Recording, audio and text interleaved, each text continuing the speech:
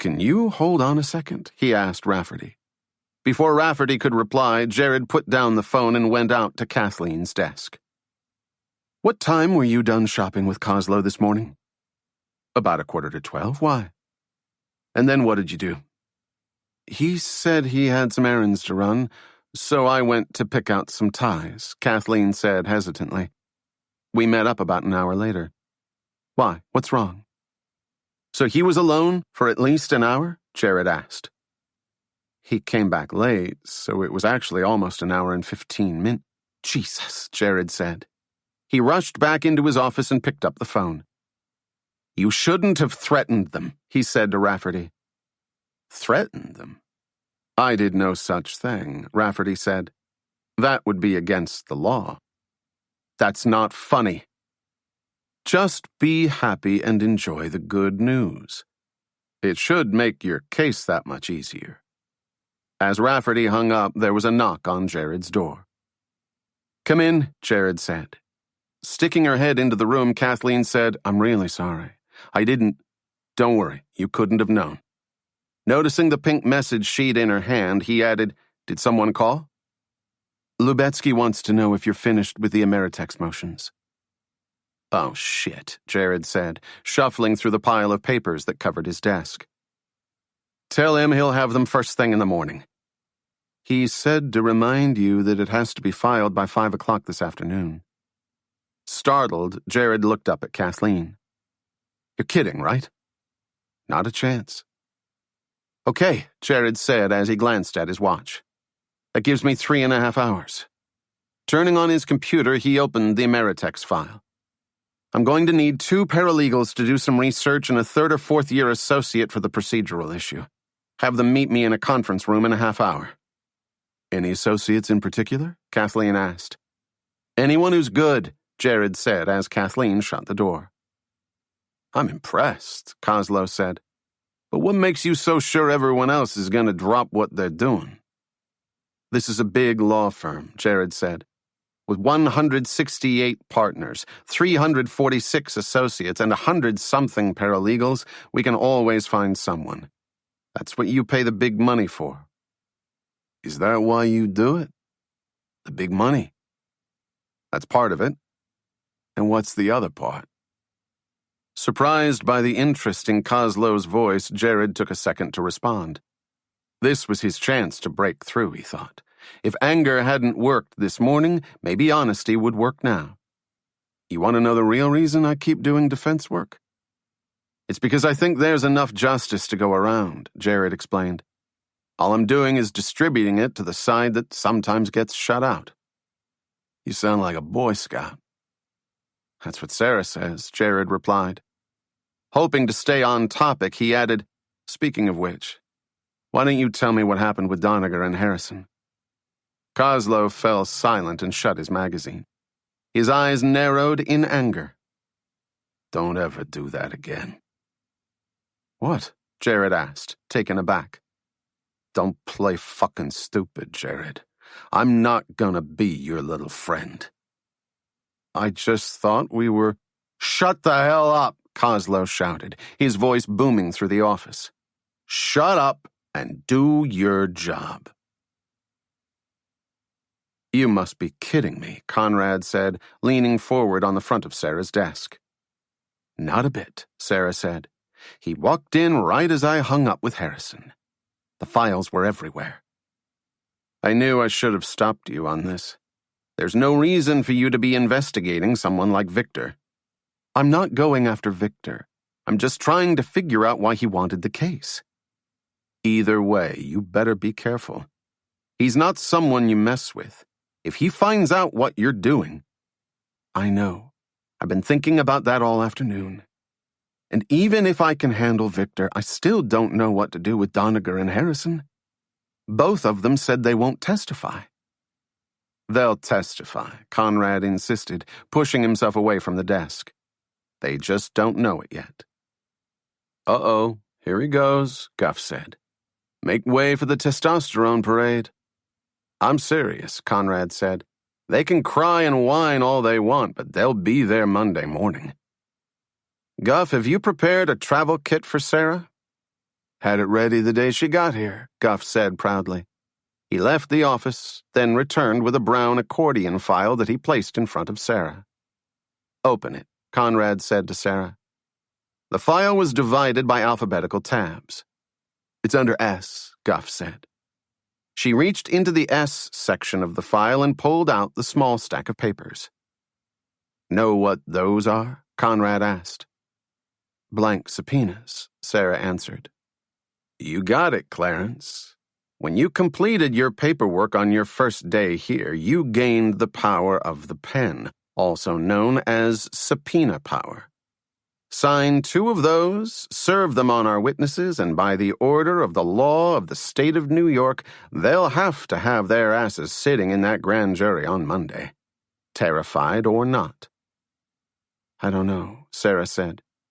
Doniger was a bit rude, but Harrison really seemed scared. I wouldn't want anything to happen to... Don't ever do that again, Conrad interrupted, raising his voice. Do what? Sara asked. Go on the defensive like that. You're an assistant district attorney. You don't back down to threats. Bringing them in is part of the job. I'd never want you to put a witness at risk, but giving up isn't the solution. Then what is? You tell me. Solve the problem. Conrad, enough with the lecturing lawyer shtick. Then you'd better come up with a real solution. Solve the problem. You want me to solve it? Then this is what I'm doing.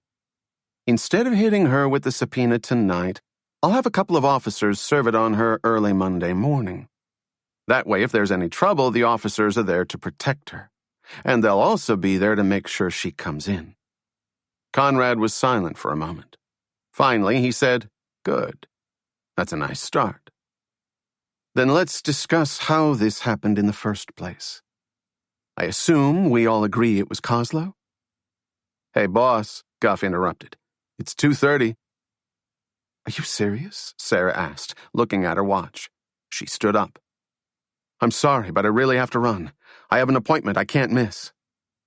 What about preparing for the grand jury? Conrad asked. You've barely scratched the surface. Trust me, that's my top priority, Sara said, grabbing her jacket from the coat rack. Grand jury means indictment, which means trial, which means win, which means happily ever after. There's no way I'm losing in the first round, especially when there's still so much to dig up. That's a wonderful use of the transitive property, but when are you actually going to prepare for this miraculous event? We have tomorrow, and Guff said we could all meet this weekend. Really? Conrad asked, looking at Guff. What's the big fuss? Guff said. You're here every weekend. I'm busy tomorrow, but I can do Saturday, Conrad said. Let's not forget I have my own cases to deal with. I know, and I really appreciate the help, Sara said, dashing for the door. I'll see you both tomorrow. Hold on, Conrad said. Don't run out just yet. What's so important that you have to leave right now? I have a meeting with my little sister. You have a sister? Not a real sister, Sara said. I volunteer as a mentor through the Big Sisters program. Really? Conrad asked. What do you do on the weekends? Donate blood or feed the homeless? That's original, Sara said sarcastically. How long have you been doing it? Since about a month after I got fired from my law firm. That was about how long it took for me to get sick of sitting around waiting for the phone to ring. I figured this was better for my psyche than paying for that extra session at the therapist. Not to mention far more fun. Well, I think it's nice, Guff said. Good for you. Thanks for the approval, Sara said. And while I'd love to recruit you both to the cause, I've really got...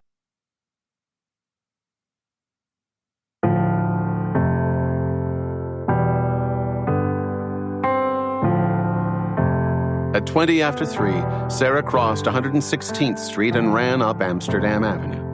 On her right were the modern, state-of-the-art facilities of her alma mater, Columbia Law School, and on her left were the time-worn, regal buildings of Columbia University.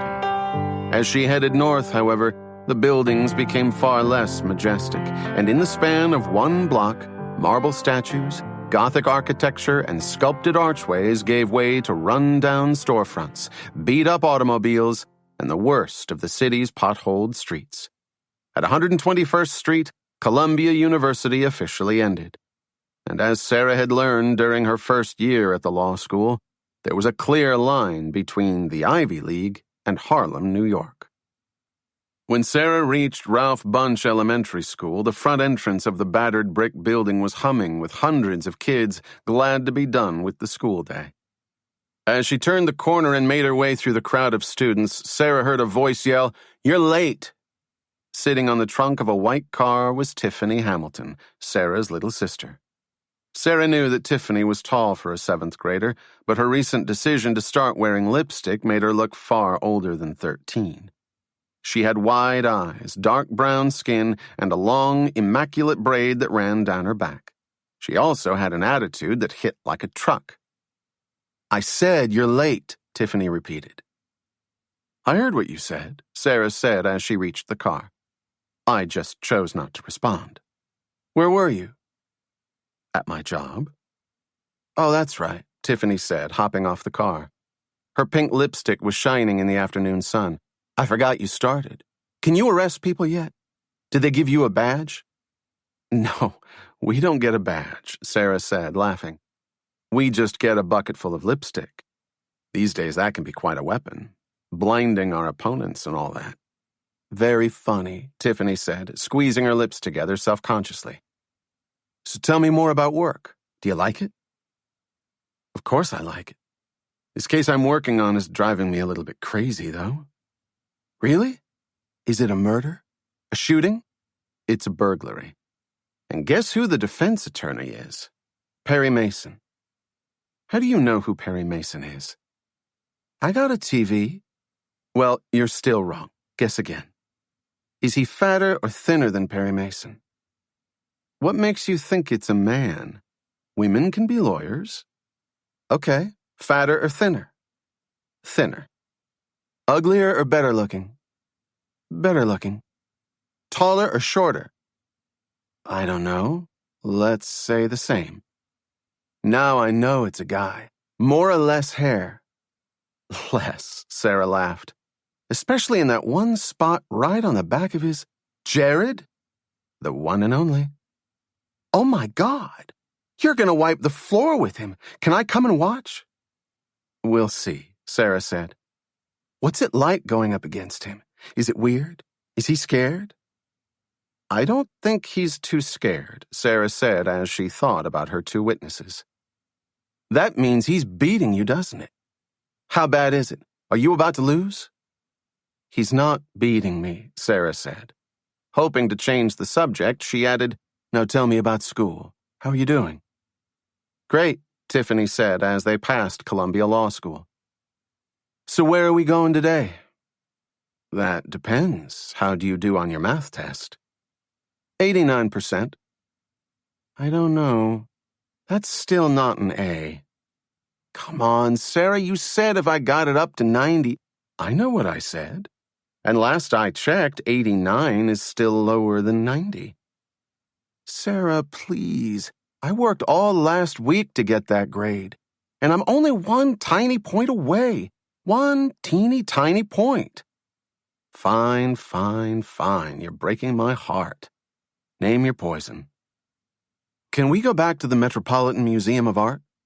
"That's great with me, but answer this.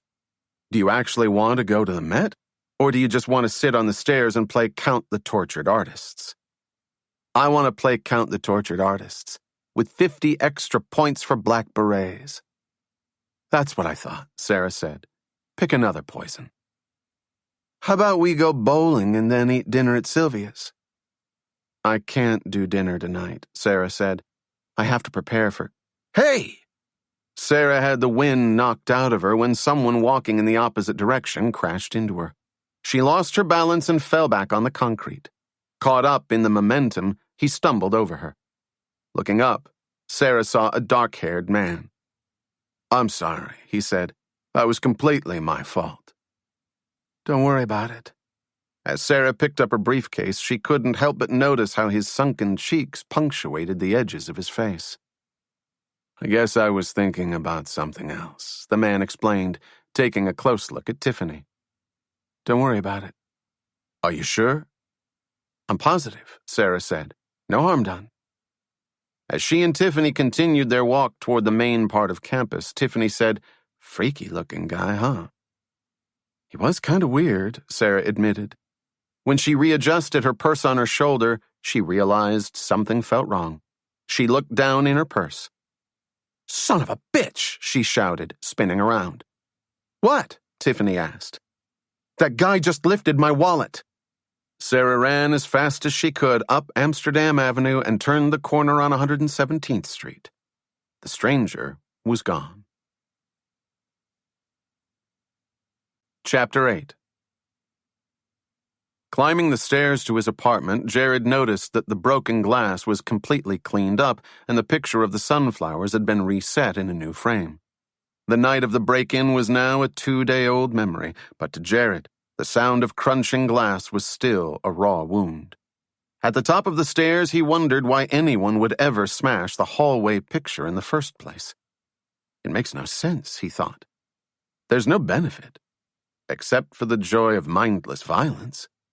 And then it all became clear. To Kozlo, it's just a game. Unable to shake the image of Kozlo smashing the original frame, Jared heard the entryway door on the first floor slam shut. Someone else was in the building. Was it Sara? No, the footsteps were too heavy. Refusing to look over the railing, Jared raced to find the key to his apartment. He dropped his briefcase to make it easier. Behind him, he could hear someone lumbering up the stairs. As he opened the top lock, his hands were shaking. Bottom lock, bottom lock, bottom lock, he thought, fishing for the key. When he finally put it in, he turned it toward the left. It was stuck. Damn it, not now. Open up, you pre-war piece of... Suddenly, the lock clicked, the door flew open, and Jared stumbled inside. He slammed the door shut and looked through the peephole. The man on the stairs was Chris Gutman, their neighbor from the 3rd floor. Annoyed at his own paranoia, Jared headed for the bedroom. Sara? You here? There was no reply. He threw his briefcase down next to his nightstand and took a seat on the bed. Take a breath, Jared told himself. Don't let him have this one. He went into the bathroom and splashed cold water on his face. Out of the corner of his eye, he thought he saw something move in the shower. He quickly pulled open the curtain. It was nothing. Empty. He ran back to the bedroom and checked under the bed. Then his closet. Then Sara's. Then the linen closet. Nothing in any of them. Empty. Empty. Empty. Without a doubt, there was no one else in the apartment. It didn't make Jared feel any safer. By 8:30, Jared was sitting in the living room, fighting with the New York Times crossword and anxiously awaiting the return of his wife. She's fine, he told himself, glancing at his watch and then checking the clock on the VCR. It's a long commute. That's why she's late.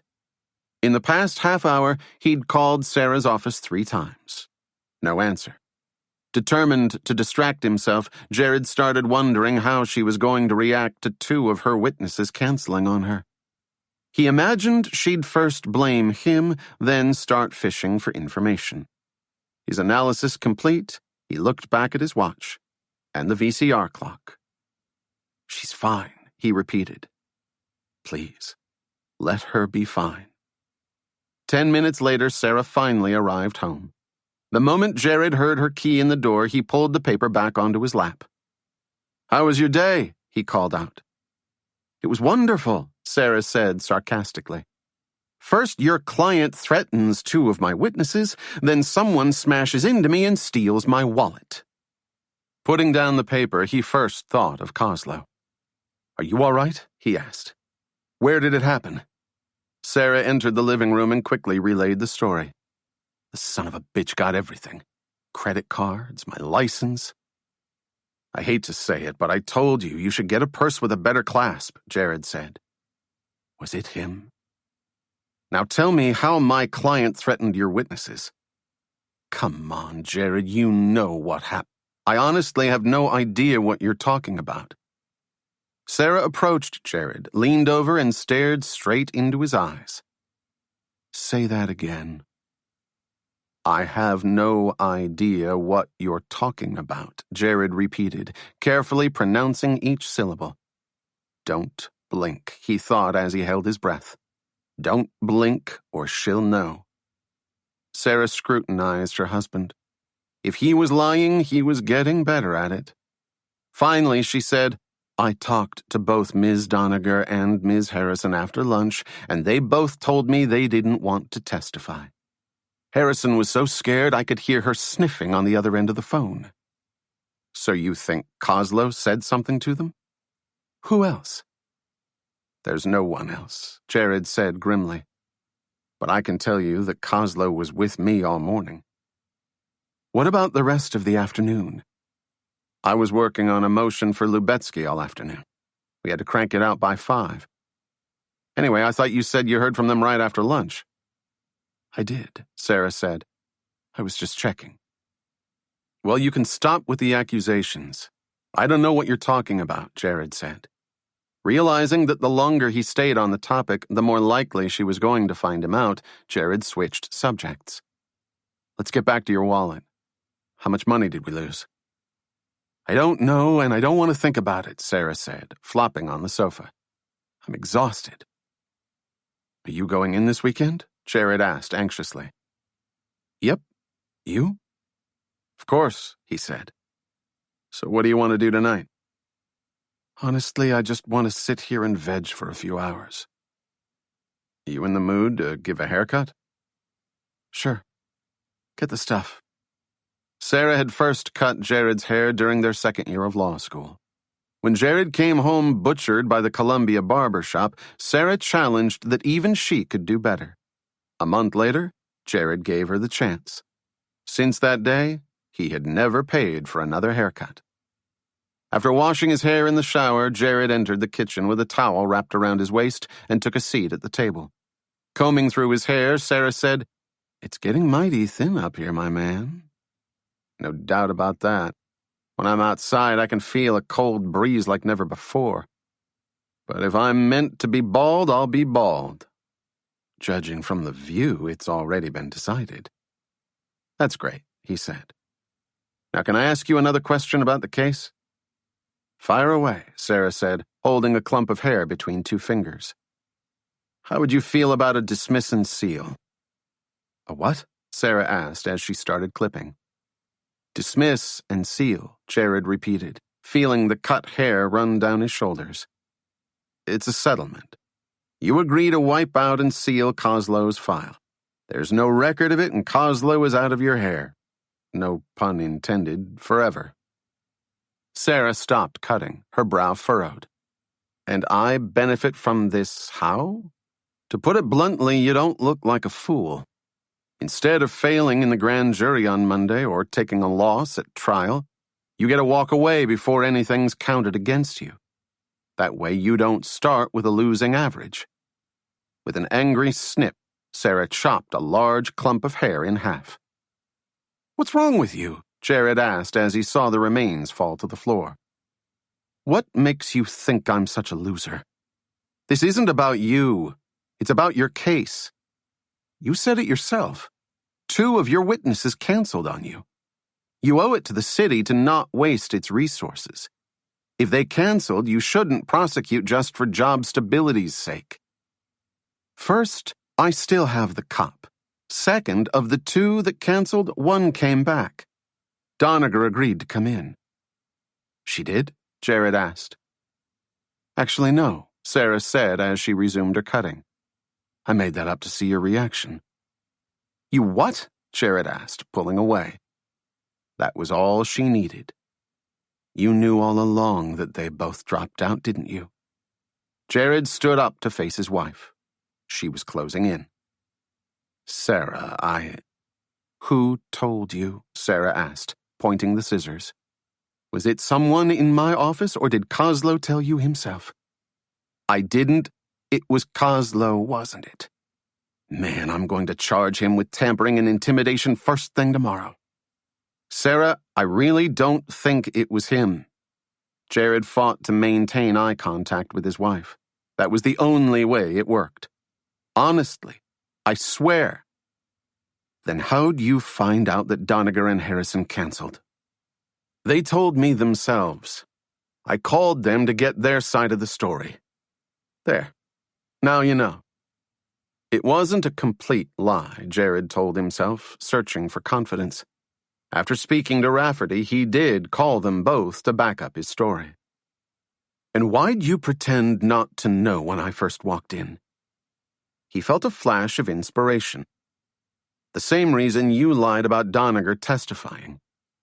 I wanted to see what you knew. As she stared at her husband, a smile broke across her face. What? Jared asked, forcing a smile of his own. Look at us. I mean, can we be more psychotic? Jared stared at his wedding ring. Actually, we probably could. I'm sure we could. But that doesn't mean we have to play mind games. No, you're right, Jared said. He still had to push her a little farther. It's just that this case. I know it's important, but you really have to calm down about it, Sara said as she resumed her cutting. Stop being so obsessed. Then start reading between the lines. I'm not doing this just for myself. I'm doing it for you. What are you talking about? Jared got up from his chair and faced his wife. You should take another look at what you're working with. I know you're suspicious about what's going on, but you don't have the evidence to prove it. Your cop's unhelpful. Your witnesses are hostile. If you take the dismiss and seal, at least you won't lose your first case. Then you can go in and pick up a better one. All I'm trying to do is help you, honey. And you and I both know that's the best way to show everyone that you're an asset to the office. Let them see that you can move things along. I don't know. Sara, if you take these facts to trial, you're going to lose. And if you lose, in the blink of an eye, you're back on the unemployment line. Sara didn't move. The way her lips were pressed together, Jared could tell she was upset. How about pleading out for a reduced sentence? She stuttered. No settlements, Jared said. He wanted to let up, but he couldn't. So if you're happy going back on unemployed... Stop saying that, Sara shouted. Don't get mad at me. I didn't create the problem. I'm just trying to help you out of it. Now what do you say? Stepping away from her husband, Sara gazed aimlessly around the room. Jared knew he had her. The lying left a hole in his stomach, but it was about to pay off. Do you really think I'm going to lose? Sara asked. Yes, he said without pause. I really do. I'm serious. Don't lie about this one. He took a deep breath. All he wanted to do was protect his wife. I'm not lying to you, Sara.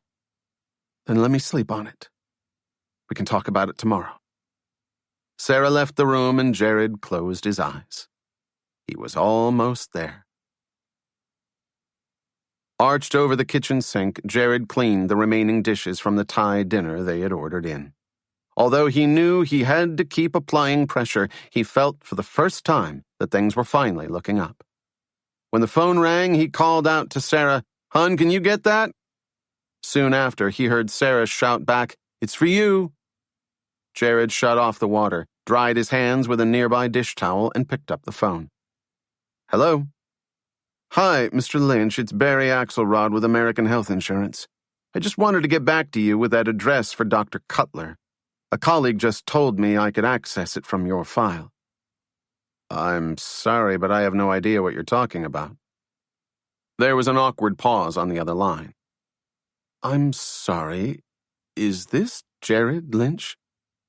Yes, it is.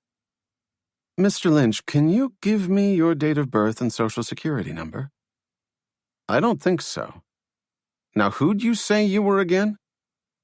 My name is Barry Axelrod, and I'm with American Health Insurance, your insurance provider. Why do you need that information? Jared asked suspiciously. Don't you already have it? Sir, I just spent a half hour on the phone with someone who said his name was Jared Lynch. If that wasn't you, I have to figure out who I'm speaking to. If it makes you feel any better, I know the last 3 claims you filed were for Doctors Kohler, Wickett, and Hoffman in that order. Believe me, I already have your information. Now, can you please give me your date of birth and social security number? Hesitantly, Jared obliged. What did he want? And for verification purposes, can you tell me which knee Dr. Kohler treated you for? My left. Now tell me what he said. He asked me to go through all of his expenses so he could get a better idea of what he spent. And you just gave him my confidential medical information? I thought he was you. He gave me your birth date and social security number. Said he was trying to put together a budget. Wiping his forehead with the dish towel, Jared started pacing across the kitchen. What exactly did you tell him? I went through Dr. Hoffman's dental bills, Dr. Wickett's annual checkups, and the visit to Dr. Kohler for your knee, including the charge for making the brace.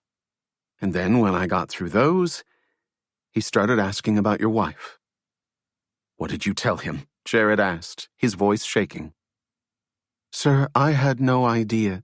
Please just tell me what you told him. I just went over expenses. That's all we have here. Her prescriptions for birth control pills, Seldane for allergies, and the 4-month prescription for antidepressants from her psychiatrist. That's when he asked me for Dr. Cutler's address or phone number. He said he wanted to check her rates. I didn't realize we had them here, so I asked him if he wanted to hold. He said it was no big deal, that he could look it up himself. And then when I found out that I could access them, I called you back and realized that... I don't believe this, Jared said. I'm truly sorry, sir. He had your policy number, so I... How would someone get that? I have no idea. It's printed on your health insurance card. Have you lost your wallet recently? Is everything okay? Sara asked as she entered the kitchen. Jared nodded to his wife and turned his attention back to the phone. Ms. Axelrod, I'll have to call you back later. I don't have those papers in front of me. But Jared hung up the phone. What's wrong? Sara asked, assessing his expression. More problems with our insurance company, Jared said as he again wiped his forehead. Nothing to worry about. Are you sure? Because I'm sure, Jared insisted. They just messed up one of our claims. I can take care of it. Wandering up and down the narrow aisles of the neighborhood grocery store, Jared spent the early part of Saturday morning doing some not-so-necessary shopping. Over the past 4 days, he hadn't once slept straight through the night. Regardless of how exhausted he was, he found himself waking up at 3, 4, and 5 o'clock in the morning. Always for the same reason. Always to check on Sara. He was hoping that Saturday was going to be the day when he'd be able to sleep late and catch up on the lost hours. But when Sara's alarm went off at 8 o'clock, Jared was forced to face the day. He did everything in his power to lie in bed and keep his eyes shut, but again, it was no use. He couldn't get the question out of his head. Are they going to take her? That was what he asked himself every morning, and that was all he cared about. Unwilling to face the answer, Jared crawled out of bed. While Sara showered, he decided to run to the market. 15 minutes later, he headed home carrying 2 bags of groceries and half a dozen bagels. Walking past dozens of other New Yorkers who were carrying similar packages, Jared still couldn't take his mind off his wife. She'll be safe, he told himself. Otherwise, he'd have to. His thoughts were interrupted by the shrill siren of an oncoming ambulance. With the traffic lights on its side, it flew down Broadway. When Jared first looked up, the ambulance was 4 blocks away. Seconds later, the ambulance was about to reach 80th Street, the block Jared and Sara lived on. Don't turn, don't turn. Please don't turn, Jared whispered to himself as he stood on the corner of 79th. All around him, people covered their ears to block out the deafening scream of the siren, but Jared didn't notice. He was too focused on the ambulance, especially when it turned down 80th Street. The first thing he did was run. That was instinct. Clutching his bags, Jared darted up Broadway at the fastest sprint he could manage. "Not Sara," he begged. "Don't let it be her." He was moving quickly, but for him, not fast enough. Without hesitation, he let go of the groceries and took off. He could hear the wail of the siren echo down the narrow street.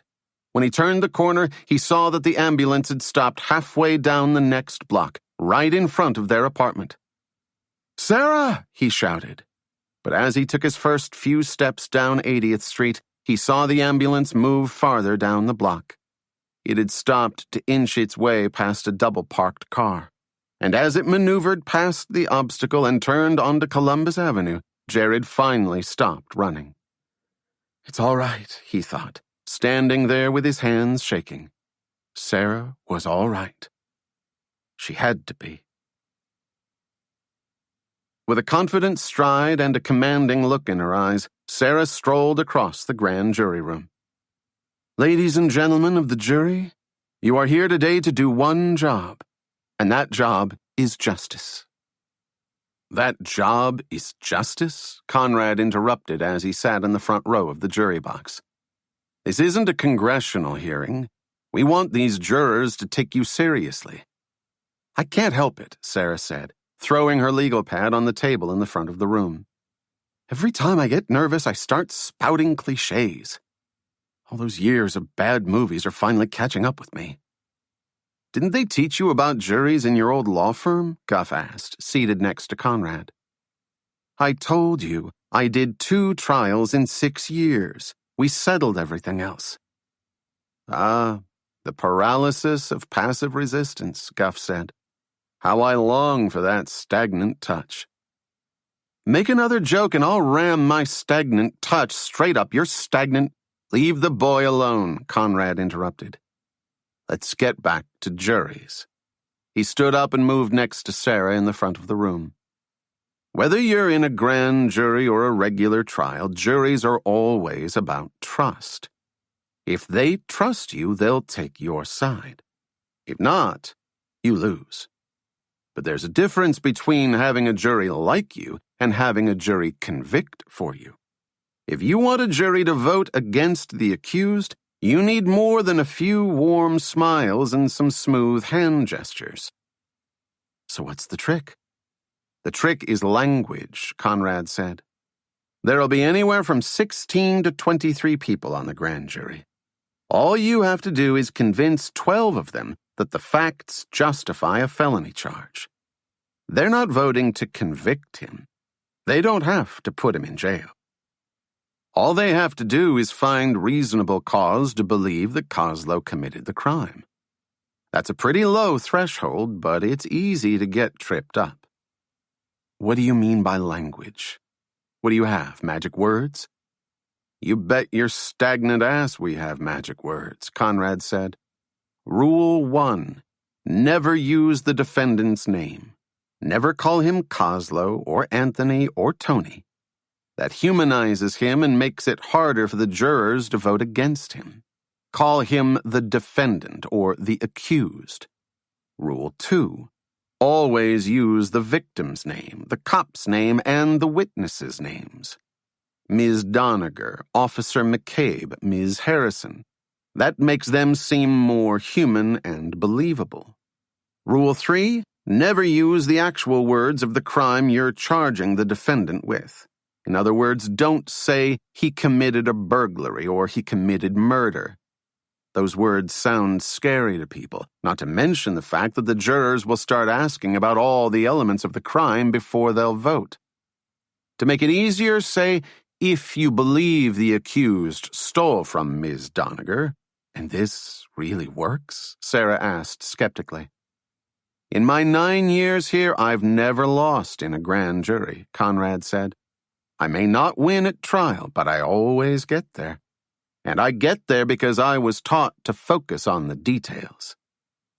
And who granted you these pearls of wisdom? The United States government, Conrad said proudly. You were in the military? Guff asked sarcastically. No way. You're so laid back. I gave them a 3-year commitment. They put me through law school. But after 3 years, they force you out of the criminal side. When they told me I had to do boring civil stuff like wills and taxes and divorce work, I made the jump over here. Love that combat zone, don't you? Can't live without it, Conrad said. Now let's get back to the point. Do you know what your game plan is? I'm calling people in order of involvement. I'll start with the cop, then Doniger, and then Harrison. Koslow goes on last. So Koslow's decided to testify? He filed notice, Sara explained. I guess Jared figures he'll make a likable witness. I'm hoping if he goes on last, the jury will have already made up their minds. Pausing for a moment, Sara thought about the rest of her witnesses. Harrison was easily the best, since she was the only one who had ever seen Koslow leave the house. But if she refused to testify, or even worse, denied that she had seen anything, Sara knew that Jared was right. The entire case was in trouble. Looking at Conrad, she continued, One last thing. I know you won't like this option, but if everything starts falling apart tomorrow, I have to think about dismissing it. I'd never argue that with you, Conrad said. This is your case. And believe it or not, I appreciate the consequences. Noticing the distant look in Sara's eyes, he added, I'm serious about that. It's okay to be realistic, says the man who never settles. Sara, not every case is a winner. Think about what you've faced. Shaky witnesses, a shifty defendant, even your own husband. When it comes to emotional baggage, you've got more than a small piece of carry-on luggage here. But this case, I know you wanted this to be your breakthrough case, but you can't make something from nothing. Well, sometimes you can, but now isn't the time. When you get in there tomorrow, you'll make your decision. And no matter what happens, you'll live with the outcome. It's not the outcome that scares me. It's the motivation behind it. You should have heard Jared last night. He did a guilt dance on my head that would have made my mother proud. And trust me, that's saying something. I believe it. Between the lack of witnesses and Victor breathing down your neck, you've got a 10-ton argument for washing your hands. You may not like dismissing it, but in this situation, it's far better than losing. I guess, Sara said despondently. Though it's hard to see the difference. Rafferty reached across his sculptural leather sofa and answered the ringing phone. You said you wanted me to check in, Koslow said on the other end of the line.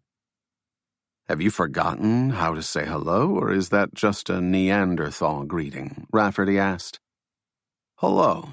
How are you? Koslow growled. Are we set for tomorrow? We should be. Sara is planning to subpoena both Claire and Patty at the crack of dawn. Really? Are they going to be there to receive them? Without a doubt, Rafferty said. Then when they give up nothing at the grand jury, we're done with this nonsense. Are you sure that's the best way to do it? Rafferty refused to answer the question. Where are you calling from? Don't worry, Koslow said. It's a payphone. What do you think I am, stupid? I'm not sure. Was it stupid to grab that diamond watch and the sterling silver golf ball? Why do you have to keep bringing that up? I don't want to hear it, you greedy little leech. If you'd never done that, we wouldn't be in this situation. What did you call me? Koslow asked. You think I'm greedy? Let me tell you something, you Kennedy complex wannabe. You were the one who... Goodbye, Rafferty interrupted. With a flick of his wrist, Koslow was gone. Chapter 9. Early Monday morning, Sara paced up and down the dark, tiled hallways on the 9th floor of 1 Hogan Place, trying her best to look calm. Outside the grand jury room, a small line of assistant district attorneys was forming, all of them waiting for a chance to present their cases. Since the waiting room couldn't accommodate everyone, the hallway was also filled with dozens of witnesses, family members, and defense attorneys. Sara stared intently at the ever-growing group, hoping to take her mind off her anxieties. Lawyers in the crowd were easy to identify with their navy blue or gray single-breasted suits and stark white shirts. Anyone who wasn't wearing the uniform was, by default, a witness, a victim, a defendant, or a family member there for moral support. To separate the ADAs from the defense attorneys, Sara needed only to read body language. The defense attorneys were relaxed and at ease. Since they were not allowed to participate in grand jury proceedings, they had nothing to lose. By comparison, the ADAs were usually younger, with a slight but noticeable tinge of nervousness in their eyes. A hand anxiously arched on a hip, bitten fingernails, a few too many glances at a watch. That was all it took to identify the prosecutors.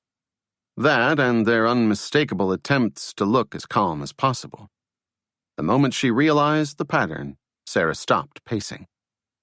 Behind her, a man in a gray suit said, "I was hoping we'd be first, but I hear we're 7th and 8th. Turning around, Sara recognized the man from her first day's orientation. 7th and 8th? To appear in front of the grand jury, the man said. Of the 17 other ADAs who started with us, 6 have already done it. All got indictments but one. That guy Andrew from Brooklyn tanked it something fierce. My bet is he'll be the first one to go. And rumor says layoff decisions are being made today." Sara raised an eyebrow at the news. "I'm sorry, what's your name again?" she asked. "Charles, but people call me Chuck." "Charles, Chuck, the both of you, do me one small favor. Don't talk to me right now." The grand jury was selected once a month in a manner Guff called the criminal justice version of bingo. But unlike a traditional jury, which made a guilt determination in only one case, the grand jury usually heard dozens of cases each day and decided only whether there were reasonable grounds for the DA's office to prosecute the case. Since the jurors served for a full month, the first Monday of the term usually meant a new grand jury, and the worst day to present a case. In the beginning of the term, the jurors were cautious novices, trying carefully not to indict the wrong man. By the end, they were jaded veterans, realizing that an indictment was only the first step of the process. In the beginning, they were nice people trying to do the right thing. By the end, they were average New Yorkers, ready to believe the worst about anyone. Another 20 minutes went by before Sara heard Guff's voice from down the hallway say, "Look who I found." Turning around, she saw Guff wheeling a small metal cart that contained all of her files on the case. She was determined to be prepared for everything. Behind him came Officer McCabe, Claire Doniger, and Patty Harrison. McCabe looked calm, Doniger looked annoyed, and Harrison looked terrified. As she approached her witnesses, Sara said, "I hope you understand why we had to—" "Don't treat me like a child," Doniger blurted, her tinted salon-styled hair bouncing with a life of its own. With her Adolfo suit, bottled tan, obvious facelift, and tiny purse, the 54-year-old Doniger looked exactly as Sara had imagined. When Doniger walked right past her, Sara realized their conversation was over. Turning toward Harrison, Sara lightly touched her shoulder. "Are you all right?" "Yeah," Harrison said unconvincingly. "Do you want to tell me who threatened you?" "Nobody threatened me," Harrison insisted. Her jet black hair was pulled back and clipped with a black velvet bow, and her ice blue eyes danced as she spoke. "But I'm telling you one thing. I will not become a leper in my own neighborhood." "Who's making you feel like a leper? Ms. Doniger? Coslow?" "I don't even know who that man Coslow is. I saw him that one night leaving Claire's house. He looked shady, so I made a phone call. That's all I know." "And that's all I need you to say." Just tell the story. Harrison turned away. No, I'm not doing it. It's your duty to do it. I don't have a duty to anyone except myself. My husband left me 8 years ago for his big-haired personal assistant. My daughter moved out to San Francisco, and I never hear from her, and the highlight of my week is flirting with the meat guy at the deli counter in the supermarket. It may be pathetic, but it's my life, and I enjoy it, and I'm not giving it up for some mythical sense of duty. When Harrison noticed some of the other people in the hallway staring at her, she turned to them and yelled, "Mind your own damn business, you nosy twits!" Giving Harrison a moment to calm down, Sara waited silently. Finally, she said, "You're right. It's your neck on the line, not mine. But when your daughter is strolling around in that fresh California air one night and someone bashes her head in, I hope the person who sees that crime has more backbone than you do." Harrison stared straight at Sara. "Are you done?" she asked. "I've said my piece," Sara said, and walked away. As she headed back down the hallway, Sara saw Jared arrive with Coslow, who looked impressive in a pinstriped suit and stylish but sensible glasses. Typical Jared move, she thought. From her husband's hand motions, it looked like he was telling Coslow to wait at the other end of the hallway, away from Sara's witnesses. Coslow stayed behind, and Jared came walking toward his wife. "Is everything okay?" he asked, reading Sara's body language. "I'm fine," she said. She took a deep breath. "Are you sure?" Jared asked. He reached over to rub her arm. Sara quickly pulled away. "Not here. Not now." "I'm sorry. I didn't mean—" "It's not the time." "I understand," Jared said, getting back to the point. "Have you thought about the dismiss and seal?" "Of course I've thought about—" "Sara!" Guff yelled down the hallway. "You're on." "So?" Jared asked, looking into his wife's eyes. "Do we have a deal?" Sara paused and stared down at the floor. "I have the paperwork right here," Jared added. He had her. He could feel it. She knew what this meant to him, and hurting him meant hurting herself. Looking up, Sara gave her answer. "I'm sorry. It's not right." "But please don't ask me any more," Sara said, walking toward the jury room. "You're already hitting below the belt." Jared clenched his jaw and turned away. Holding the door open for Sara, Guff said, "Good luck, boss." "Aren't you coming?" she asked. "No can do. If I'm not a witness or a member of the New York bar, I can't come in. Lucky for me, I'm neither. Now go kick some hiney." As Sara stepped into the room, she could feel all eyes turned toward her. Sitting in 2 rows of benches were the 23 men and women of her first grand jury. They were a typical New York jury, mostly retired men and women, a few older mothers, a waiter, a manager of a retail store, a young editor, a mechanic, a graduate student, and so on. Coslow was being seated on the right side of the room, while Officer McCabe, Claire Doniger, and Patty Harrison were all waiting in the nearby witness room. As Sara surveyed her surroundings, Jared walked in and sat down next to his client. He looked at Sara with dismay and fought to get her attention. Refusing to make eye contact with her husband, Sara knew she shouldn't have agreed to let him in the room. She walked toward the empty table in front, put down her briefcase, and faced the grand jury. "How's everybody doing today?" No one said a word.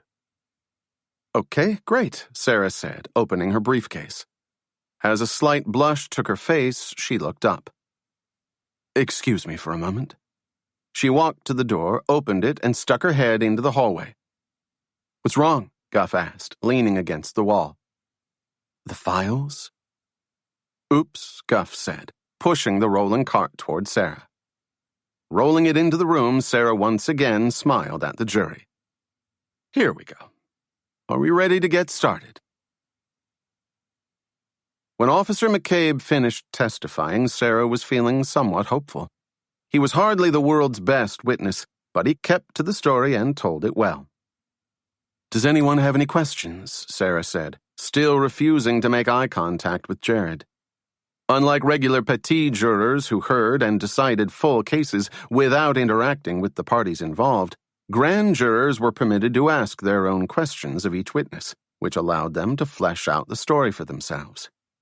In Sara's view, as long as they didn't ask about why McCabe hadn't fingerprinted the house or gotten a proper ID of the defendant, she was home free. A juror in the second row raised his hand first.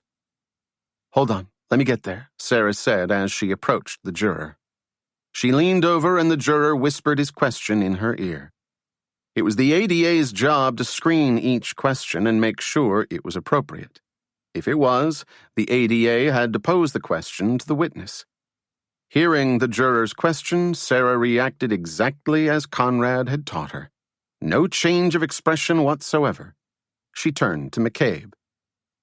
"The first question is, did you check to see if the defendant's fingerprints were in the house?" "We don't have the budget to do that," McCabe replied. The juror whispered another question to Sara. "But isn't that the best way to see if the defendant was there?" Sara repeated. "Probably," McCabe said indignantly, "but it can't always be perfect." Sara turned her back to McCabe. It went downhill from there. By the end of Doniger's testimony, Sara was a wreck. Sitting at the witness table with an angry look on her face, Doniger was hostile and uncooperative. Hardly the sympathetic victim Sara hoped for. Trying to turn things around, Sara opened the floor to questions. Immediately, a female juror in the first row raised her hand and whispered a question. "So you never saw Mr. Coslow in your house," Sara said, passing it along. "No, I didn't," Doniger said. A follow-up question was whispered. "Then you really don't know if he's the thief," Sara announced. "I definitely don't." As the questions continued, Sara eventually couldn't help herself. Hesitantly, she glanced over at Jared. From the look in his eyes, she knew what he was thinking. It didn't take a genius to see that Sara was drowning. Then Jared pushed a piece of paper to the corner of the defense table, signaling for Sara to read it. Casually, Sara strolled toward the table and leaned on the corner of it as Doniger answered the latest question. When she looked down, Sara read Jared's message. "Ready for the dismiss and seal? You could use it." Looking back up at her husband, Sara was tempted to accept. To shut Doniger up and end it right there. Even if she got the indictment, what was she proving? With witnesses like Doniger and Harrison, the trial would be an even bigger disaster. Even Conrad agreed that dismissing it was better than losing. More important, Sara couldn't stand facing off against Jared. Playing a few harmless mind games was one thing, but watching him get hurt by her actions was ripping her apart. Maybe he's right, she thought as she walked back to the prosecution table. When Doniger was done testifying, Sara knew it was time to make her decision. She could dismiss the case with Jared or barrel forward with Harrison. The question was difficult, but the answer for Sara was obvious. "If you can bear with us for another second, I have one last witness," Sara said, turning away from her husband. Responsibility had to come first. "I'd like to call Patricia Harrison." At 12:30, Guff and Sara walked into Conrad's office. "Victor, let me call you back," Conrad said into his phone. "They're just walking in now." He hung up the phone and looked at his two expressionless colleagues. "Well, did you get the indictment?" he asked. "What do you think?" Guff shot back. "I think you got it, and I think you're playing it extra cool because you have some vain hope that you can actually surprise me." "We are!" Guff screamed. "We nuked those commie bastards back to the Stone Age." "All right," Conrad said. He jumped up to give Sara a big hug, then quickly pulled away. She smiled weakly. "You should have seen her," Guff said, crouching into a fighting stance. There she was, defenseless, with nothing but her wits and 3 bad witnesses to protect her. She eyed the jury and shot them a sneer. They knew she meant business. Then just when they thought she was going to zig, she zagged. And when they expected a zag, she zigged. Zig-zagged, zig-zagged. It was like my parents at an all-you-can-eat buffet. Food was flying faster than the human eye could follow. What are you talking about? Conrad asked. I'm using food as a metaphor for intense legal issues, Guff said. So the intense legal issues were flying faster than the human eye could follow? Exactly. And then, when she was on the ropes, her spirit almost gone, she rose like a gleaming, legal-studying, precedent-setting phoenix from the ashes of the grand jury room. And you saw all this even though you weren't in the room? Conrad asked. Believe me, I had my ear to the door, Guff said. And if I were going to brag about any of my physical qualities, I would have to go with the excellence of my auditory abilities. So if we take out the useless exaggerations, the true story is what? Conrad asked. The true story is Patty Harrison saved the day, Sara said, finally, putting her briefcase on the floor. The scared woman came through, huh? She certainly did, Sara said. When she took the stand, I asked her one question. Who was the person you saw coming out of Ms. Doniger's house that night? There was this long pause. It felt like an eternity. Conrad, it was so quiet, I swear I could hear the earth rotating. And finally, she raised her hand, pointed right at Coslow, and said it was him. Jared must have died. He wasn't happy, and Coslow didn't look too pleased either. Did you see Doniger's reaction? I meant to look, but I forgot, Sara said, her tone growing serious. I was too busy staring at Jared.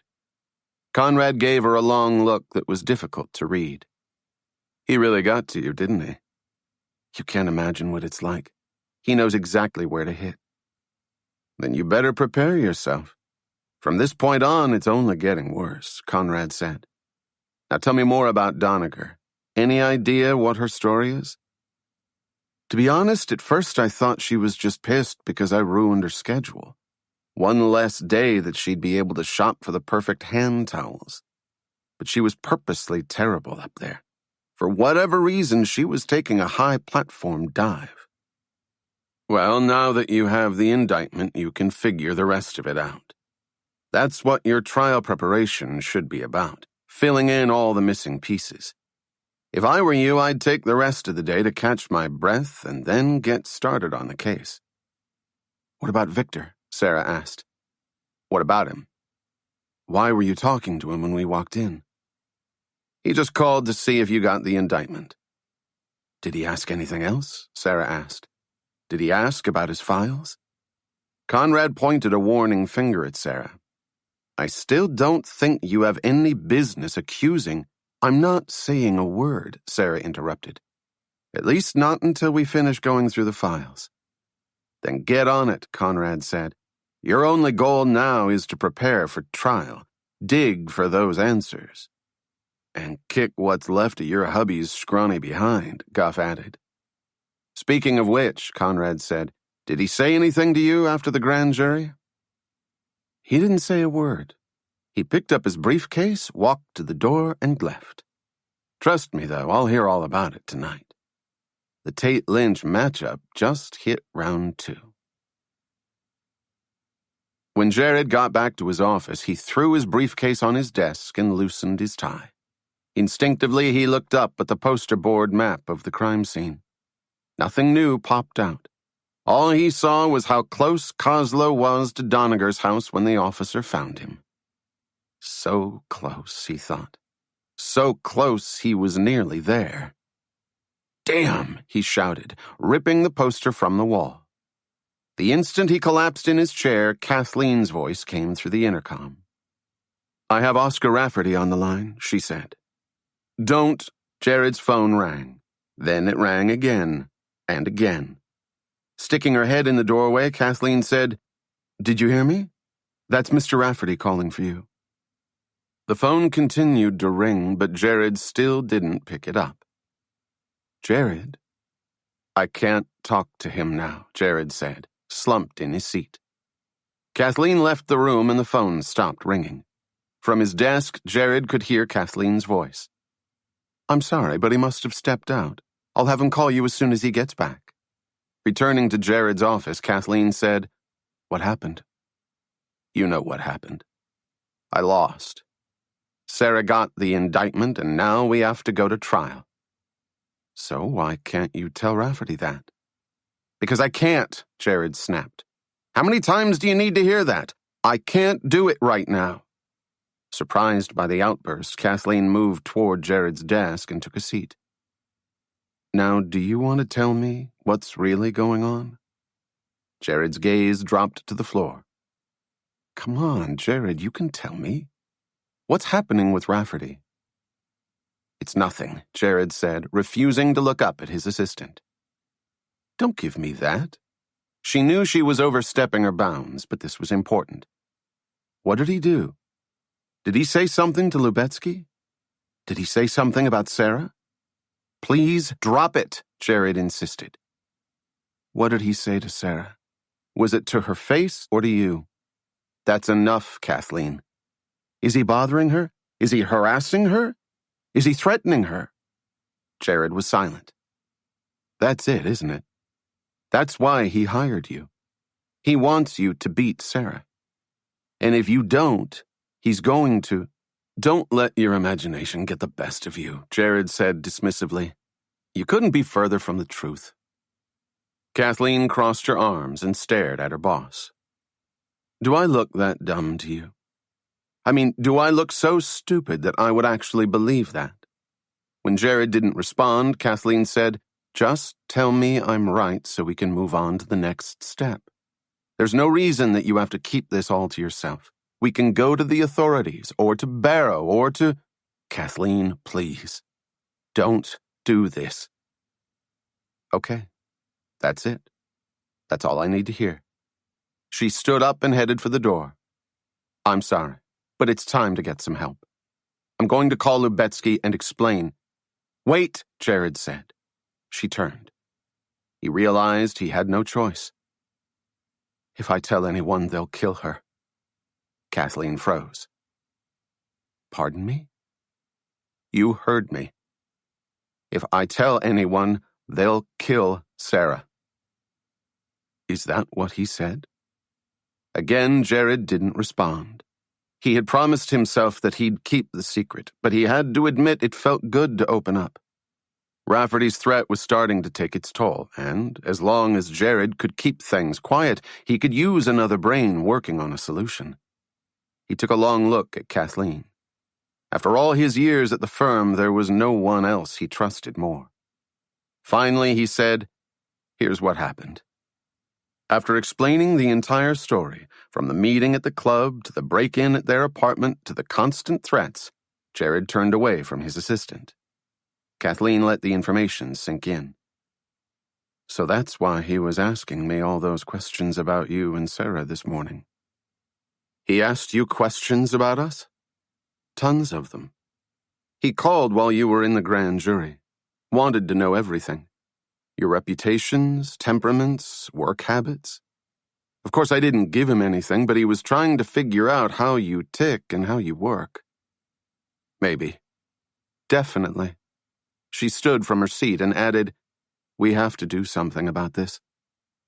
"I put Barrow on the case," Jared said in a panic. "That's not enough. That just tells us if Rafferty's a heavy hitter. Why don't you tell Sara? She has a right to know." "I can't tell her, Kathleen. You know how she'll react. She'll be after Rafferty before I can even finish the story." "That's because she's smart." "No, it's because she's a hothead. And in this case, confrontation isn't the best solution." "But don't you think—" "Kathleen, I've thought of everything. This is my wife we're talking about. My whole world. For the past week, all I can think about is losing her." "Do you know what that's like?" Jared asked.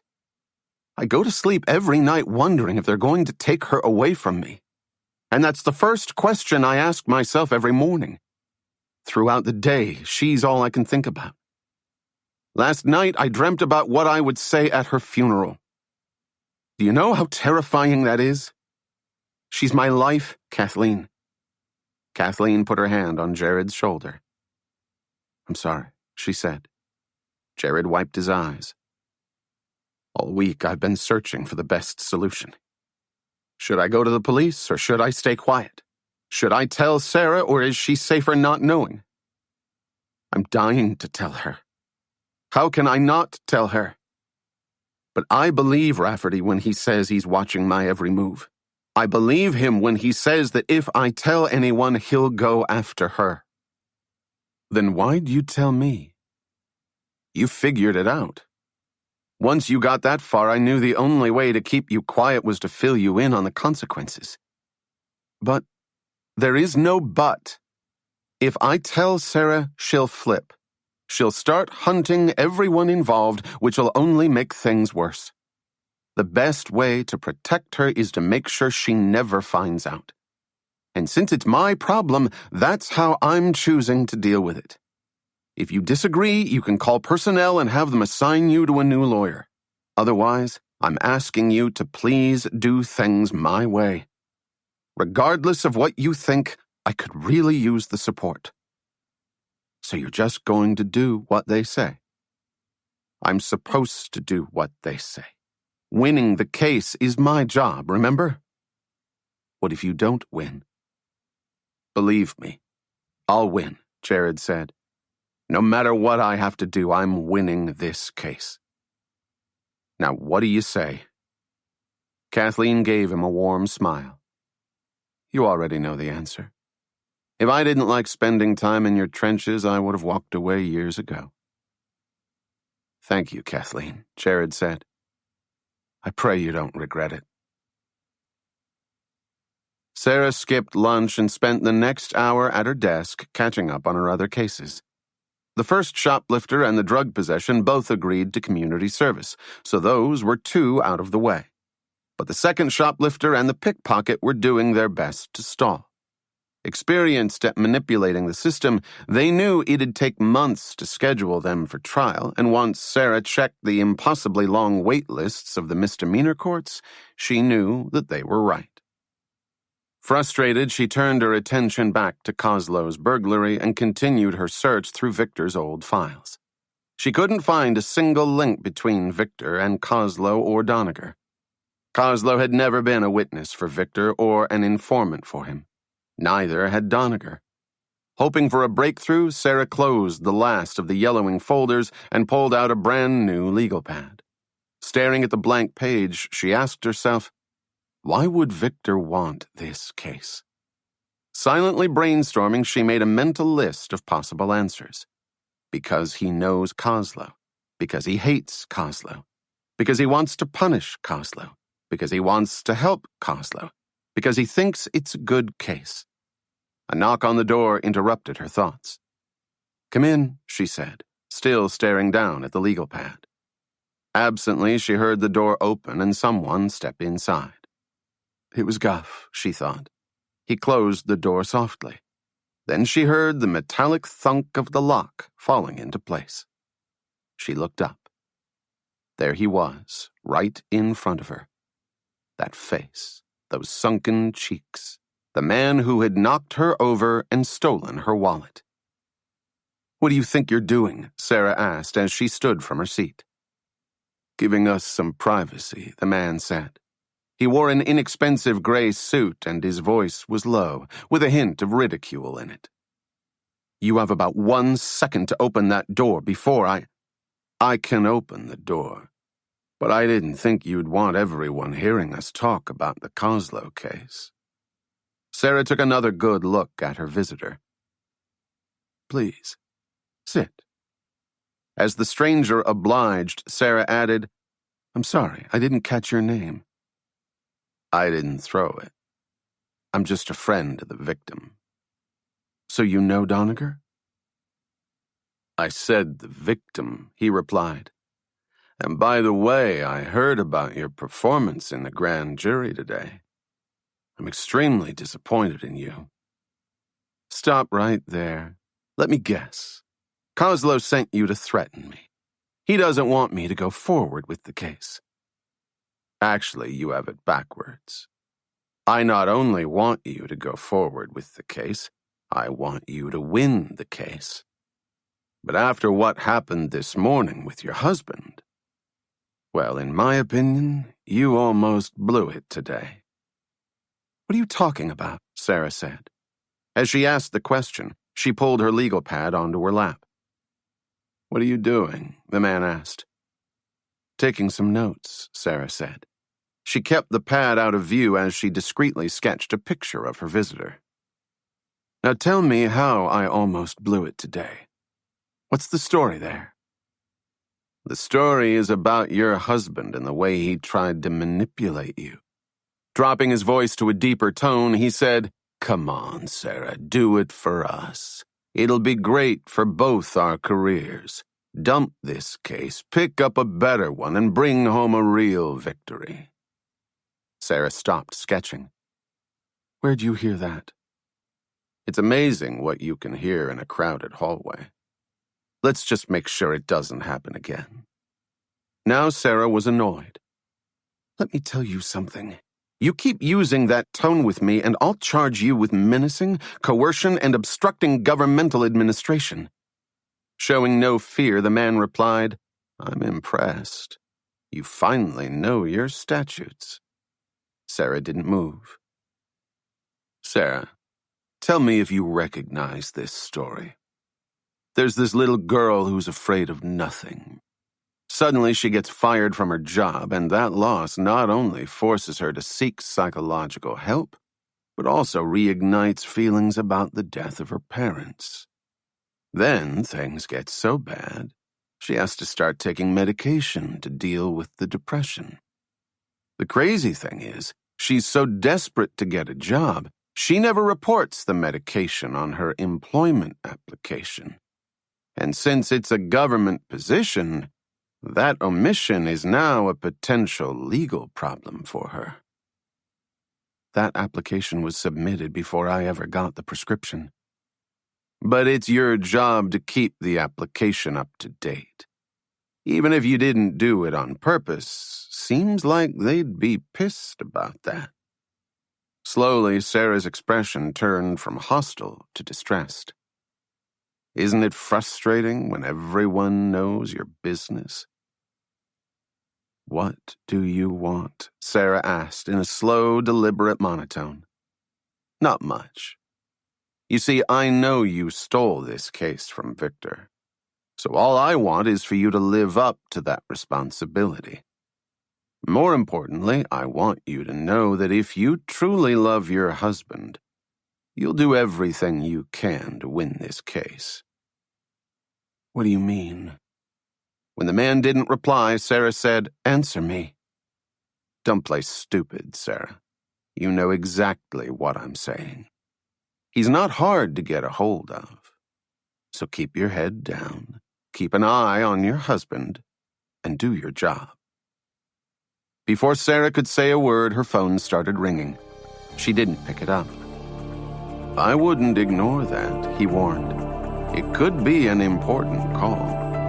The phone rang again. Sara stared coldly at her visitor. "I'm serious," he said.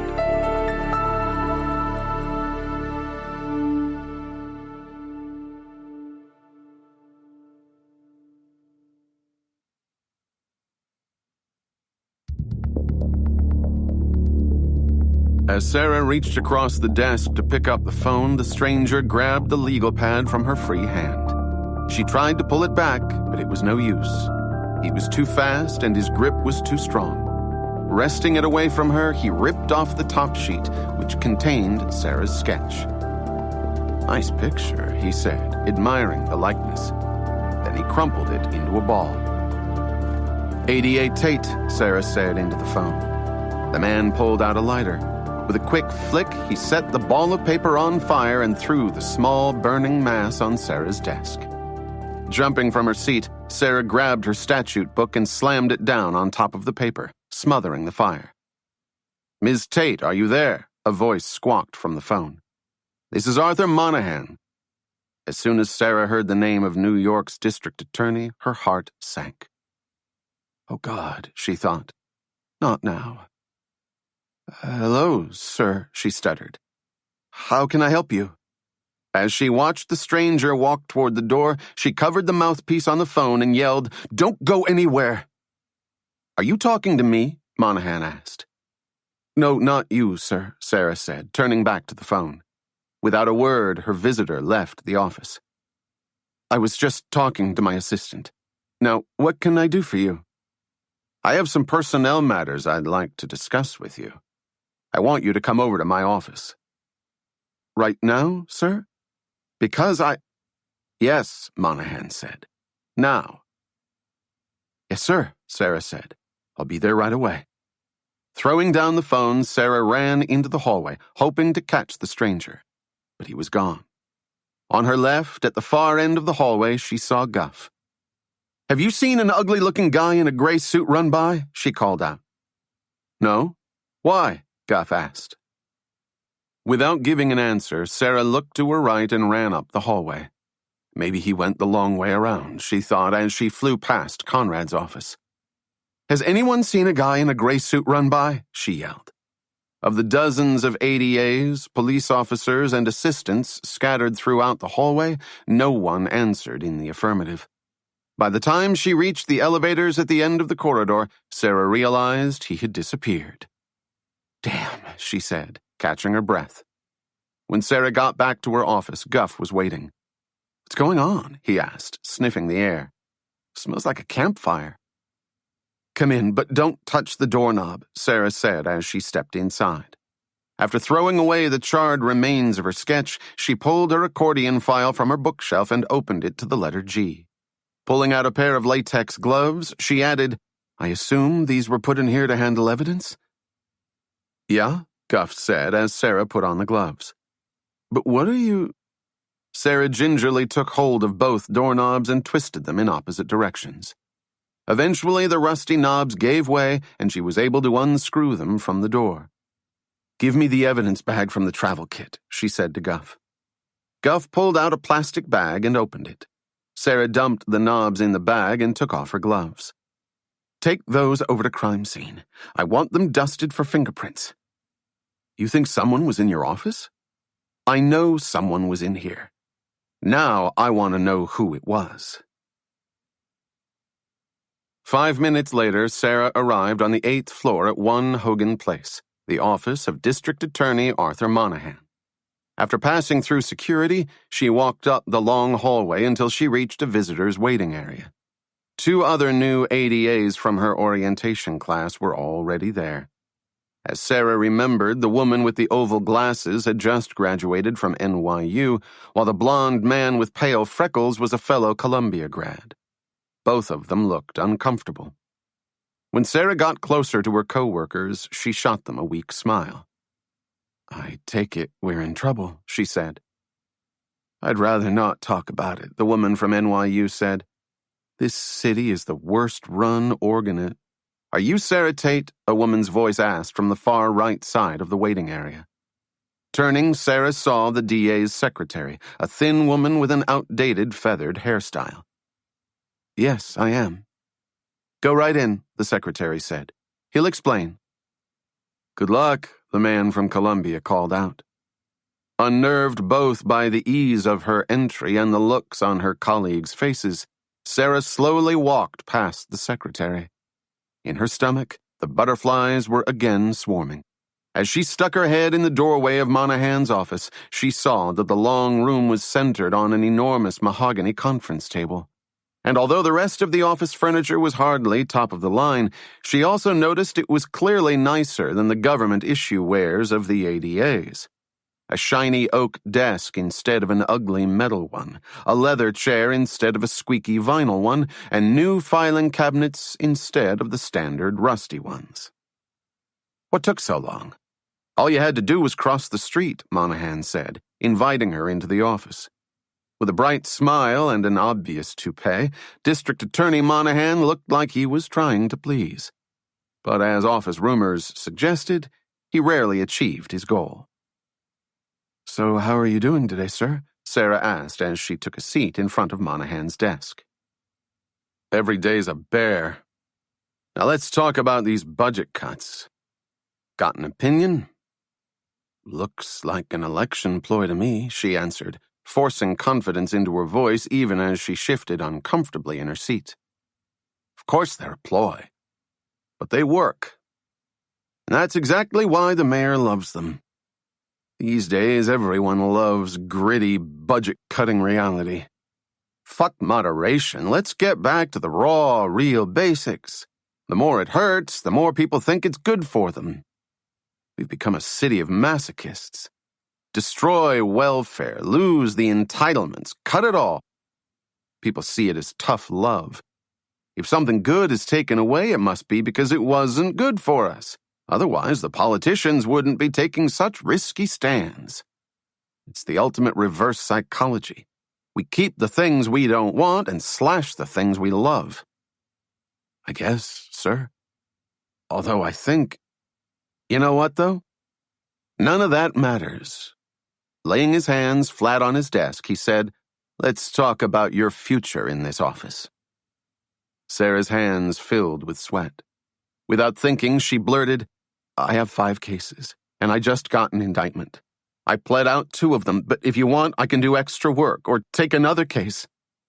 "Don't take any more cases," Monahan interrupted. "If you leave, that's another trial we'll have to replace you on. Just stick with the ones you have and do your best work on them. In the next 30 days, you're going to be judged against your peers. So if you can prove you're worth having around, we might be able to keep you on board." "Does that mean I'm safe for the next month?" "Safe is a nonsense word. But if I were you and I were playing the odds, I'd start looking at other job options." "Really?" "Really." Sara walked back to her office in a daze, her mind still reeling from the afternoon's 1-2 punch. The moment Goff saw her, he said, "You got fired, didn't you?" "Not yet," Sara said, "but never fear. It's coming soon to a theater near you." Rather than sitting behind her desk, Sara sank to the floor and leaned against the wall. "Think purchasing will deliver my new sofa within the next month?" "Tell me what happened," Goff said. "Are you okay?" "I think so," she said unconvincingly. After Sara had relayed Monahan's news, Goff said, "Well, at least you weren't fired. Now what's the story with the doorknob guy? What did he do?" "Ah, yes. Sunken cheeks. First and foremost, he threatened me. Besides that, he really freaked me out. He had all this information about me, and he said if I don't win my case, he's going after Jared." "Do you think he's serious?" "I don't know what to think. I was hoping that when his fingerprints came back, we'd know if he was dangerous or not." "Well, crime scene said they'd have them first thing tomorrow morning. They said if you can give them some more information, hair color, physical features, anything like that, it will speed up the ID." "Actually, can you hand me my legal pad and a pencil?" Sara asked. "I started sketching him, but he stole the sheet when I reached for the phone. That's what he lit on fire." "Then what do you need this for?" Goff asked, handing her both items. "You'll see." Lightly brushing the side of the pencil lead against the top sheet of the legal pad, Sara revealed the outlines of her original sketch. "Holmes, you're a genius," Goff said. "You have to pick your moments." "Did he say anything else?" "Not really. I just wish I knew who he was. Then I'd know if I was dealing with a blowhard or a real lunatic." When Sarah's phone started ringing, Goff picked it up. After a few seconds, his face went white. "What is it?" Sara asked. "It's Pop," Goff said. "There's been an accident." Chapter 10. Running through the emergency entrance at New York Hospital, Sara raced toward the information desk, followed by Goff. "I'm looking for my grandfather," she said to the nurse as panic flooded her voice. "Maxwell Tate. He was admitted here about an hour ago." Checking her clipboard, the nurse said, "He's currently undergoing surgery." "Is he going to be okay?" Sara asked. "He's in the OR. Should be out pretty soon." Wiping her forehead, Sara closed her eyes. Please, God, don't take him from me. An hour later, Sara and Guff were sitting in the sparsely decorated hospital waiting area. While Guff flipped through year-old magazines, Sara sat motionless, staring at the starkness of the light blue wall. Eventually, Guff put his hand on Sara's shoulder. He'll pull through. You'll see. It always happens with a phone call, Sara said. What are you talking about? Everyone thinks that death comes when you're in a hospital, surrounded by loved ones. But death is far more random and chaotic than that. It doesn't ease in during a moment of silence. It leaps in, exactly at the moment you're not ready for it. Is that how you found out about your parents? On the telephone? I should have been so lucky. In my case, the wonderful hospital administrators decided to leave the news on my answering machine. Can you imagine that? You play your messages and that's what you get. Sorry, your parents are dead. Sleep tight. You just walked in and played it? I had just gotten home from studying for finals, Sara explained. As long as I live, I'll be able to picture that little blinking light. I can still do the message by heart. Hi, this is Faye Donahue. I'm the patient advocate for Norwalk Hospital in Connecticut, and we need to speak with a family member for a Mr. Robert Tate and a Mrs. Victoria Tate. It is an emergency. She had a slight tinge of a Massachusetts accent, but otherwise there was no emotion in her voice. That was all she said? She didn't say they died? She didn't have to. I knew the moment I heard it. You get that feeling. I hit the play button right as I walked in the house, and since my feet were cold, I headed to the kitchen to warm up some cider. I heard a message from a classmate who wanted to study for torts. A message from Jared who, even though he barely knew me, still wanted my outline for civil procedure. And then the message from Faye Donahue. It is an emergency. That's what I kept hearing. It is an emergency. It is. It is. I played it back 3 times to make sure I heard it correctly. Afraid to say the wrong thing, Guff remained silent. Finally, he offered, I'm really sorry. It's not your fault. It just taught me that there's no such thing as a romantic death. And to always prepare for the worst. That's the real lesson. As long as I do that, I'll never be surprised when it actually happens. That's no way to live your life. It's not like I have a choice, Guff. That's just the way my life works. Whenever I let my guard down, I get smacked in the face. As soon as I got excited about this job, I found out about the layoffs. The second I got excited about the case, I found out my husband was on the other side. When I got excited about chasing Victor, I found out he was the one chasing me. Then today, the moment I finally started feeling good about the grand jury, they called me about Pop. And since it happened right after that guy came into my office... Sara, I know what you're thinking, but this probably has nothing to do with that guy in your office. Sara stared skeptically at Guff. I'm not saying it definitely doesn't. Just don't let your fears get the best of you. When Pop gets out of surgery, we'll hear the story. 10 minutes passed before a doctor entered the waiting room. Are you Ms. Tate? That's me, Sara asked, jumping up. How is he? He took a bad fall down a flight of stairs, the doctor explained. He has a fractured pelvis, which is why he needed surgery, and he has a Cully's fracture. A what? Sara asked. It's a break in the distal radius, the doctor said. His forearm. Probably happened while he was trying to break his fall.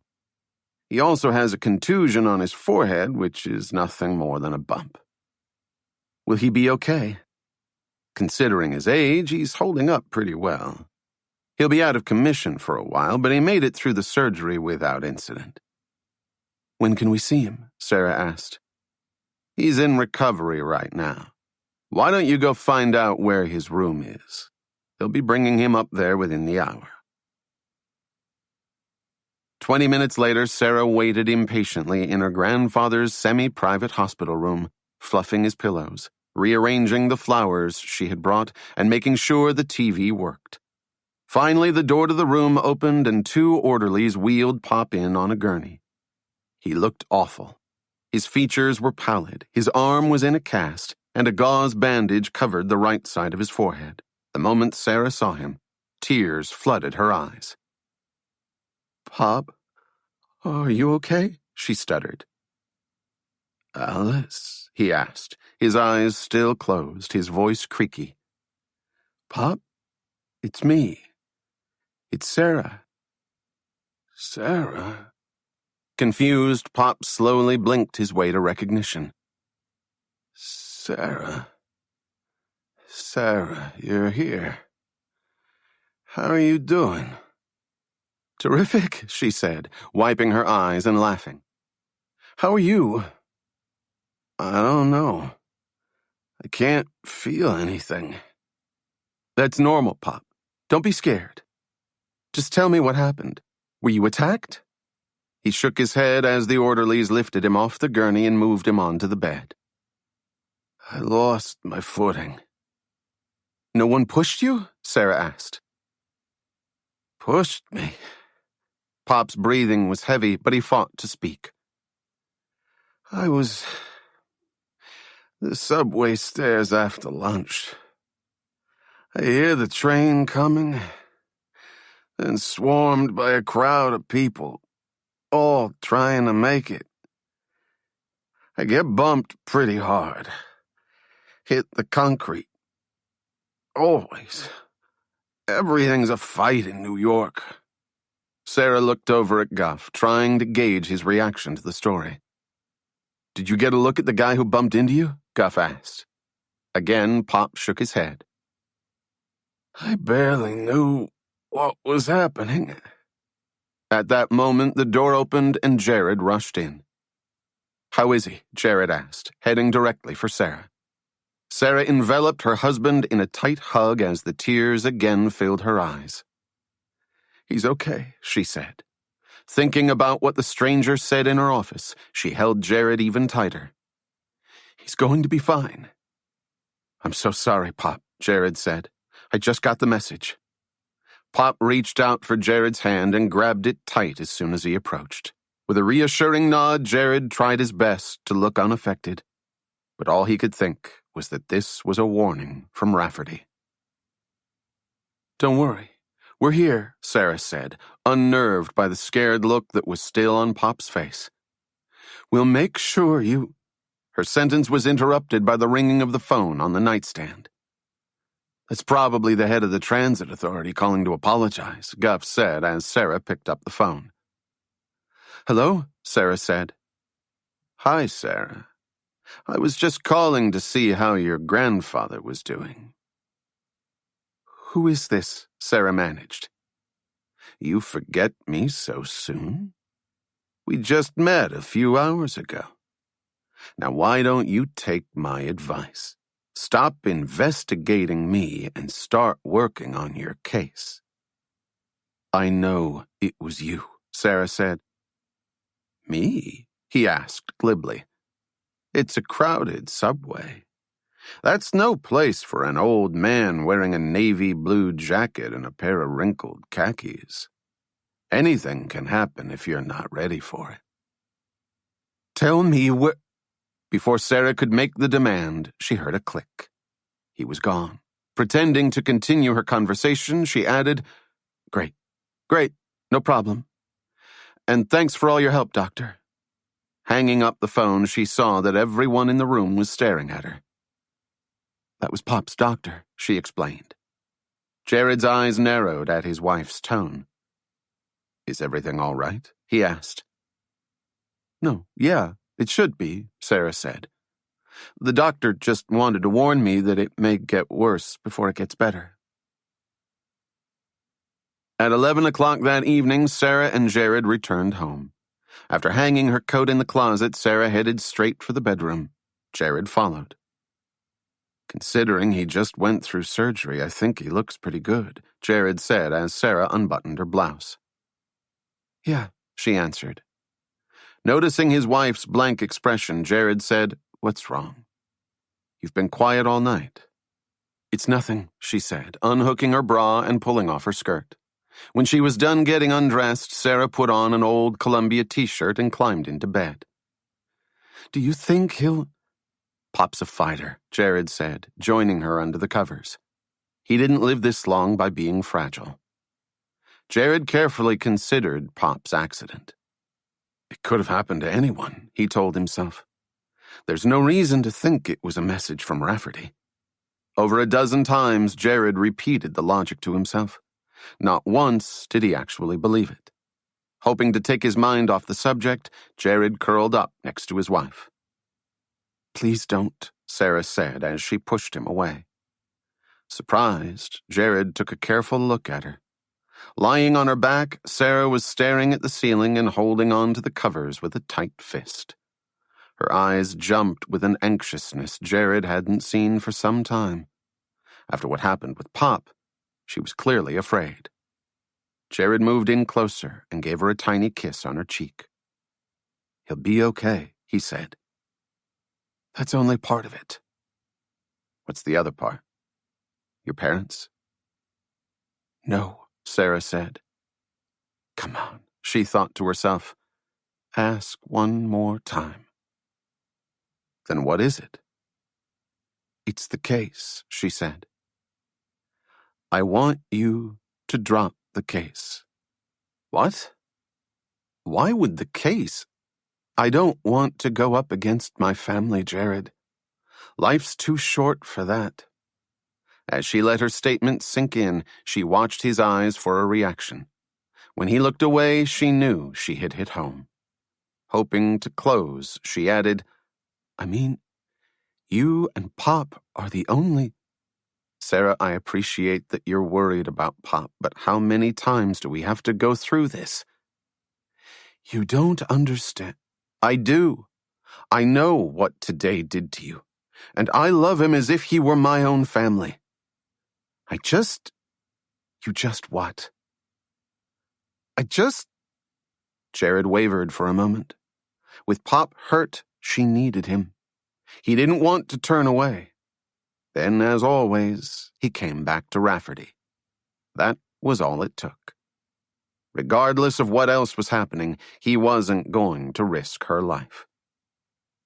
I know Pop's injury is opening old wounds, but there's nothing I can do. I'm sorry. Sara knew he was right. It wasn't just Pop, though. It was Jared. Turning away from her husband, she once again mentally replayed her conversation with the stranger in her office. That was where it originally unraveled. It started with him. Then the threat about Jared. Then Monahan. Then the pain in Pop's eyes when he was wheeled into the hospital room. Then the stranger's phone call. Then the loss of her own parents. For Sara, it always seemed to come back to that.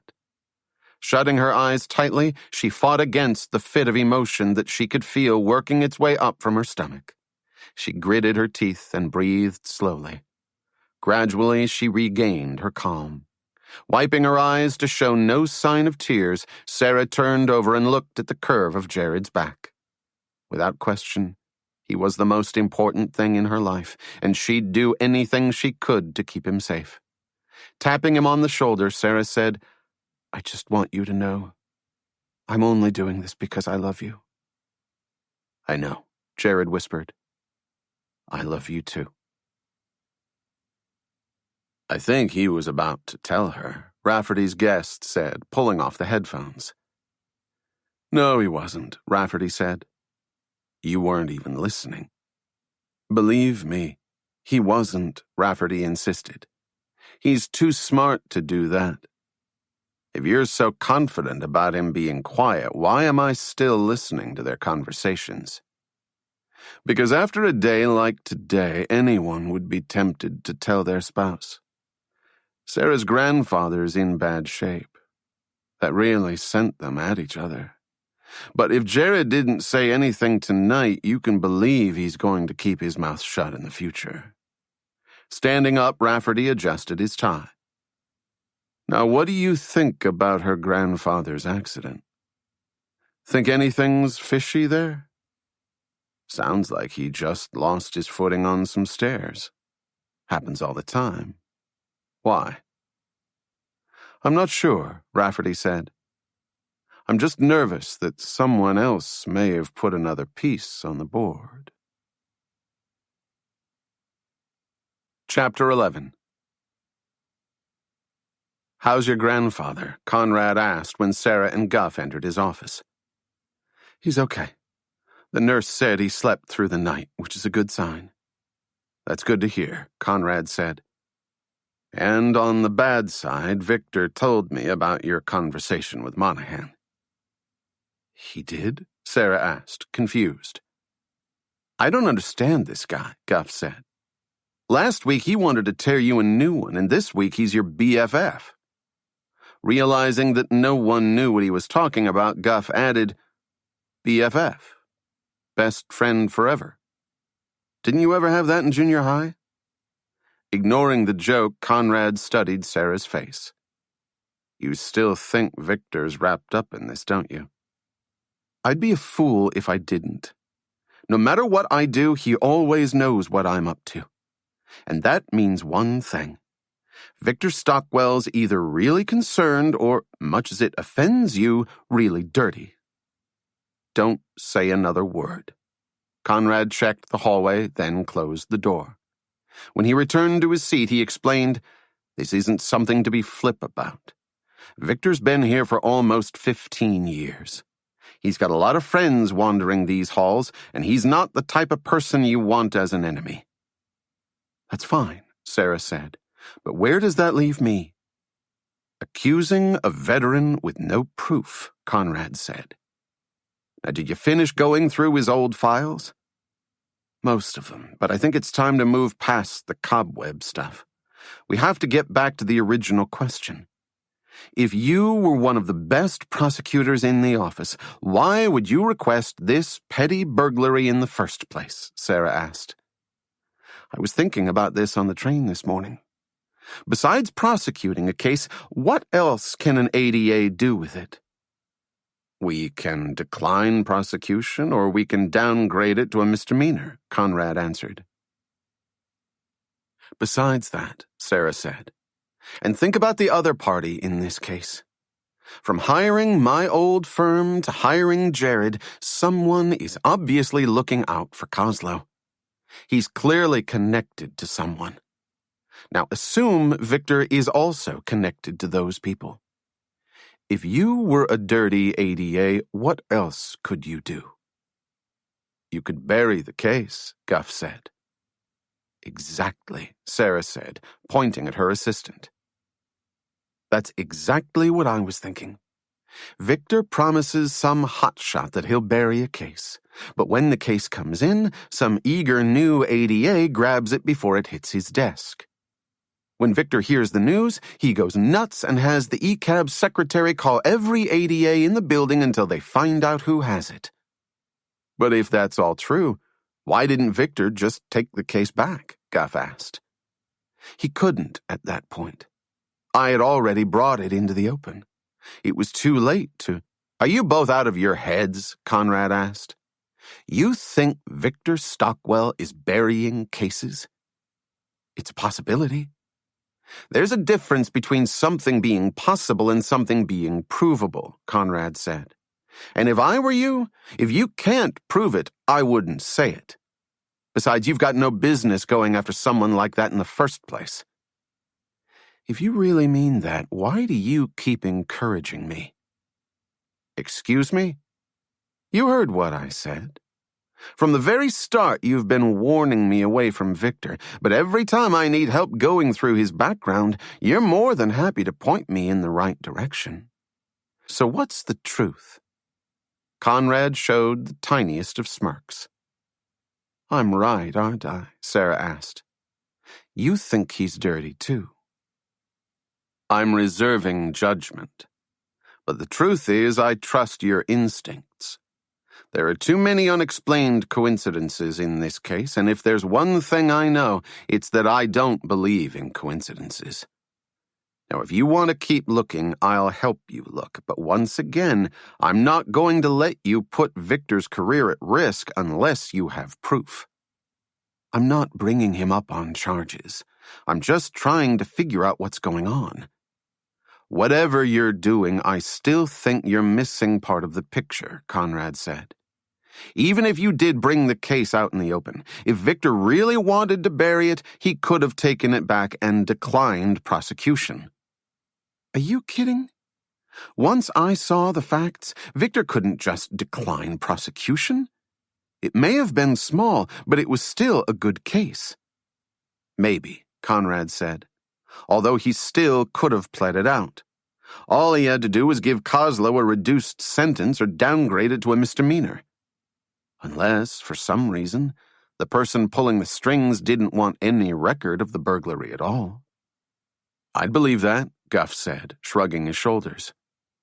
You also believe all vegetarians are evil, Sara said. Don't laugh, Guff said. Hitler was one.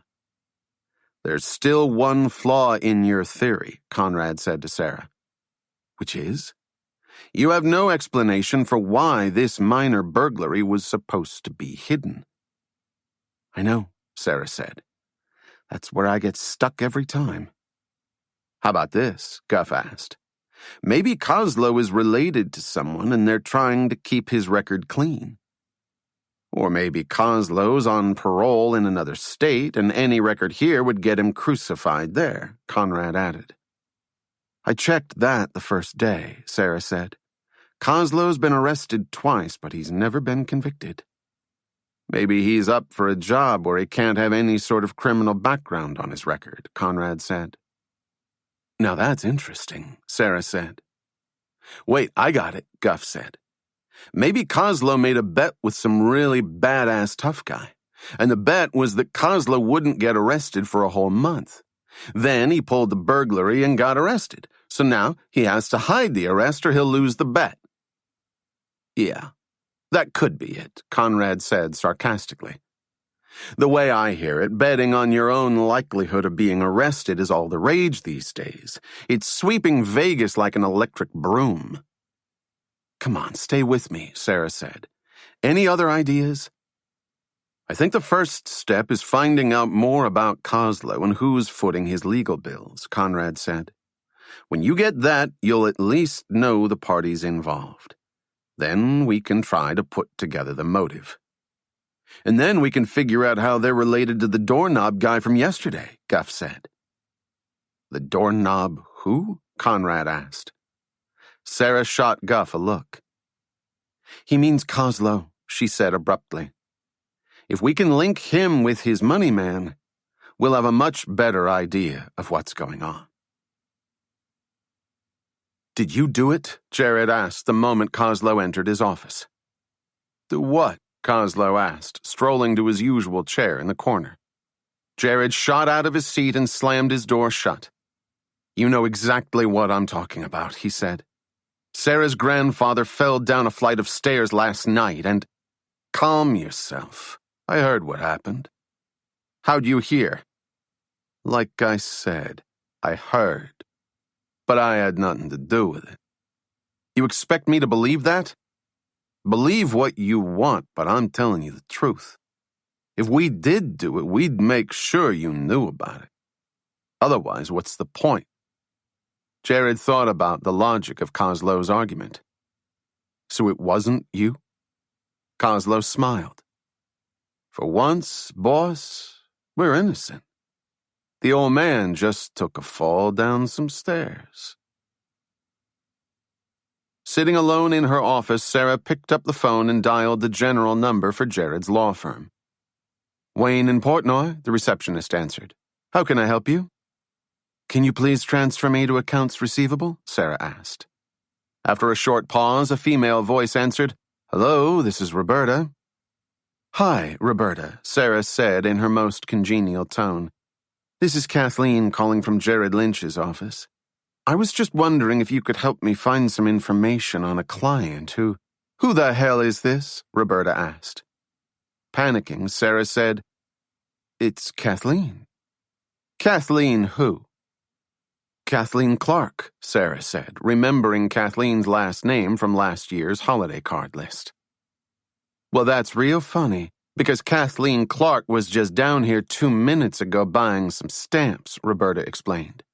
Now, do you want to start over, or do you want me to call the cops? Without saying another word, Sara hung up. A minute later, Guff walked in without knocking. Taking one look at Sara, he asked, Who sunk your battleship? No one, Sara said. I just tried calling Jared's law firm, and they busted you, didn't they? Guff asked, shaking his head. I told you not to do that. It's unethical, and you know it. Oh, and suddenly you're Mr. Ethics? Sara, I know who I am. I know my faults. I overgeneralize. I'm generally pessimistic. I don't like kids. I don't floss. I don't believe in spontaneous combustion. I think most people are fad-following sheep waiting for their televisions to show them the next great logo to plaster on their chests, and I think guys with goatees are fundamentally stupid. But I also know my days are numbered, and I understand deep down in my black heart that when my time has come, my reckoning will have paid attendance. Just to torture me, they'll televise it. But I can live with that because I understand myself. I know my lot in life. And I don't? No, you don't, Guff said. You're an ADA now. Don't do anything you'll regret.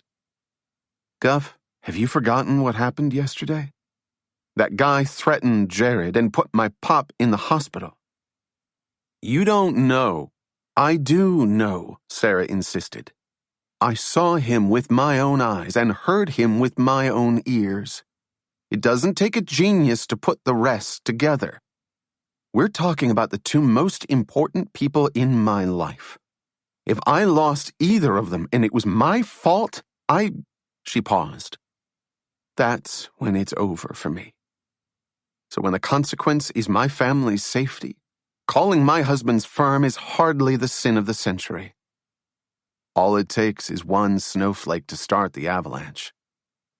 Guff, please. I'm having a hard enough time with this as it is. I know you are, and I know how much they mean to you. I'm just trying to watch your back. Thank you. I appreciate that, Sara said.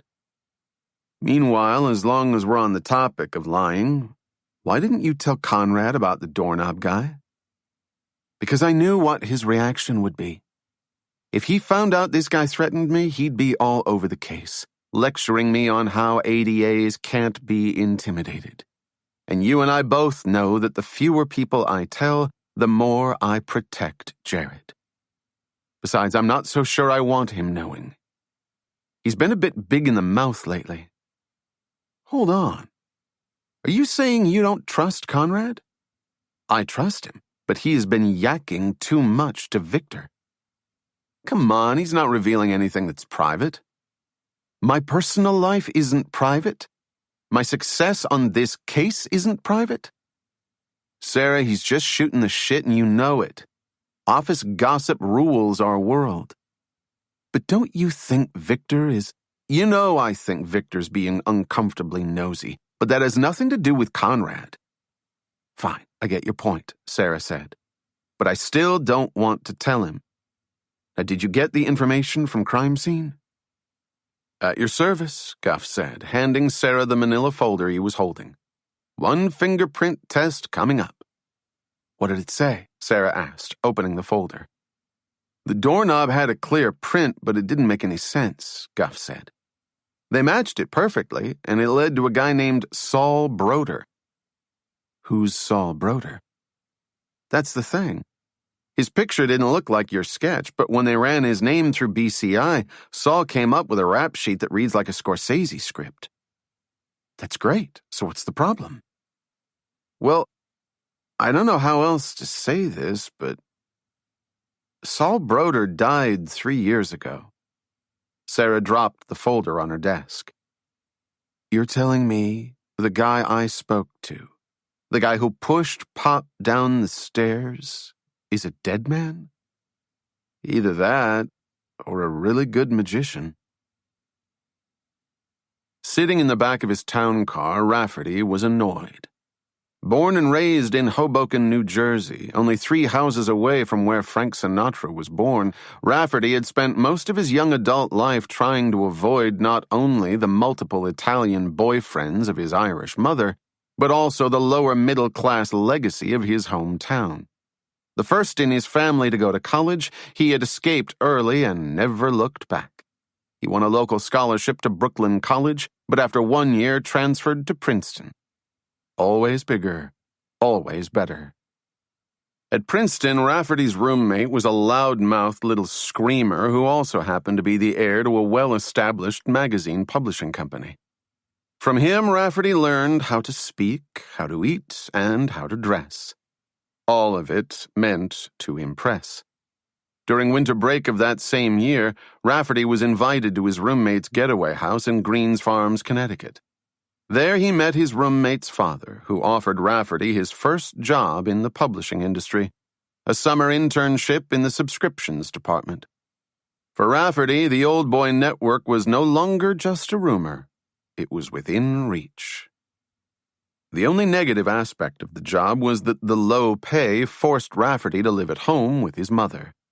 After a winter in Greens Farms, a spring trip to Martha's Vineyard, and a year at Princeton, the return to Hoboken was crushing. In Rafferty's mind, it wasn't where he belonged. After that summer, he never spent another night in his hometown. Always bigger, always better. So as his car wove its way through Hoboken's narrow streets, Rafferty had a hard time concealing his anger. From Manhattan, Hoboken was only a 10-minute drive through the Lincoln Tunnel, and Rafferty stared out the window the entire time. When the car reached its destination, he realized much had changed. From the newspapers, he knew that Hoboken was now populated by 2 polar opposite communities. The deep-rooted Italians who claimed favorite son Sinatra as their hero, and the up-and-coming urban professionals who believed living in Hoboken was the best way to avoid paying New York City taxes. Riding through the streets he grew up on, Rafferty could see the results of gentrification. The main streets were now filled with yuppie cafes. The side streets still had the mom-and-pop bakeries, and the back streets, as always, had the local neighborhood kids, talking about the ways they were going to break free. As the car approached 527 Willow Avenue, Rafferty said, "This is it. Double park near the funeral home." The driver followed Rafferty's instructions and pulled up in front of the funeral home on the end of the block. "When was the last time you saw him?" Coslow asked as the car came to a stop. Rafferty didn't answer. He opened the door and stepped outside.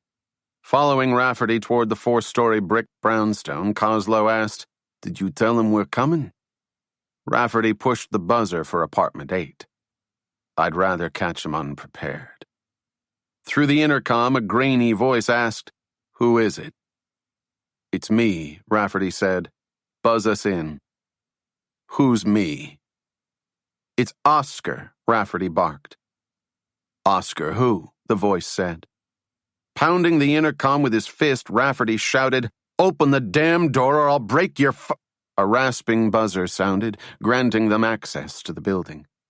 Rafferty pulled down on his lapels and straightened his jacket. There was no reason to be upset, he told himself.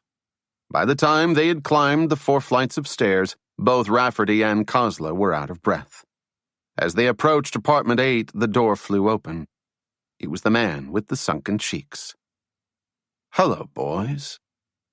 Walking into the Spartan 1-bedroom apartment, Rafferty wanted to shove him in the chest. Just enough to scare him. Old instincts were returning, but he restrained himself. There was no reason to regress.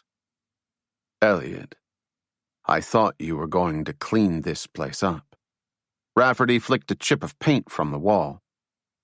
"Give me some money and I'll be happy to oblige," Elliot said. "What's up, Tony?" Same old, Coslow said. "I've already given you money," Rafferty interrupted, following Elliot into the beat-up living room. "I mean real money. The big bucks." You know where we are with that, Rafferty said as he approached a metal folding chair in the corner of the room. He brushed off the seat with his hand before sitting down on it. So you didn't come by to give me good news? Elliot asked. Actually, I came by to ask you a question, Rafferty said. Monday afternoon, Sara Tate's grandfather fell down a flight of stairs in the subway, fractured his pelvis in a nasty spill. I want to make sure you didn't know anything about that. And Sara Tate's the DA who has Coslow's case? Elliot asked. That's correct, Rafferty said, looking for a hint of deceit on Elliot's lean features. Sorry, I don't know anything about that. So you've never approached Sara? Never spoken with her? Hey, I don't even know what she looks like, Elliot said with a twisted grin. His tone was taunting, like a man without a care, or someone who was enjoying a rare moment of control. The woman's a complete stranger to me. Elliot, can I steal some soda? Coslow called from the kitchen. It's what you do best, Elliot called back, not taking his eyes off Rafferty. Don't fuck with me, Rafferty warned. Would I be stupid enough to dick you around? You're like a father to me. Sure I am, Rafferty said. You are. Besides, what are you so worried about? I thought you had it all taken care of. I do, Rafferty said.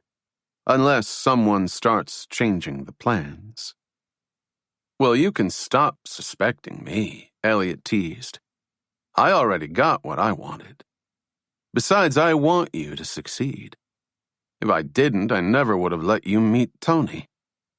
And that worked out so well, didn't it? Rafferty replied. Hey, Coslow said from the kitchen. So is there anything else I should know? Elliot asked. Not yet, Rafferty said as he headed to the door. But don't worry. I'll be in touch. Rafferty and Coslow were both silent until they had left the building. Stepping into the crisp September air, Coslow finally asked, Do you believe him? You know him better than I do. What do you think? I trust him. He may be vindictive, but I don't think he'd do that to us. Sarah's grandfather took a fall on his own. Let's hope you're right, Rafferty said as he got into the car. For all our sakes. All right then. That's fine, Jared said coldly into his phone. If you want to see him, put your request in writing. Are you kidding me? Sara asked. All I want to do is interview Coslow. Why make me put it in writing when you can agree to it right now on the phone? Sara, don't take it personally, but that's what I do with every client. If you want him, you have to go through the proper channels. Fine. I'll send it over, Sara said, sounding angry. I'll talk to you later. Don't forget we have the prom tonight, Jared added. Do I really have to? Yes, you have to be there. It's important to me, and it'd look terrible if you weren't, so I'll see you there at 9. As Jared hung up the phone, Kathleen walked in the room. She wants to see Coslow? Of course. But she's crazy if she thinks I'm going to make it easy for her. Before Kathleen could respond, there was a heavy knock on the door. Anyone here? Barrow asked as he entered the room. He was carrying a small brown bag that clearly contained a bottle of wine. Where have you been? Drinking? Jared asked the moment he saw his favorite private detective. On the job? You know me better than that, Barrow said, his salt and pepper beard looking more salt than pepper. This bottle is purely about fingerprints. Snotty client of mine has me spying on her rich husband. Jared and Barrow had known each other since Jared first started at the firm. In the past 6.5 years, they had become close friends and enjoyed more than their fair share of laughs and good times, including the night Barrow spied on Sara so that Jared would know exactly what time she would be home for her surprise 30th birthday party. On a professional level, Barrow had unearthed information that had single-handedly won at least 4 of Jared's cases. But from the look on Barrow's face, Jared knew this wasn't going to be one of them. So what's the bad news? Jared asked. Who are we dealing with? Sitting in one of the chairs in front of Jared's desk, Barrow said, To be honest, I'm not sure myself. I ran Rafferty's name through every information network I have access to, but I came up with almost nothing. He was born in Hoboken, which means he's probably not from money. By some miracle and a textile workers' union scholarship, he clawed his way to Princeton. Big surprise. He lives in some fancy building on the Upper East Side. Again, big surprise. He owns a partnership interest in a $50 million theatrical property company called Echo Enterprises, and the only thing I can conclude is this. If I were you, I'd stay away from this guy. What makes you say that? I can tell he's bad news, Jay. People don't hide themselves unless they have something to hide. And the more I dig, the less I find. Oscar Rafferty is in control of his life, and he's structured it to keep us out. What about Koslow? What's his story? Tony Koslow is a handful if ever there was one. When I asked around about him, the two most common descriptions were violent and unstable. Apparently, he doesn't follow orders well. He was kicked out of the army for insubordination. The thing is, he's never the one in the driver's seat. Both times he was arrested, he was following someone else's lead, knifing someone for a loan shark in Brooklyn, then making a payback call for some small-time drug dealer. On that alone, I'd say he and Rafferty have an employer-employee relationship. Jared was silent as he mentally tested Barrow's hypothesis. Eventually he said, Could they be mafia? Not a chance, Barrow said. Mob connections leave obvious tracks. Trust me, though, these guys are just as dangerous. What makes you say that? Because they already approached me, Barrow said definitively. What? Believe it. Somehow they knew you hired me to check them out. So on my way over here, they approached me with a better offer. Rafferty said he'd pay me double if I fed you some bullshit info. What did you say? I told them I'd do it. Cash is cash. But all that stuff, you think I'd ever feed you bullshit? Barrow asked. It'll take a lot more than a few grand to buy my integrity and make me turn on a friend. But that doesn't mean I won't take their money with a smile. So they think you're telling me, they think I'm telling you that I couldn't find a thing on either of them. That I never heard of Tony Koslow, or his loan shark, or Echo Enterprises, or Rafferty's slick Upper East Side address, or his dying to be upper crust background. Fuck them if they want to be stupid. You really think that's going to fool them? You got any better ideas? Barrow asked, his voice growing serious. When Jared didn't answer, he added, These guys aren't playing around. The fact that they knew you'd turn to me means they're looking into your background and sniffing in all the right places. And after spending a total of 5 minutes with them, it's clear they're serious about this staying quiet. Whatever it is, they have some big secrets to hide. What do you think I should do?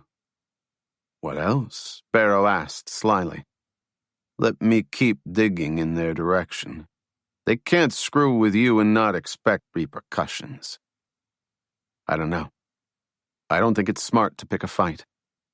Come on, Barrow said, standing from his seat. You're not picking a fight. You're just trying to find information. If Rafferty ever confronts you, just say that I couldn't find anything. He'll never know the difference. I'm not sure that's the best. Good, it's decided, Barrow said. Now we're back in business. Before he left the office, Barrow reached into the brown paper bag he was carrying, pulled out an empty champagne bottle, and slapped it on Jared's desk. What's that? That, my friend, is an actual champagne bottle from the New Year's Eve scene in Godfather Part 2. And that is also how I spent the first couple $100 of their money. I figured it would really piss him off. Happy early birthday. Jared was unusually quiet. He didn't even reach for the bottle. You shouldn't have done that, Lenny. Listen, there's no reason to get concerned. You'll be thanking me later. I'm sure I will, Jared said dispassionately. I just want you to be careful. Worry about yourself, Barrow said as he walked to the door. You're the one they're watching. At 7:15 that evening, Sara sat on one of the many park benches that lined the esplanade of Battery Park City, overlooking the Hudson River. Located at the southernmost tip of Manhattan, Battery Park City was, for Sara, a spot where she could truly escape New York. Unlike Central Park, which was packed with tourists and locals vying for jogging, rollerblading, and relaxing space, the riverside jogging path of Battery Park City was used primarily by local residents and a few commuters who worked in the nearby financial district. And its tree-lined, twisting walkway made it the perfect place for a quiet, secluded meeting. Checking her watch and wondering what was taking so long, Sara heard a voice behind her shout, "Don't worry, I'm not standing you up." As Sara turned, she saw Barrow walking toward her, a wide smile across his face. She didn't return the smile. "Why the long face?" he asked as he sat next to her on the park bench. "I was just worried you weren't coming." "So I see," Barrow replied, looking down at her chewed-apart cuticles. "Now how about telling me the real story? What's the big to-do that you had to bring me all the way out here?" "I need to ask you a favor. And it's not an easy one, so I thought it'd be better to ask you in person." "Sara, if you're hunting information about Jared, the answer is no." "Please just hear me out," Sara begged. "I know it's an uncomfortable position for you, but I'm in real trouble." "Come on, Sara. He and I know you go back a long way, and I know you'd never do anything to hurt him. But I really need your help with this. Believe me, do you even think I'd ask you if it wasn't life or death important?" Barrow looked out toward the Hudson River. "It's really that important?" "I swear to God, Lenny, I wouldn't be here if it wasn't." Still refusing to look at Sara, Barrow kept his eyes focused on the giant Colgate clock that floated in the Hudson River. "Tick-tock, tick-tock," he whispered. Eventually, he turned back to his friend. "I'm sorry, hon. I can't do that to him." "You don't understand," Sara pleaded. "This is—" "Sara, don't put me in this one. It's hard enough as it is. When I asked Jared if it was okay to meet with you, he told me to feed you phony info. I wouldn't do that to you, and I can't do anything against him. It's the only way to make sure I keep you both as friends." "So you're not going to help me at all?" "I'm sorry," Barrow said. "For this case, you're on your own." Walking down the stairs that led to the lower level of Rockefeller Center, Sara was a wreck. Her meeting with Barrow had gone far worse than she'd expected, only adding to her fear that Jared's safety was slowly slipping out of her grasp. So when she finally reached the ground-level entrance to Wayne and Portnoy's annual fall formal, affectionately known as the prom, she took a deep breath and tried to ignore the day's events. Even if her calm was only superficial, she didn't want Jared to see her upset. After checking for Sara's name on the 22-page, over 1,000-person invitation list, the hostess pointed to the enormous tent that was covering what was usually Rockefeller Center's ice skating rink. "As you can see, we've tended the rink for a bit more privacy. You'll find the dance floor in there, with music by your DJ, Sir Jazzy Eli. For food and a more formal atmosphere, you can head over there." The hostess pointed to the indoor concourse of shops that ran along the perimeter of the ice rink. "Are the restaurants open?" "Not tonight," the hostess said proudly. "We rented out the restaurants and the cafe. The whole place is yours." Sara rolled her eyes at the exaggerated presentation. Heading for the coat check, Sara took off her jacket, revealing a dramatic black dress. Encrusted with thousands of tiny black beads, the dress clung to the outlines of her body. Once inside the enormous tent, she saw a makeshift dance floor crammed with young couples, all of them bouncing in sync to the thundering beat. They looked so young, she thought. Probably right out of law school. She remembered when Jared took her to his first prom. It was at the Carlisle then. Jared had just started at the firm, and he and Sara had only been married a month. Bowled over by the extravagance of the event, they had spent the entire first hour of the party counting and tasting every single one of the 15 hors d'oeuvres, from the sushi to the grilled tomatoes to the lamb chops. Then, after a few minutes of schmoozing with Lubetsky and some of the other partners, they hit the dance floor. Every year since then, whether it was Jared's prom at Wayne and Portnoy or Sara's equivalent event at Winnick and Trudeau, Jared and Sara danced less and schmoozed more. So much simpler, Sara thought as she turned away from the tent. Entering the indoor concourse that surrounded the rink, Sara saw that the only thing that had changed since the Carlisle was the location. The regular restaurants were now replaced by the standard Wayne and Portnoy party configuration. Hors d'oeuvre stations were scattered throughout the rooms, drinks were being served at 6 different bars, and the same old lawyers in their same old tuxedos were having the same old conversations. "Sara, over here!" someone shouted from across the room. She recognized Jared's voice and craned her neck to find him. As he waved her over, she saw that he was standing with an older man who was graying at the temples. "Fred, I want you to meet my wife," Jared said as Sara approached them. "Sara, this is Fred Joseph, maybe the best defense man in the whole firm." Putting on her best party smile, Sara politely shook Fred's hand. "So nice to finally meet you," she said. "Isn't it, though?" Fred replied. Only Jared laughed at the joke. Undeterred, Fred added, "Jared tells me you two are on opposite sides. Must be tough trying to talk to each other." "Yeah," she said. She couldn't even force a laugh. "Listen, Fred, would you mind excusing us a moment? I haven't seen him all day, and—" "No need to explain," Fred said. "Jared, we'll talk later." "That'd be great," Jared said with a full smile. But as soon as Fred was out of sight, the smile was gone. "What the hell is wrong with you?" he barked at Sara. "He's a partner." "I don't care if he's your mother," Sara shot back. "I'm not in the mood." A few people were starting to stare. Refusing to make a scene, Jared took her by the hand and calmly walked to the corner of the restaurant. Still finding no privacy, he headed toward the swinging doors of the kitchen. Inside, there were waiters with silver platters running in every direction. All Jared cared about, though, was that there were no lawyers.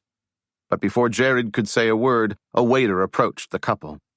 "I'm sorry, sir, but I can't have you standing here. We've got hot plates." "This is an emergency," Jared insisted. "Just give me a minute." "But, sir," Jared pulled Sara to the far wall of the kitchen, next to an ever-growing stack of dirty dishes. "We're out of the way. Now give me a minute." The annoyed waiter left, and Jared looked back at his wife. "Don't ever embarrass me like that again," he said to Sara. "This is my life." "You knew I didn't want to come tonight. But you said you would. I don't care what I said. I don't want to be here. And you think I do? I'm up to my ears in work. This case is killing me." "You always have it the worst, don't you?" "Actually, I do," Jared said, raising his voice. "So the least you can do is make it easier for me." "Why? You're not making it easier for me to see Kozlo. Instead, I have to put it all in writing." "So that's what this is about. You're mad because I'm sticking to protocol. Well, sorry, hun, but if you didn't want to play hardball, don't give me your macho cliches. This isn't hardball, and it's certainly not protocol. It's just you being a pompous ass." "Oh, it is?" "It definitely is. Why else would you make me jump through your paper-shuffling hoops?" "Why would you call my law firm's billing department pretending to be Kathleen?" Jared shot back. Sara froze. "What are you talking about?" Sara, I know you were the one who called. What did you think? They weren't going to tell me that someone was trying to get Coslow's billing information? The moment I heard it, I knew it was you. Sara didn't say a word. And you think I was playing unfair? Jared continued. What you did not only violated a half-dozen ethics rules, it also violated our trust. You know my career is at stake, and you still played dirty behind my back. I'd never do that to you. You wouldn't? No, I wouldn't, Jared insisted. Then why'd you tell Barrow to feed me bogus information about the case? Jared stared angrily at his wife. Oh no, you'd never do anything behind my back, Sara said sarcastically. You're all perfect and proper with your superstar firm and its big parties and its never-lose attitude. Well, let me tell you something. When all is said and done, you're just as ruthless as I am. The only difference is I don't pretend that I'm pitching my tent on the moral high ground. I don't need the lecture, Jared interrupted. I know what I did, and I take full responsibility for it. So if you want to talk about this case, let's talk. Otherwise, I don't need to spend every night fighting about our individual trial strategies. Sara leaned against one of the industrial refrigerators and took a deep breath.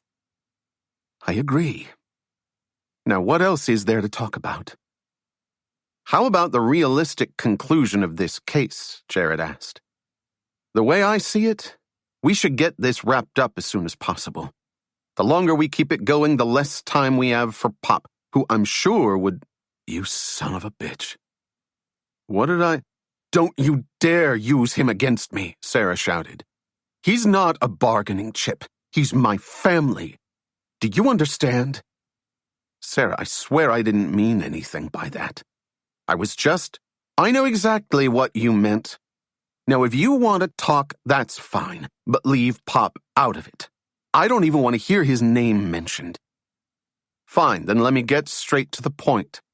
As far as I can tell, you have nothing to work with. You won a weak indictment based on the testimony of an incompetent cop and an unreliable witness, both of whom you know I'll rip apart at trial. When you take them out, this is nothing more than a simple mistaken identity case. So to make it easy on you, I'm giving you one last offer. Take the dismiss and seal now, or take the loss at trial. It's your choice. That's a nice speech, Sara said, but there's no way you're avoiding a trial. Jared's fists tightened and his face flushed with blood. Damn it, Sara, why do you have to be so stubborn? That's funny, Sara said coldly as she walked out of the kitchen. I was just going to ask you the same question. Pushing her way through the doors, she added, Enjoy the rest of your party.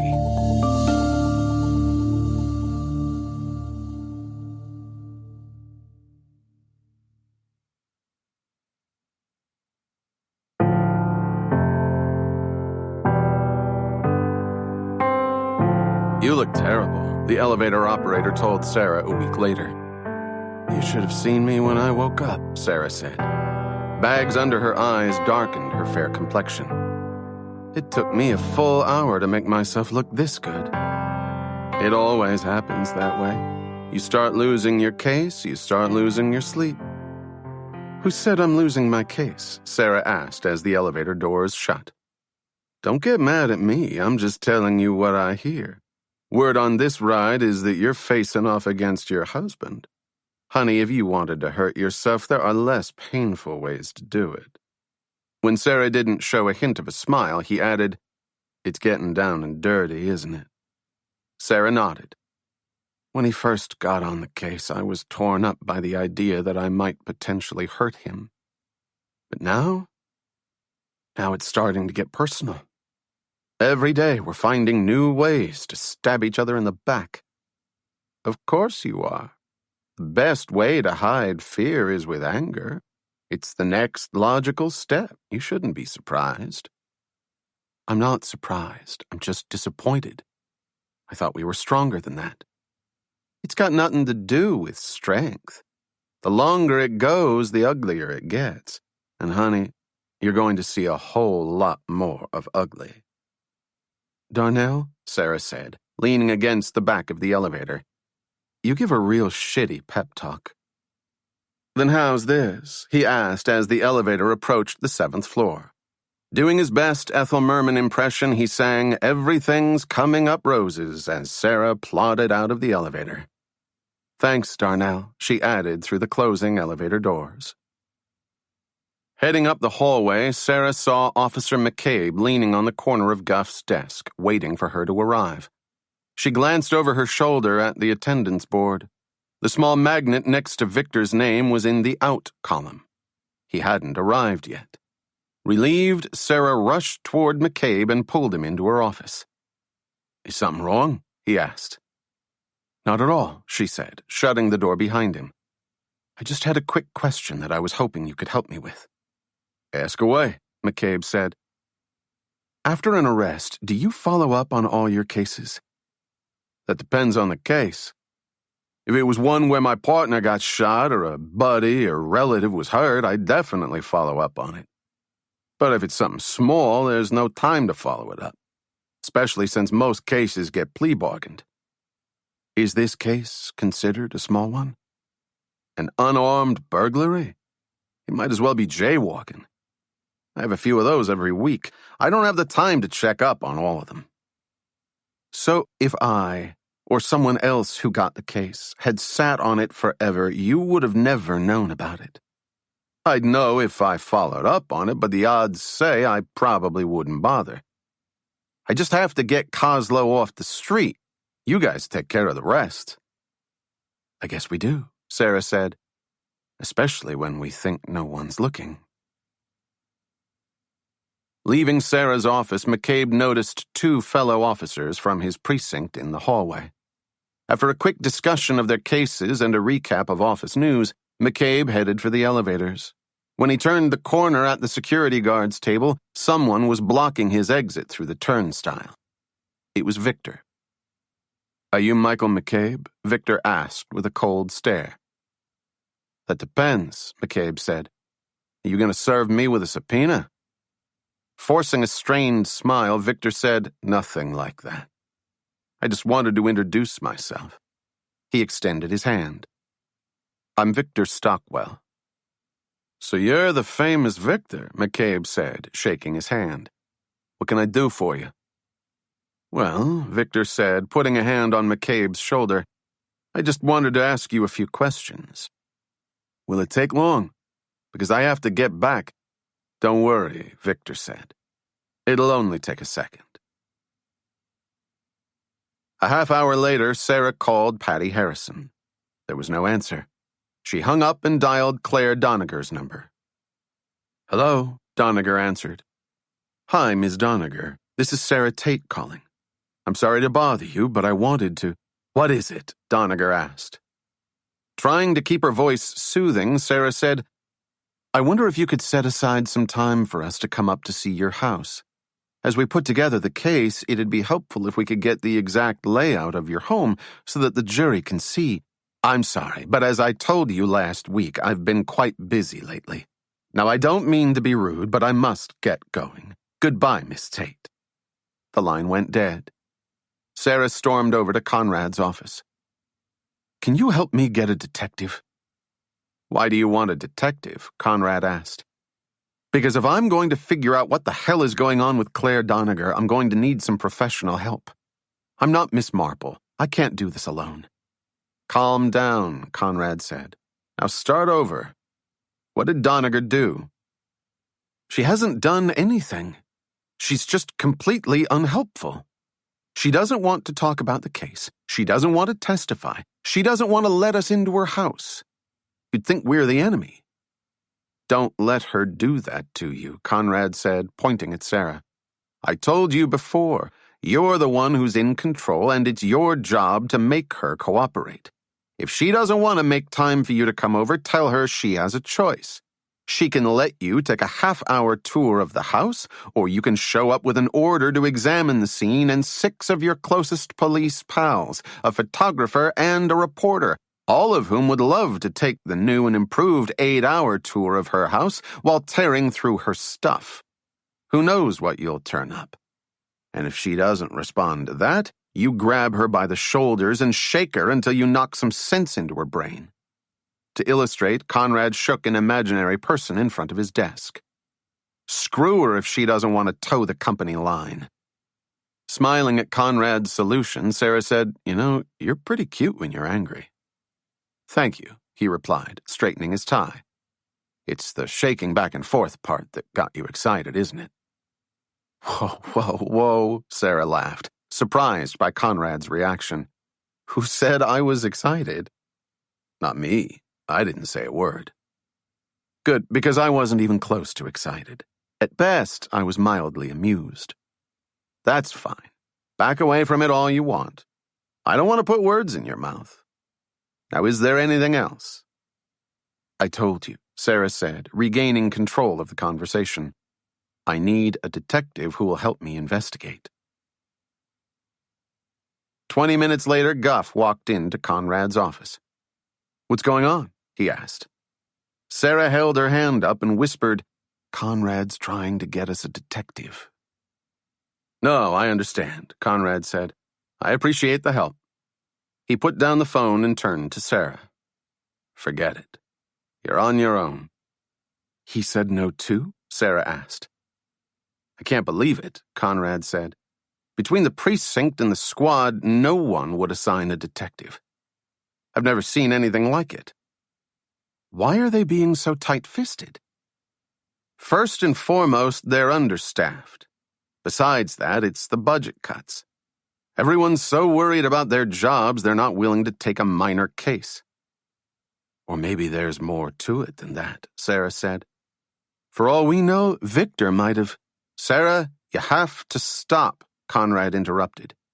"Even Victor doesn't know every detective we're calling." "But he may know all the precinct sergeants who are in charge of assigning those detectives," Sara pointed out. "Big deal," Guff said from the sofa. "I say we go down there tomorrow and have a look around ourselves. We don't need some overrated detective to do the work for us." "I don't know," Conrad said. "I know this may sound strange coming from me, but maybe you should just plead out the case and be done with it. Considering what Monahan said, it's far more important that you don't lose your first case at trial. And based on your witness list, it doesn't sound like you have much to work with." Biting her lip, Sara couldn't help but agree. But ever since Pop's accident, she knew it wasn't about her job. The stakes had been raised. The fight was for Jared. "No," she insisted. "I can't plead out. But if you get rid of this, you can take your other cases, and I'm taking care of the other cases." "Are you?" Conrad asked. "I'm taking care of them," she repeated. "If I can't get a detective on this one, then I'll go up there myself. Tomorrow morning, we'll visit Claire Doniger and see what we can find." At 1:30, Jared headed to Shea Wayne, the firm's private dining room, for lunch. Every day, over 300 employees swapped stories, shared gossip, and stuffed their faces in Shea Wayne's enormous dining area. Sitting alone in the back of the room, Jared ignored the conversations of his fellow employees. He dug into his minestrone soup, his mind focused on the case. Although he didn't want to jinx himself with overconfidence, he was feeling good about his position. Sara still had almost nothing in terms of information, and her witnesses were becoming even more difficult to work with. Things were finally looking good for the defense, and best of all, his wife would be safe. So when he saw Marty Lubetzky enter the room, Jared waved his hand to get his boss's attention. Approaching Jared's table with a tray of food, Lubetzky asked, "What's got you so happy?" "Nothing," Jared said. "I was just thinking about the Ameritex case from last week." "Jared, don't fish for compliments." "I wasn't." "Sure you weren't," Lubetzky said as he set his tray down and took a seat. "Don't worry, though. I got copies of the motions. It was nice work." "Thanks," Jared said. "Now tell me about the Kozlo case. How do things look?" "Good. Very good. I'm still hoping for a dismiss and seal, but I don't think Sarah's going to go for it. How's her case? It's starting to crumble. By the end of the week, I think she'll realize she's stuck with a loser. And as she starts getting desperate, I've got a few more tricks. Resting against the doors of the subway car, Sara knew she was in trouble. From the moment she had taken the case, things had been sliding downhill. And no matter how hard she tried to climb back up, she could feel everything collapsing around her. As the train headed uptown, swarms of commuters packed in, and Sara was pushed to the center of the car. With her back and shoulders pressed against strangers, she started to feel claustrophobic. She opened her coat to cool herself off, but the subway's dry, chalky air caused her to break into an uncomfortable sweat. Closing her eyes, she tried to forget her fellow passengers. She tried to forget about Jared and Kozlo and sunken cheeks. And she tried not to think about her parents and her family and what would happen if she lost the case. But regardless of how hard she tried and how many other things she could shut out, she couldn't stop thinking about Pop. She'd never forget the fear in his eyes when he was wheeled into the hospital room. She had almost lost him, and he knew it. They had broken Pop. That was what she couldn't shake, and unless she could prevent it, that was what they were going to do to her husband. Hold it together, she told herself, clutching the handle of her briefcase. It'll be fine. When the train reached 79th Street, Sara shoved her way out of the car, desperate to get a breath of fresh air. As quickly as she could, she climbed up to the street and finally breathed a sigh of relief. On the walk home, she did her best to convince herself that everything would be okay, that she just needed to calm down and stay focused. But as she turned down her block, she heard someone behind her say, "Hey, Sara, what's going on?" Whirling around, Sara was relieved to see that it was just her upstairs neighbor, Joel Westman. "Sorry, Joel. I thought you were someone else." "Didn't mean to scare you," Joel said as he caught up to Sara. "Are you okay? You look sick." "I'm fine," Sara said as they approached their building. "I think I'm just coming down with a cold. It's been a rough week." "I know what you mean. Work can really get in the way of life," Joel said. "Meanwhile, what happened to your briefcase?" Looking down, Sara saw that someone had scratched the word "win" into the side of her leather briefcase. Her heart skipped a beat. The threat was closer than she had known. Indeed, so close it had been standing right next to her on the subway. Chapter 12. On Thursday morning, Sara stood in front of 201 East 82nd Street, anxiously waiting for Conrad and Guff to arrive. It had been over a week since she had spoken to Patty Harrison, and Sara knew that if she didn't turn up something soon, she was going to have a hard time at trial.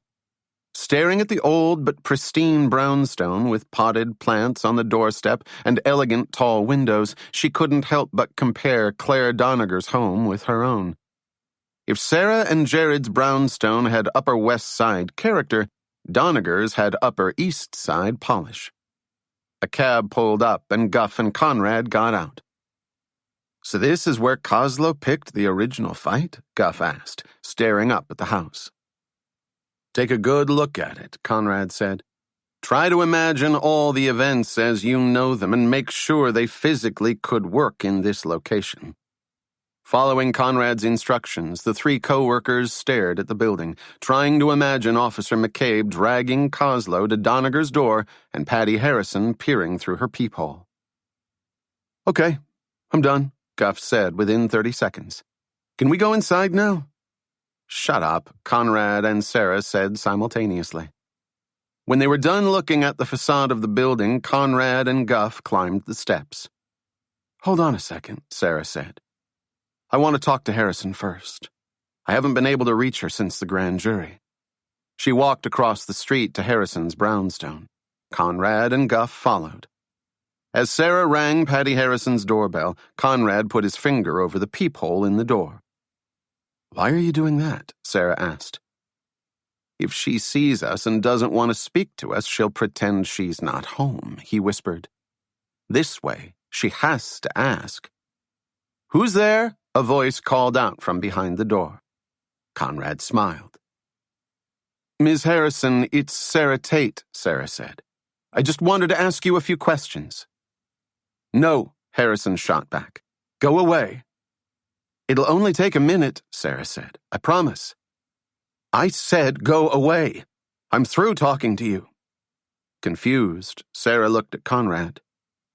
Miss Harrison, is everything okay? She asked. There was no answer. Banging on the door, Conrad said, Ms. Harrison, this is Assistant District Attorney Conrad Moore. I'm giving you two options. You can open the door now, or we can come back with a search warrant, a carload of cops, and a battering ram. Either way, we're coming inside. You don't have probable cause for a search warrant, Sara whispered. She doesn't know that, Conrad said under his breath. Then raising his voice, he yelled, Ms. Harrison, you have 3 seconds to make up your mind. After that, we'll make sure the whole neighborhood knows you're refusing to cooperate with the authorities. 1, 2. The deadbolts clicked and the door opened.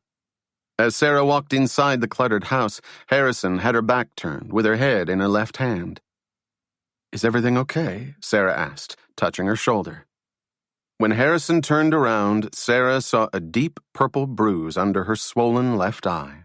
The right side of her bottom lip was gashed, and another bruise marked her right cheek. Harrison's right arm, in a fiberglass cast, hung from a sling around her neck. As soon as Sara saw her, she felt nauseous.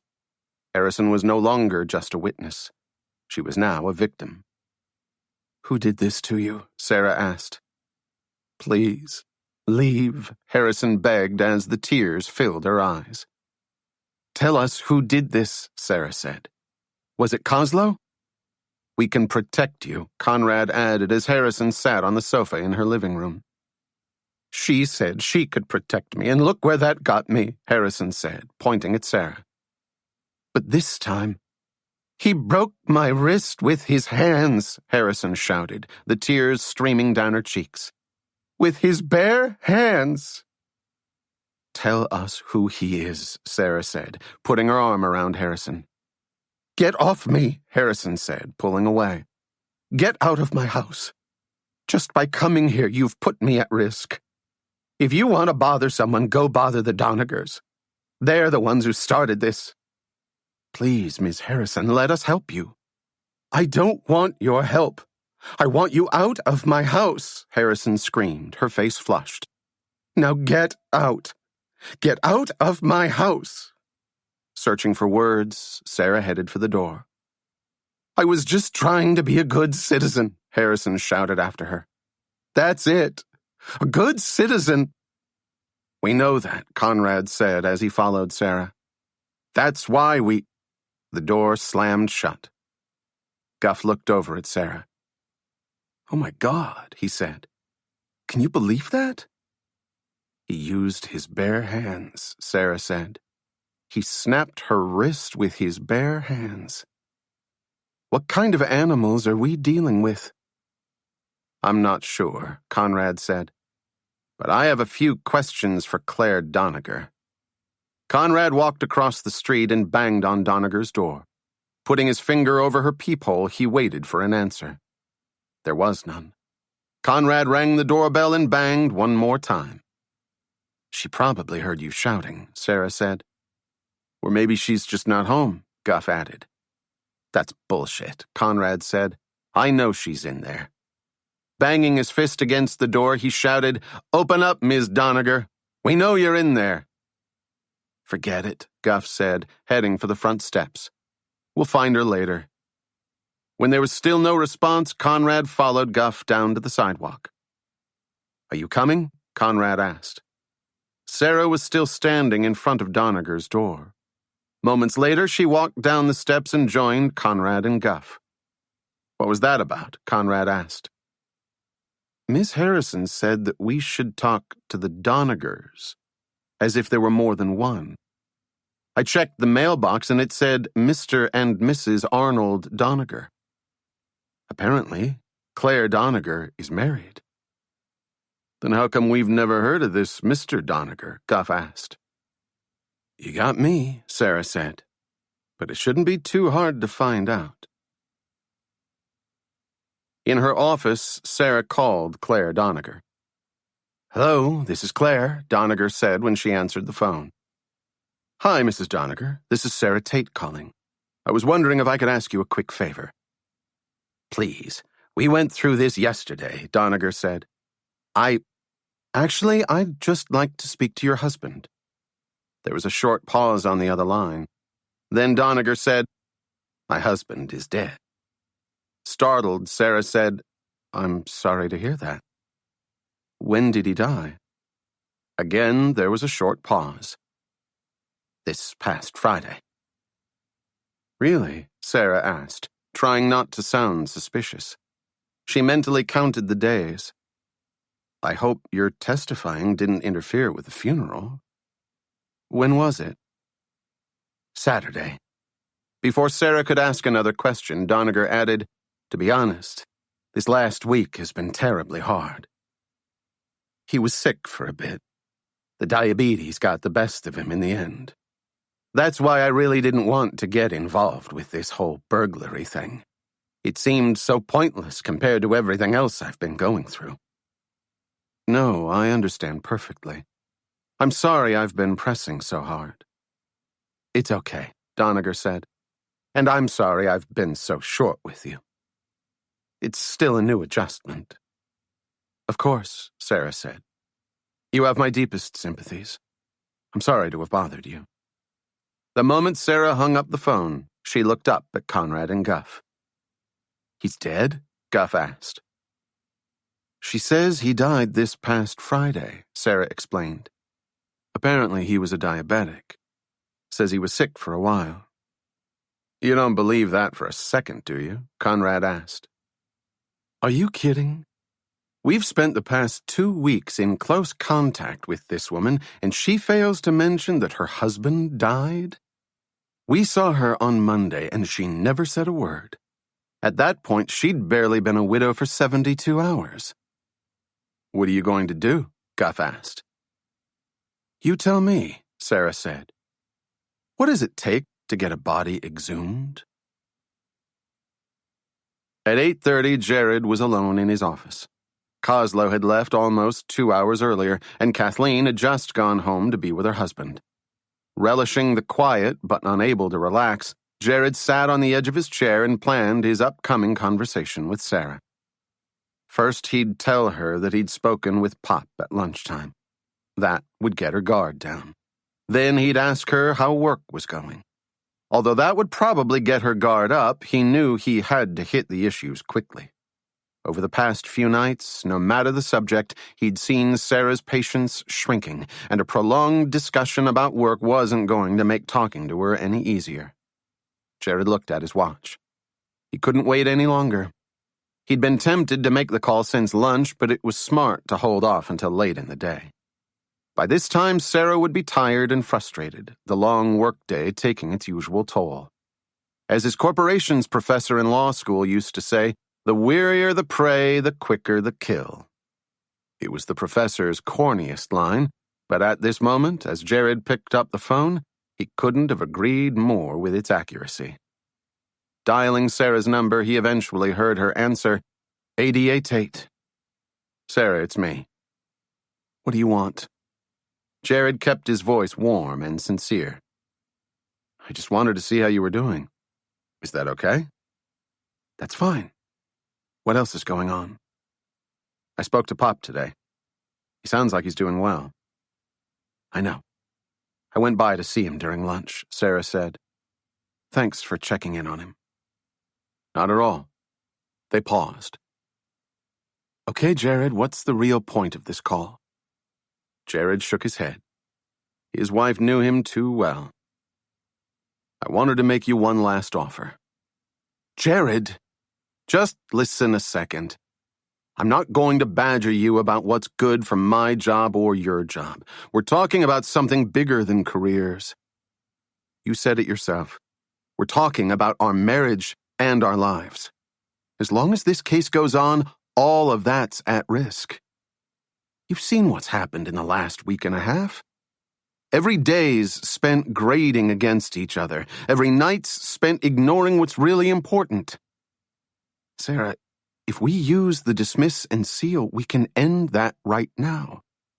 Then we can get back to our lives and our marriage and Pop and everything else we've been trying so hard to juggle. And that's your final offer? The famous dismiss and seal? That's it. After today, I'm starting to prepare the evidentiary motions.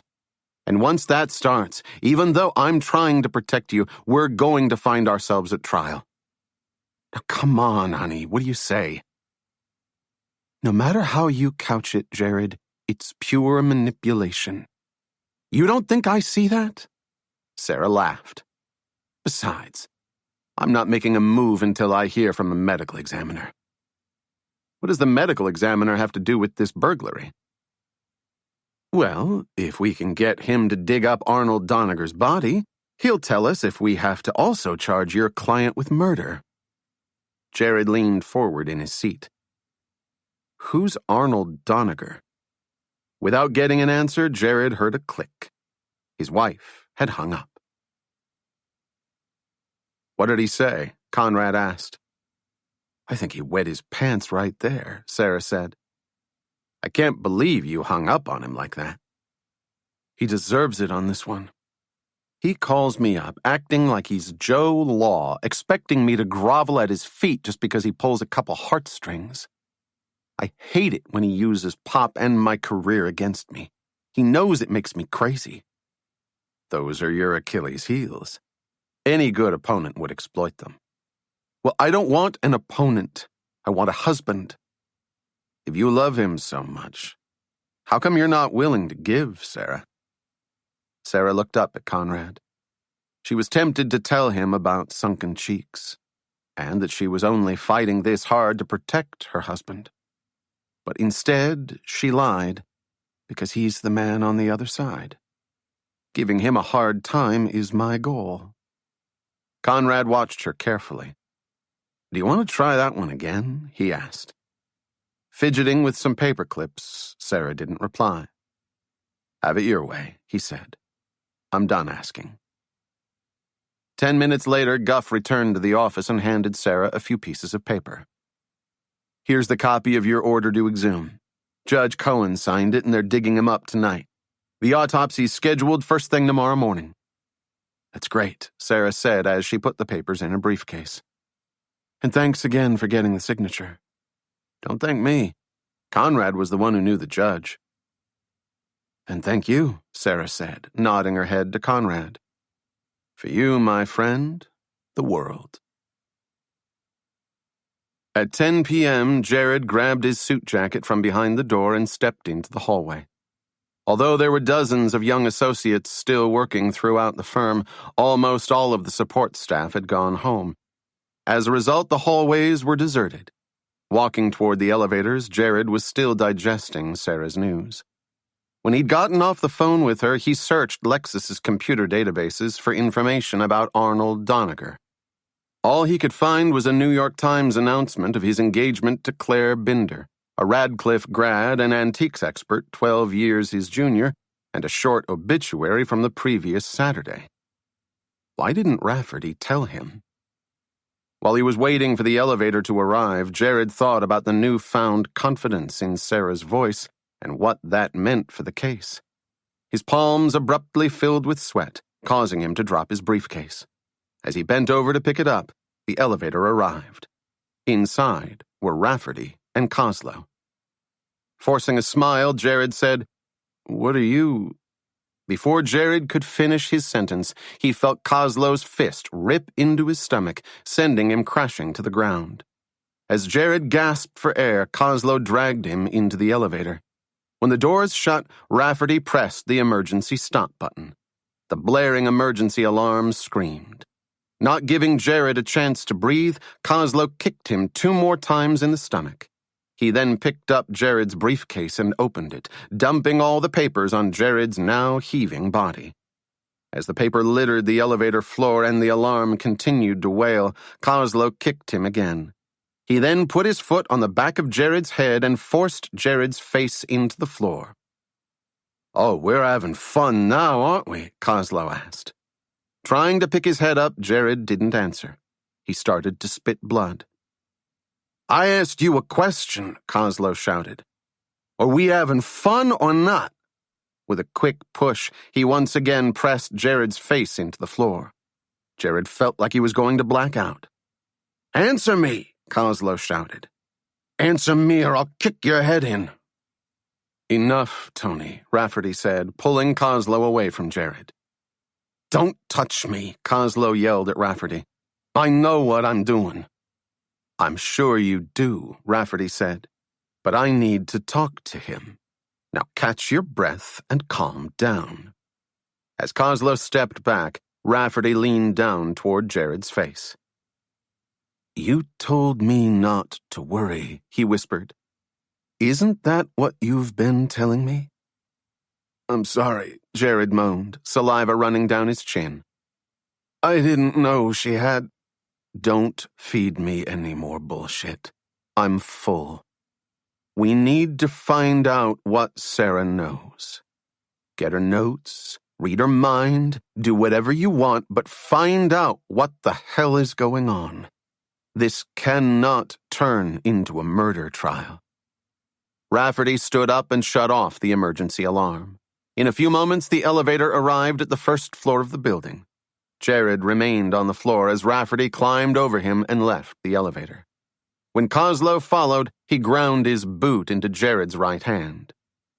"Pick yourself up," Coslow warned, pressing his heel against Jared's fingers. "I mean it," Rafferty added as the doors slid shut. "Tomorrow morning, I want some answers."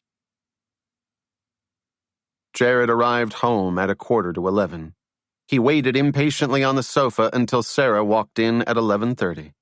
The moment the door slammed shut, Jared was out of his seat, approaching his wife. "Tell me what happened," he said before she had even unbuttoned her coat. "I can't," Sara said. "Now drop it or change the subject." "What's the story with Arnold Doniger?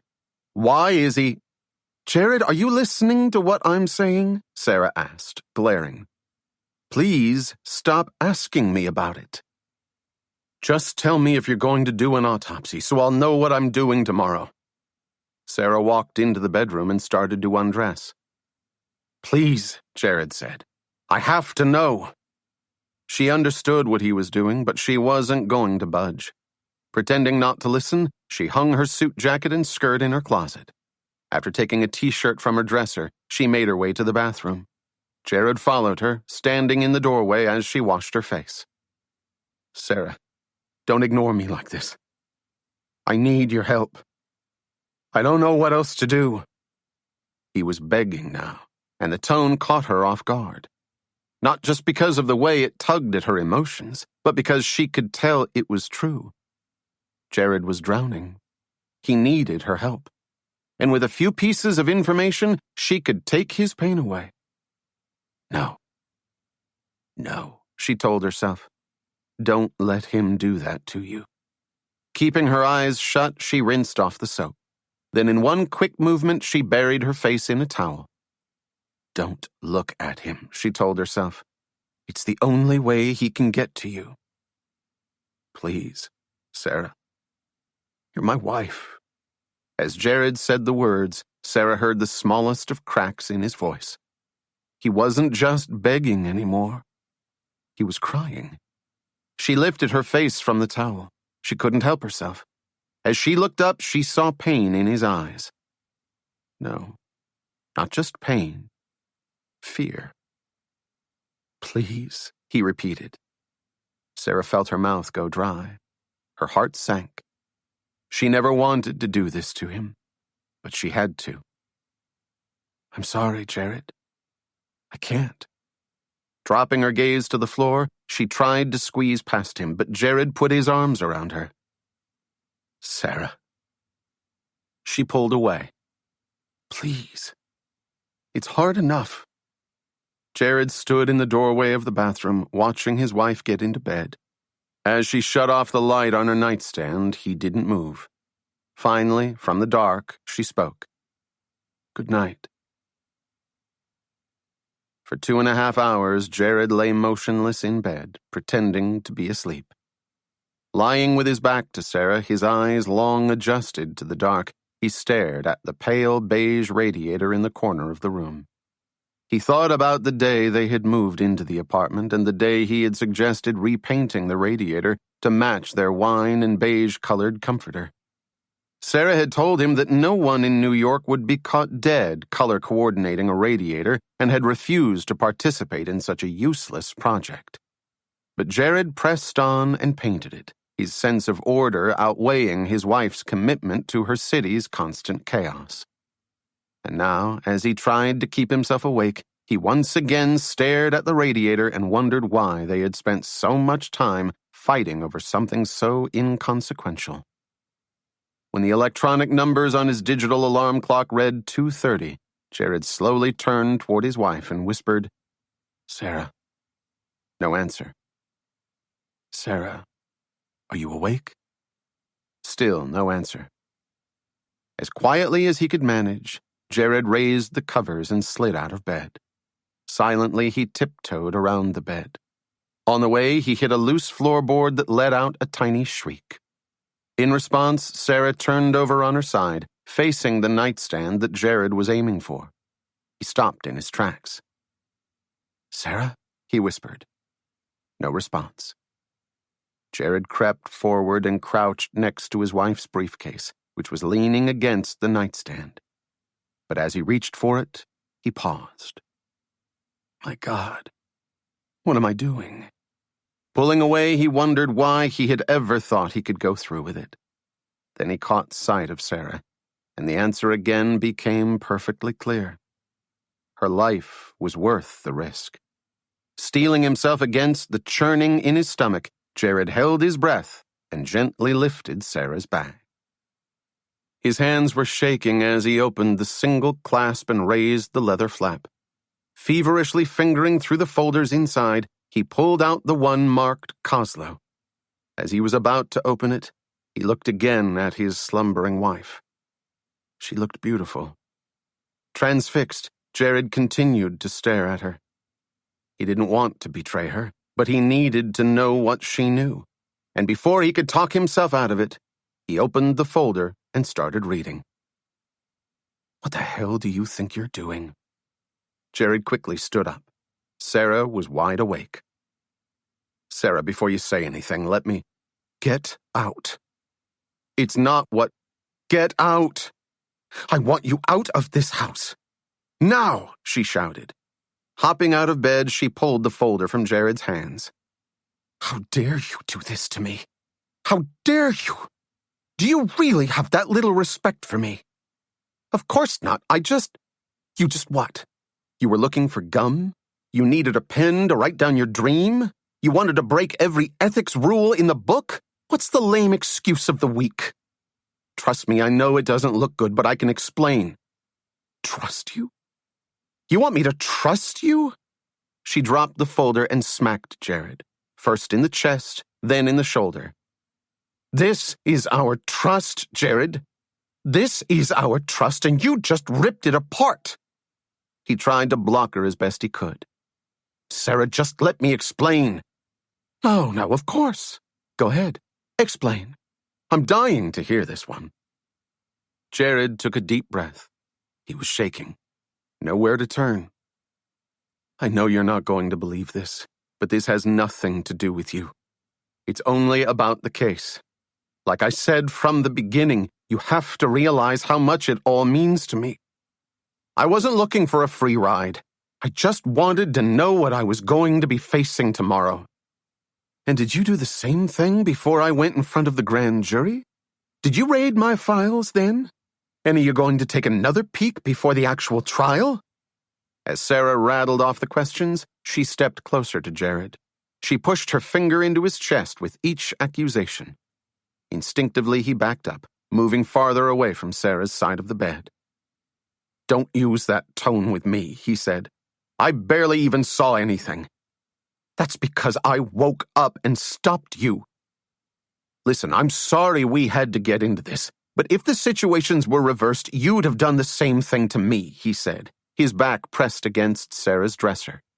Now, if you want me to move out, I'll be happy to oblige, but you better think very carefully before you do anything you'll regret. Sara turned around, reached into the top drawer of her nightstand, pulled out a set of keys, and threw them at Jared. These'll get you into Pop's apartment. Take your stuff and get out of my face. Are you kidding me? Jared asked, stunned. That's my decision, Sara said. Now leave. Are you sure you... Get out. Now. He shook his head with confused rage. You're going to regret this one. We'll see. He stormed to his closet with his jaw clenched. Wait until she's alone, he thought. Then she'll see she overreacted. In a blur of hostility, he pounded from room to room until he was done collecting suits, toiletries, and enough clothes to get him through the weekend. But it wasn't until he was finally ready to leave that Jared realized what was happening. As he carried his black hanging bag to the door, he saw Sara sitting in the dark of the living room. Her briefcase was leaning against the couch. Instantly, rage gave way to reality. I'm going, he said in a soft voice. She didn't respond. Sara, I heard you. Jared put his hand on the doorknob. I just want you to know I'm sorry. You should be. I am. I really am, he said. He didn't want to leave now, but he had no idea what to say. Searching for the perfect words, he came up empty. Finally, he blurted, Are you sure you want me to go? Again, Sara didn't respond. She watched him carefully. He looked so vulnerable as he stood there, his hanging bag sagging from his shoulder. An awkward silence filled the room. Jared tried to read his wife's blank expression. Slowly, he lowered his bag to the floor. Don't do that, Sara said. But you... I'm not changing my mind, Jared. I want you out. That was it. She wasn't going to take it back. Turning away, Jared opened the door. Without another word, he was gone. The first thing that hit him was the silence. He was unfazed by the photographs of Sara and her parents that decorated the long walls of the entryway. He barely registered the familiar stale smell that was reminiscent of his own grandparents' house. But as he entered Pop's modest apartment on East 76th Street, the one thing Jared couldn't ignore was the piercing silence. Hello? He called out just to make some noise. Anybody here? No one answered. With his hanging bag still slumping from his shoulder, Jared dragged himself inside and dropped his belongings. He headed quickly to Pop's bedroom and just as quickly decided that he didn't want to sleep in Pop's bed. It didn't feel right. After hunting around for the linen closet, Jared pulled out some sheets and a blanket, opened the sleeper sofa, and made his new bed. All he had to do was lie in it. It's only until the case is over, he told himself. That's all she meant, isn't it? Unwilling to face the answer, he walked back up the entryway and double-checked the lock on the front door. Unlike the door in his own apartment, which had 2 different deadbolts as well as a chain, Pop's front door had only a single lock, the same one that had originally been in the door when Pop moved in almost 20 years ago. For Pop, the single lock was more than enough to make him feel safe. For Jared, it was an entirely different story. Jared wasn't worried about a lock. He wasn't even worried about himself. He was worried about his wife. And the longer he was gone, the less Sara was protected. Returning to the living room, Jared picked up the phone from the coffee table and dialed his home number. Come on, honey, pick up. The phone rang again. Come on, Sara, I know you're there. And again. Are you there? And again. Where are you? And again. Sara, now you're scaring me. Are you... Hello? She finally answered, her voice groggy and hoarse. Sorry to wake you. I just wanted to let you know I got in okay and that—" Sara hung up. Jared quietly put down the phone. She was safe. For now. She hadn't been able to sleep since his phone call. She was fine when he left the apartment, and she was fine when she didn't know where he was, but from the moment he called to say he was okay, she couldn't relax. Maybe it was the sound of his voice, or maybe it was her conscience. Either way, it was finally starting to sink in. She'd have to do this one alone. At 4:30 in the morning, Sara was still wide awake. First, she tried a cup of hot tea with some warm milk. Then she tried listening to classical music. Then she wondered if there was something else she was missing. In her experience, she knew that if she couldn't fall asleep, it was either because she was still reliving the previous day, or because she was afraid of facing the coming one. In this case, Sara realized that both statements were true. And as she instinctively curled up to the pillows on Jared's side of the bed, she knew it wasn't going to be an easy night. "What did he die of?" Walter Fawcett asked bluntly the following morning. A heavy, rough-spoken man with a thick mustache and even thicker glasses, Fawcett was one of the 10 medical examiners assigned to perform autopsies in Manhattan. Standing outside the autopsy room in the basement of the office of the chief medical examiner, Fawcett and Sara went over the details of Arthur Doniger's death. According to his wife and his death certificate, he went into a coma brought on by his diabetes, Sara explained, rubbing her bloodshot eyes. Apparently his blood sugar was too low. Earlier you said the paramedics brought him in. Was there anything significant in their report? Handing Fawcett a copy of the report, she explained, according to this, Arnold was acting a bit cranky throughout the night of his death. His wife said he regularly had fits of anger caused by his diabetes, so she just assumed his blood sugar was low and gave him some apple juice and a granola bar. A few hours later, right before he went to bed, she saw him give himself a shot. When she wakes up the next morning, he's lying dead next to her. She freaks out and calls an ambulance. End of story. That's never the end, Fawcett said. We'll find more. When he was done looking at the report, he handed it back to Sara. You staying for the autopsy? Lost in her own world, Sara didn't reply. Fawcett snapped his fingers in front of her face. You with us here? He asked. Huh? Sara asked, jolted back to reality. I'm sorry. What did you say? 1, I asked if you're staying for the autopsy. 2, I'm asking what's got you so preoccupied. Nothing really. Just another part of the case, Sara explained. And as far as the autopsy goes, I have to be in court by noon, but I was hoping I'd be able to watch. Everyone in the office said it'd be helpful to see how one's done. They don't know what they're talking about, Fawcett said as he headed toward the autopsy room. But if you think it's critical, go put on some scrubs. They're doing an autopsy? Rafferty asked as he took a seat in front of Jared's desk. According to the one file I did see, they dug the body up last night and they're dissecting him this morning, Jared said. And that's when she caught you? Coslow asked from his usual chair in the back of the office. Oh man, you must have... That's enough, Jared interrupted. I don't want to hear it. Lame move, buddy. I'll take care of it, Jared said.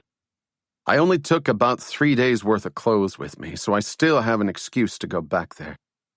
Besides, it's not like she changed the locks. Not yet, Coslow said. Is there anything we can do to stop the autopsy? Rafferty demanded. We can try to block it, but personally, I think that'll do more harm than good.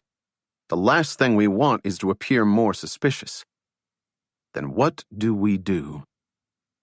We schedule our own autopsy, which will hopefully contradict the findings of their pathologist. Conflicting reports always confuse a jury. Besides that, the best thing we can do is wait. I know that makes you crazy, but there's no reason to get excited until we know what they find. What if they find something suspicious? Coslow asked. That depends, Jared said. If it's a debatable issue, the pathologist we hire might be able to downplay it. But if they can link it directly to you, they may charge you with murder. I told you. I don't want this turning into a murder trial, Rafferty interrupted. Well, sorry to disappoint you, but that's out of my control at this point. When Sara and Fawcett were done scrubbing up, Fawcett handed her a piece of spearmint gum. Chew this, he said. Huh? Sara said, taking the gum. You're not supposed to bring in food or drink, but it'll keep you from getting nauseous. The smell can turn stomachs. I'll be fine, Sara said as she pocketed the gum and pulled her surgical mask in place. I've been inside a mortuary before. Shrugging, Fawcett walked toward the autopsy room. The enormous, immaculately clean room was sectioned into 8 individual working areas and contained 8 autopsy tables. The metal tables had hundreds of small holes to drain internal fluids away from the body. At the moment, 3 other autopsies were taking place. When Fawcett opened the door to the room, the stench of decomposing bodies hit Sara like a freight train. As she frantically reached for the gum, she caught sight of Arnold Doniger's unearthed remains.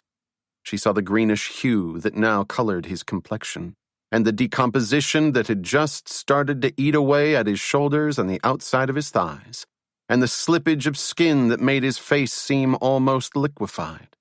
Before she could even get the gum out of her pocket, Sara lurched forward and vomited into her surgical mask, causing a stream of discharge to run down the front of her hospital gown. Fawcett immediately pulled Sara out of the room to avoid contaminating the area. Watching her clean up in a metal sink next to the autopsy room, he asked, Would you like that piece of gum now? I think so, Sara said as she spit out the remainder of her breakfast.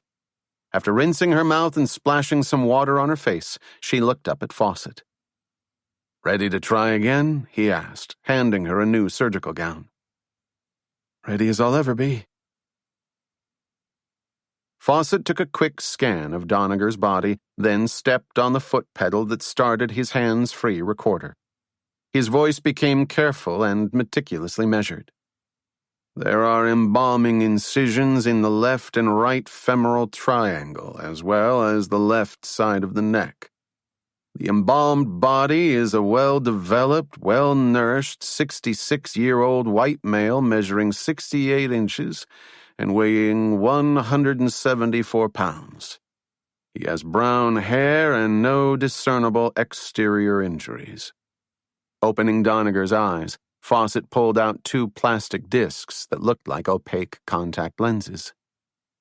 What are those? Sara asked. Eye caps, Fawcett said. Mortician's favorite trick. They're lenses with ridged teeth on them. That's what keeps your eyes closed, permanently. Nasty, Sara said. But they work, Fawcett replied. I just hate having them in there. Personal taste.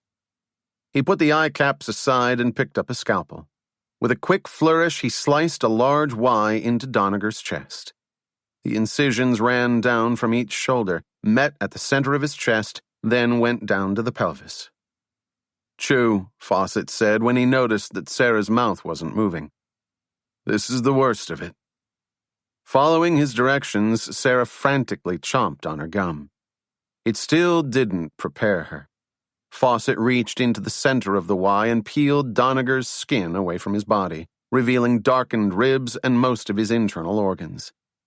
That's when the sweet, alcoholic smell of the embalming fluid hit. You still there? Fawcett asked. I think so, Sara muttered. All she tried to think of was the freshness of her spearmint gum. Good. Because I was lying. This is the worst part. He put down his scalpel and picked up 4-foot-long stainless steel cutting shears. For a gardener, it cuts heavy branches. For me, it's just as good on old bones. He then went to work on Doniger's ribs, cutting through the lowest ribs and working his way up. Each crack was like a wooden bat against a baseball. To clean it up, he drew the breastbone away from the heart, then pulled away 5 ribs that were lodged in the diaphragm.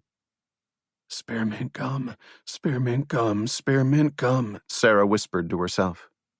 When the ribs were gone, Fawcett took a survey of the now easy-to-reach organs. Nice, he said, seeming pleased. They didn't trocar him much. Most of it's intact.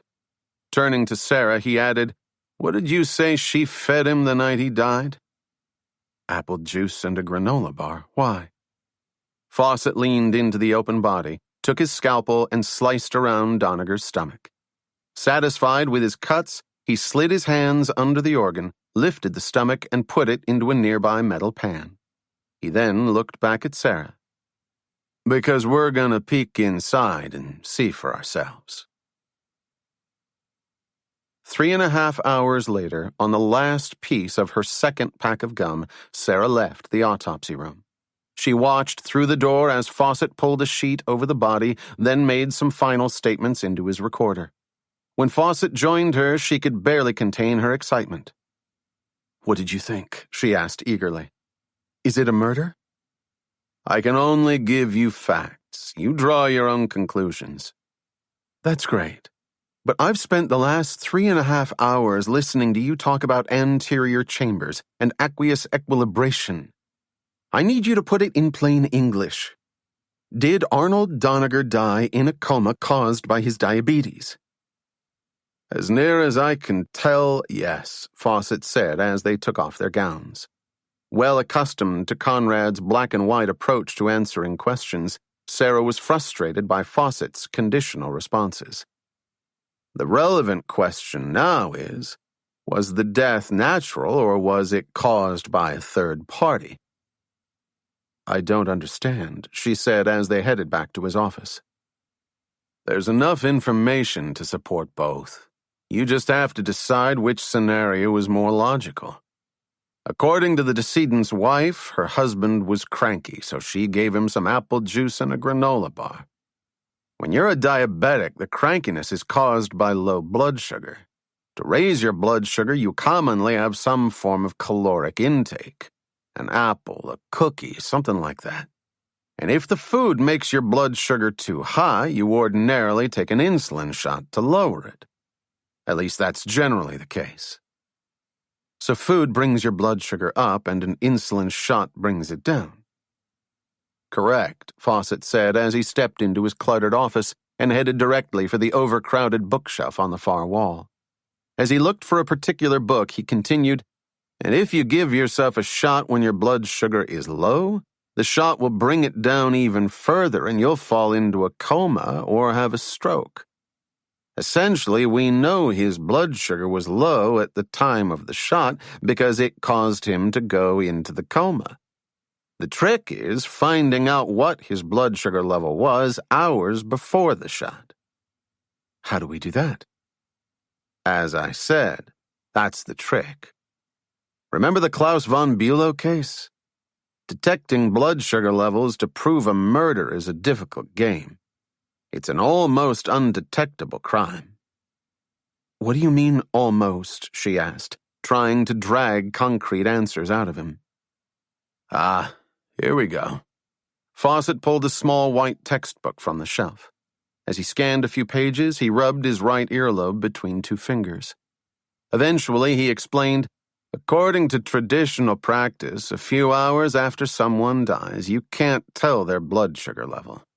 It's undiscernible in most of their body.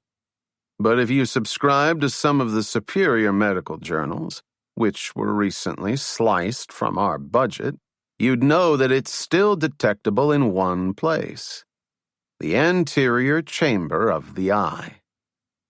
Are you telling me that when you were dissecting Arnold's eyes, you were actually measuring his blood sugar level? Science can only give you the facts if you know where to look, Fawcett replied. Equilibration in the eye is very slow, so the fluids of the eye don't match the fluids of the rest of the body. As a result, while the fluids in your body may dissipate, the fluids in your eye linger and leave a mark that's as clear as a fingerprint, which allows us to track the body's blood sugar levels. And what did Arnold Doniger's eyes say? She asked anxiously. They said his blood sugar was normal. But you have to remember that the eyes are always a little bit behind the rest of the body, which means that if he died of low blood sugar, which is strongly suggested by the autopsy results, his blood sugar dropped precipitously in the end. But doesn't that support Claire's story that his blood sugar was low and that's why she gave him the juice and the granola bar? Don't lose sight of the facts. You saw what was in his stomach. There were no signs of food. He hadn't eaten for several hours. So they starved him, and then when his blood sugar was low enough, they gave him a shot of insulin and finished him off? Or they gave him an overdose of insulin. That's if a third party caused the death. Either way, it's a wonderful way to kill someone. As a pathologist, even if I'm diligent enough to check the eyes, it's still difficult to reach a solid conclusion. Whoever did this, you have to admire their ingenuity. Sara nodded. What about pinpointing the time of death? According to my theory, he died about 4 days earlier than his wife says. Any way to prove that? That'd be simpler if he was a fresh kill, but he's been in the ground for almost a week. Were there any odd smells reported by the paramedics when they came to get the body? I don't think so, but I'll ask, Sara said. Anything else suspicious? Actually, there was some tearing in the lining of the brain, which is sometimes the result of intense cold or freezing temperatures. But since the brain is now mostly a mass of decomposed mush, I'm not convinced that's what caused it. It did strike me as odd, though. As she processed the information, Sara glimpsed Fawcett's clock. It was almost 11:45. I'm late, she blurted, leaping out of her seat. As she rushed to the door, she added, Let me ask you one last question. Do you think your findings are convincing enough to prove that Arnold Doniger was murdered? You're the one who draws the conclusions. Were you convinced? Sara opened the door and smiled wide. Thoroughly. Now all we have to do is convince the jury. Running up the steps of 100 Center Street, Sara glanced at her watch and cursed the New York City traffic that had held her taxi hostage for the past half hour. It was now almost 12:15, which meant she was already 15 minutes late for Coslow's arraignment. Hoping that Coslow still hadn't entered his plea, she darted into the building, through the metal detector, and took the elevator to the 11th floor. She read room numbers as she ran and headed up the hallway until she reached room 1127. Pausing in front of the courtroom, Sara took a moment to catch her breath. The much-needed mini break made one thing clear. If she didn't go to the bathroom soon, she was going to explode. Looking through the glass window in the door of the courtroom, she saw that Coslow was seated on the left side of the room. He still hadn't been called, which meant the proceedings were running late. She raced for the bathroom. Inside, she headed straight for the first of the 4 bathroom stalls. Moments later, she heard someone else enter the bathroom and turn on the water at one of the sinks. Curious, Sara peeked through a crack in the door. But by the time she got a good look at the sinks, the person was gone. Sara was startled by a loud knock on the door of her stall. Who is it? She asked nervously. It's me. Rise and shine. The familiar voice sent a chill through Sara's chest, and there, peering over the top of the stall, was the man with the sunken cheeks. She jumped to her feet, readjusted her clothes, and barreled out of the stall. Sunken Cheeks was leaning against one of the sinks, waiting for her. Caught you with your pants down, huh? He asked as she charged toward him. What the hell are you doing here? Just checking up on my investment. Before Elliot could finish his sentence, Sara swung her briefcase through the air, attempting to hit him in the face. Raising his hand to block her attack, he caught her briefcase in midair. Nice briefcase, he said. He threw it to the floor. I see you rubbed my message out. Stay away from me. You're not the one I care about, Sara. Although I'm glad you kicked your hubby out. Don't you dare touch him. Elliot grabbed Sara by her lapels. Don't tell me what to do. He shoved her backwards, sending her crashing into the stall. Tripping over the toilet, she banged her head on the back wall. As Elliot left the bathroom, he added, By the way, check out Doniger's basement. You'll like what you find. Picking herself up as fast as possible, Sara raced after Elliot. But by the time she reached the hallway, he was gone. Damn, she said, vigorously rubbing the bump on the back of her head. Her heart was drumming as she peered through the window in the door of the courtroom. To her surprise, Jared and Kozlo were standing at the defense table addressing the judge. With a sharp tug, she pulled open the door. When she walked into the room, she heard the clerk of the court ask Jared, How does your client plead, sir? Guilty or not guilty? Wondering how the arraignment was proceeding without her, Sara headed briskly to the front of the room. Maybe she should shout an objection, she thought, her mind scrambling for a solution. But as she was about to open her mouth, she noticed that Conrad was sitting at the prosecutor's table. Nodding, she offered a silent thank you to her mentor. Not guilty, Jared said, standing next to Kozlo at the defense table. In response, Conrad approached the bench and handed a bundle of papers to the judge. Without saying a word, Sara sat at the prosecutor's table. Glancing to her left, she locked eyes with Jared. He looked haggard, with heavy bags under his eyes. He clearly had had a rough night. Purposely turning away, Sara waited for Conrad to return to the table. When he sat down next to her, she whispered, Thank you. The autopsy ran longer than I thought, and traffic was... Don't sweat it, Conrad interrupted. You're just lucky Guff had copies of your files. He's the one who really saved your ass. Turning around, Sara saw Guff in the front row of the spectator section. He winked at her. The motion day is set for 2 weeks from today, the judge announced from the bench. Report to Part 31 on October 3rd. The case will be heard by Judge Bogdanos. When the judge banged his gavel, Jared approached his wife. Nice to see you. I was starting to get worried. I had some extra work to do, Sara said. You mean the autopsy, Jared said definitively. Exactly. So what did they find? I don't think she has to answer that, Conrad interrupted, standing from his seat. Annoyed, Jared said, You must be Conrad. And you must be Jared. That's right, her husband. And last I checked, Sara was able to answer questions for herself. Well, last I checked, defense attorneys knew that they shouldn't expect shortcuts. So stop begging for autopsy results you're not entitled to yet. I didn't realize this was your case, Jared said. It's not, Sara said, stepping between the two men. Conrad, back off. Jared, we'll discuss this later. Whatever you want, Jared said, still staring at Conrad. Give me a call when you're ready. Motioning to Conrad, he added, Nice to meet you. You too, Conrad said coldly. As Jared and Kozlo walked out of the courtroom, Sara looked at Conrad. What was that about?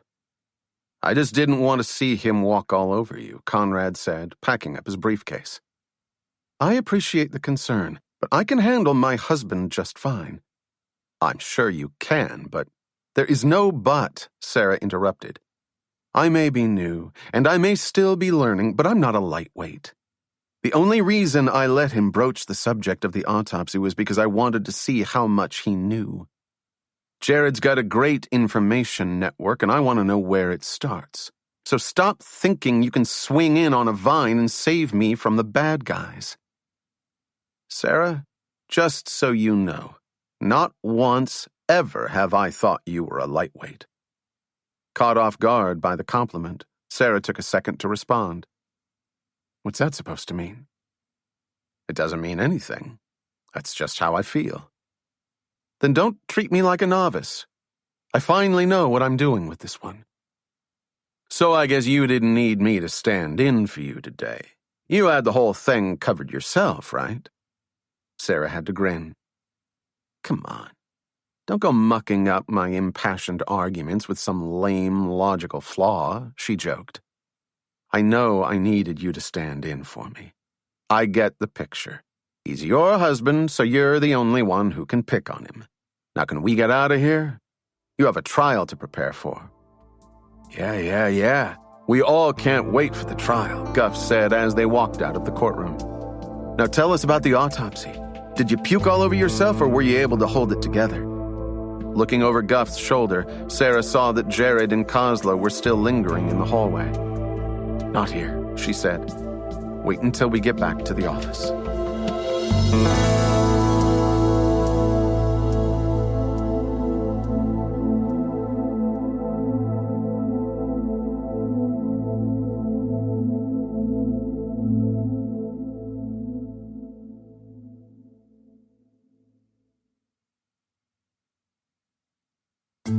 If they were going to be convinced it was murder, she wanted them to reach that conclusion themselves. When she was done explaining, Conrad said, "So his stomach was completely empty?" Sara nodded. "Then she couldn't have given him anything to eat," Conrad continued.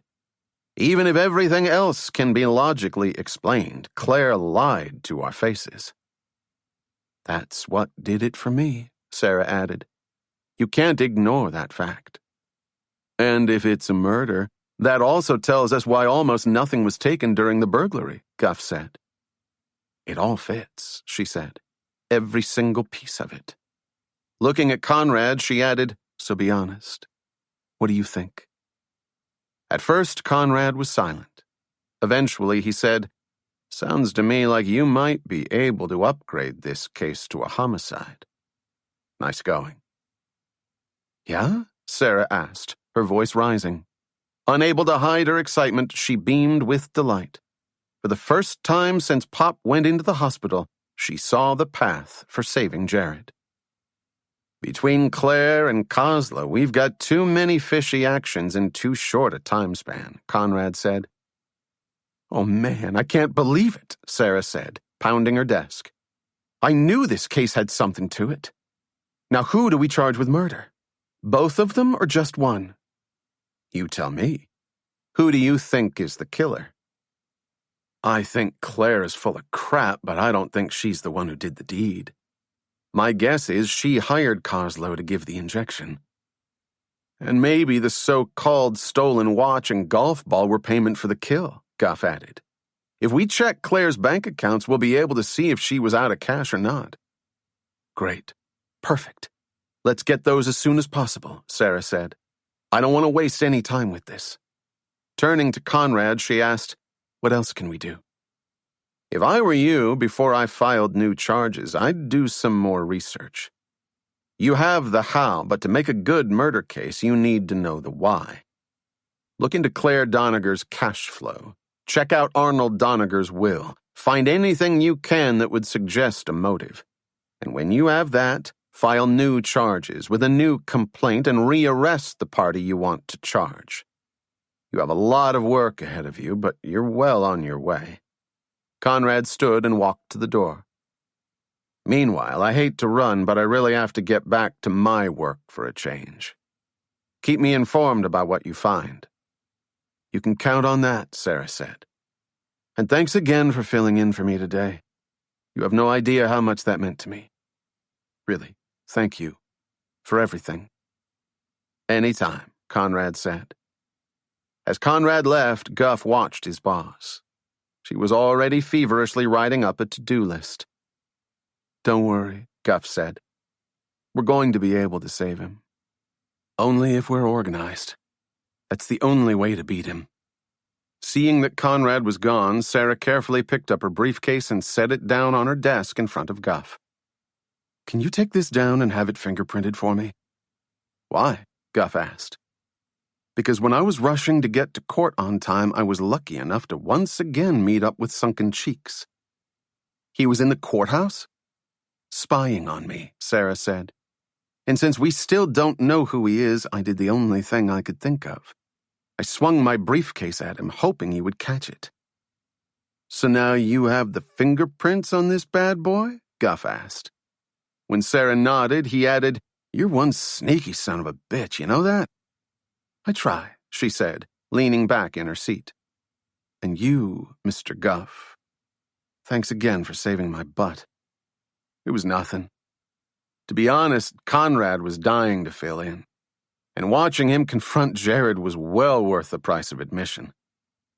I still don't understand why he did that. What's to understand? He's got the hots for you. Oh, please. Conrad's got no hots.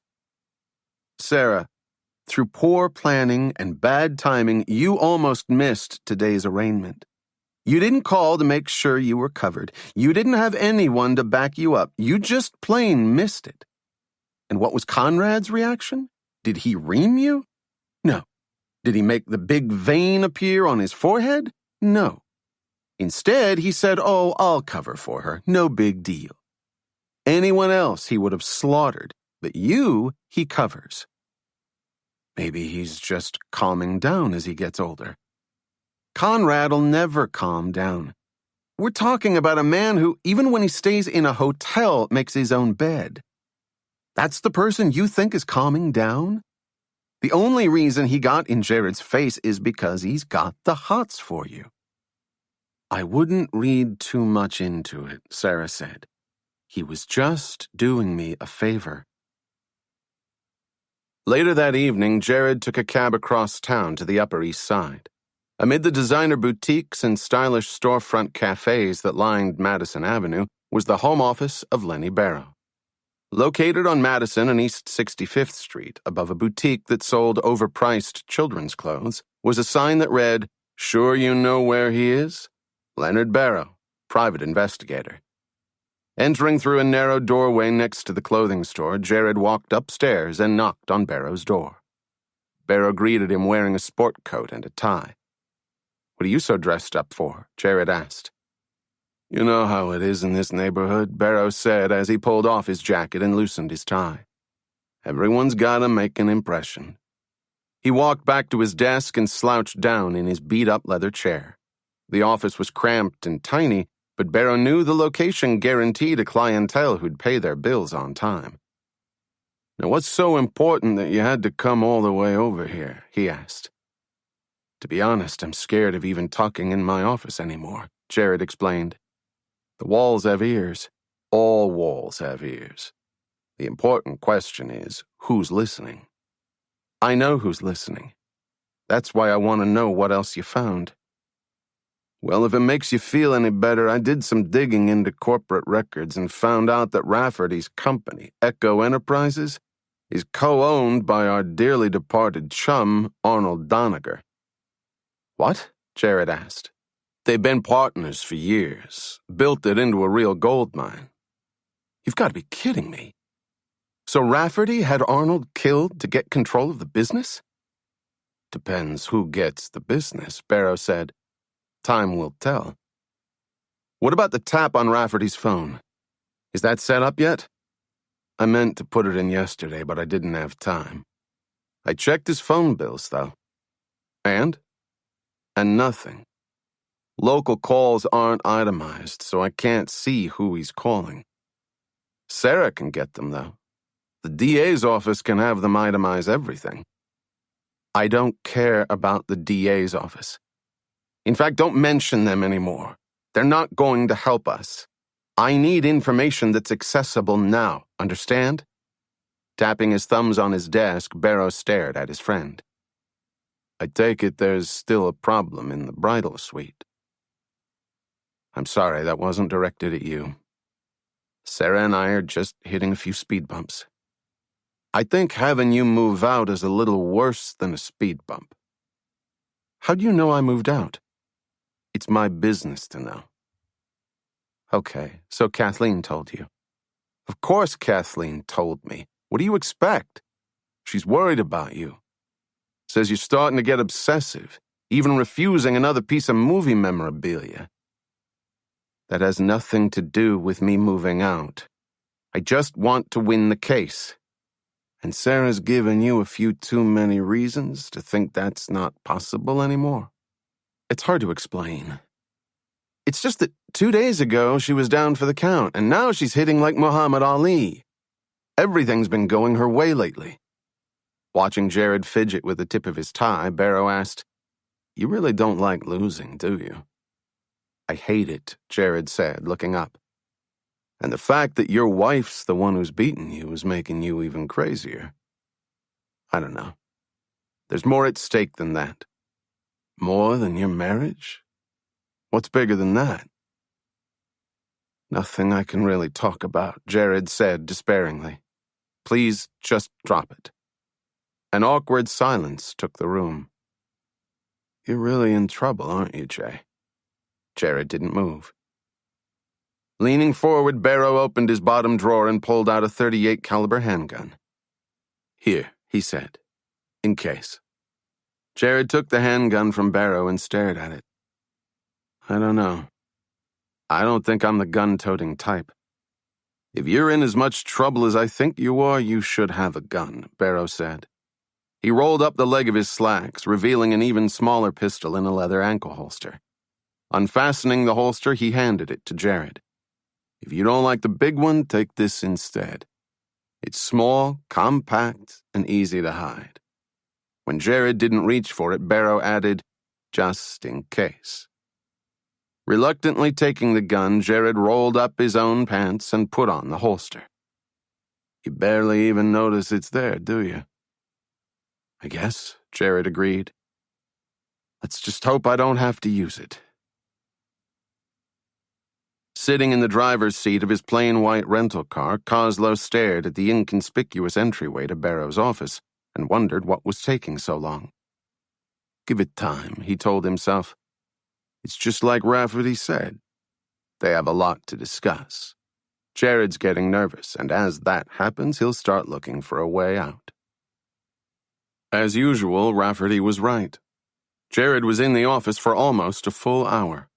When he did finally leave, Coslow watched him disappear up the block. He seemed even more tense than when he had walked in.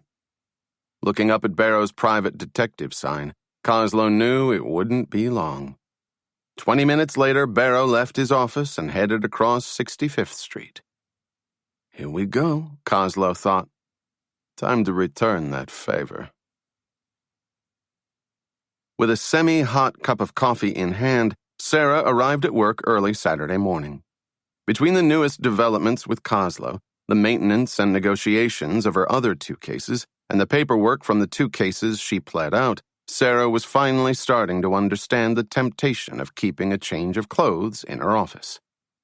Putting the coffee down on her desk, Sara picked up the phone and checked her voicemail. The only message was from Tiffany, who wanted to know why Sara hadn't picked her up from school yesterday. Oh no, Sara said as she listened to the message. Replacing the receiver, she tried to think of a way to make it up to her. Sara then flopped in her chair and kicked her feet up on her desk. This is going to be a great day, she thought, putting Tiffany out of her mind. Pop was feeling better.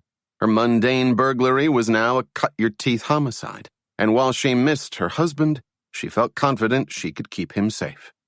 For the first time in months, Sara was flushed with confidence. It was all going to work out. 10 minutes later, Guff stuck his head into Sara's office. He took one look at her and asked, "What flavor canary did you eat last night?" Can't I just be in a good mood for once? Actually, I was going to ask you the same thing, Guff said with a mischievous smile, because today's your lucky day. Darting out to the hall, Guff shouted, "Bring it in, boys!" He high-stepped back into Sara's office, followed by 2 delivery men carrying a brand-new olive-green vinyl sofa. You actually got one, Sara said in disbelief. How'd you pull this one off? As the men put the sofa down on the right-hand side of the room, Guff explained, Let's just say we owe the cute little redhead in purchasing a favor. What did you do? Go out with her? Exactly the opposite. I promised her I wouldn't call her for 6 weeks. She tried to make it a full 2 months, but I held my ground. You sure did, Sara said. She sat on the sofa and patted its cushions. Ooh, genuine American vinyl. Nothing but the shiniest from my boss, Guff said as the delivery men left the office. And that's not even the best part. Guff reached behind his back and pulled something from his back pocket. Guess what I'm holding in my hand right now? Sara thought for a moment. A giraffe? Smaller. A canoe. Smaller. A shrunken head. Smaller, depending on how shrunken it is. A magic lasso that makes you tell the truth. Oh, you're never going to get it, Guff said. The paperwork came in during your first week, and although you're supposed to pick it up yourself, I fudged the rules and picked it up for you. You were so busy, I figured. Just give it to me already, Sara demanded. Okay, close your eyes, Guff said as Sara obliged. On 3. 1, 2, 3. When Sara opened her eyes, she saw what Guff was holding. An official gold badge with the words Sara Tate, D.A., and New York County engraved into it. Sara's badge seemed to sparkle in the morning light. Congrats, Guff said, handing her the badge in its black leather case. You're officially an assistant district attorney. Mesmerized, Sara couldn't take her eyes off of her newest form of ID. Incredible, she finally said. I feel like a cop. And now you can do all those cool cop things like walk onto a crime scene and get good seats at the movie theaters.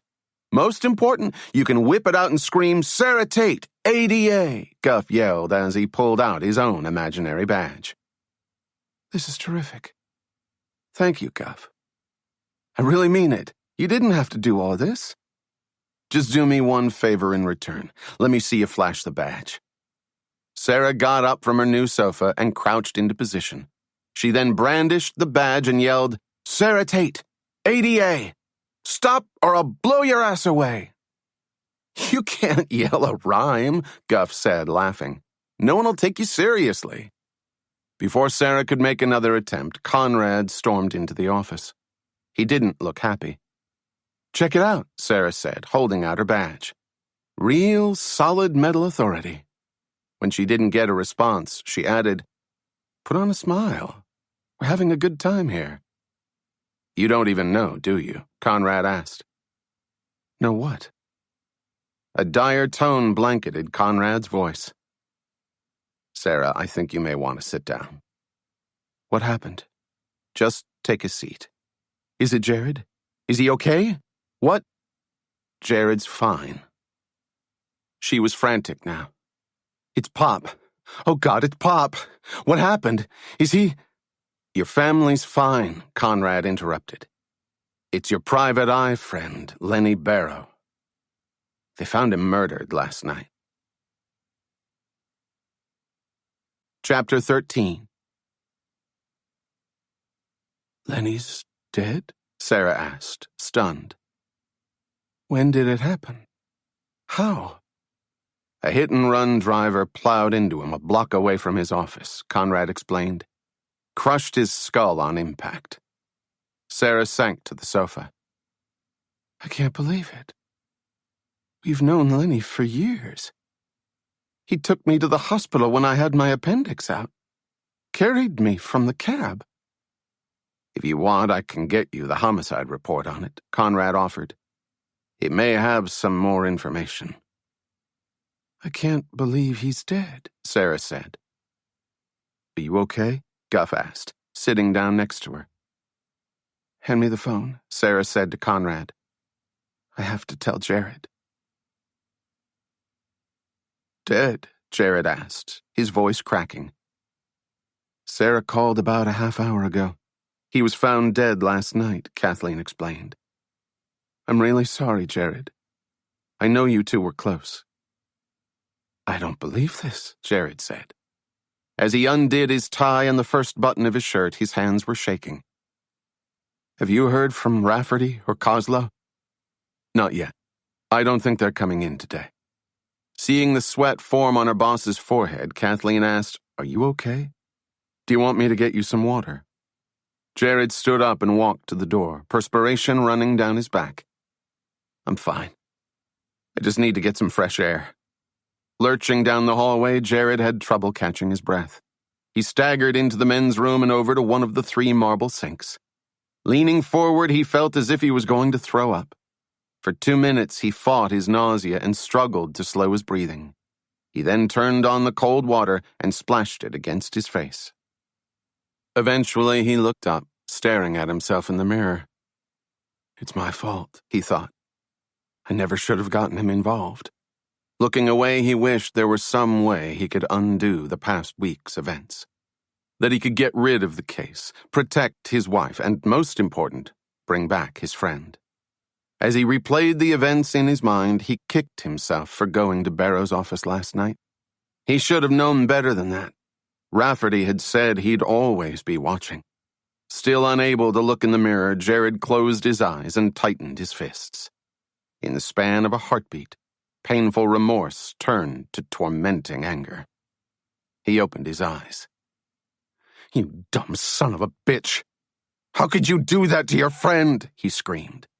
Then, without thinking, Jared pulled back and thrust his fist into the mirror, shattering the glass into the sink.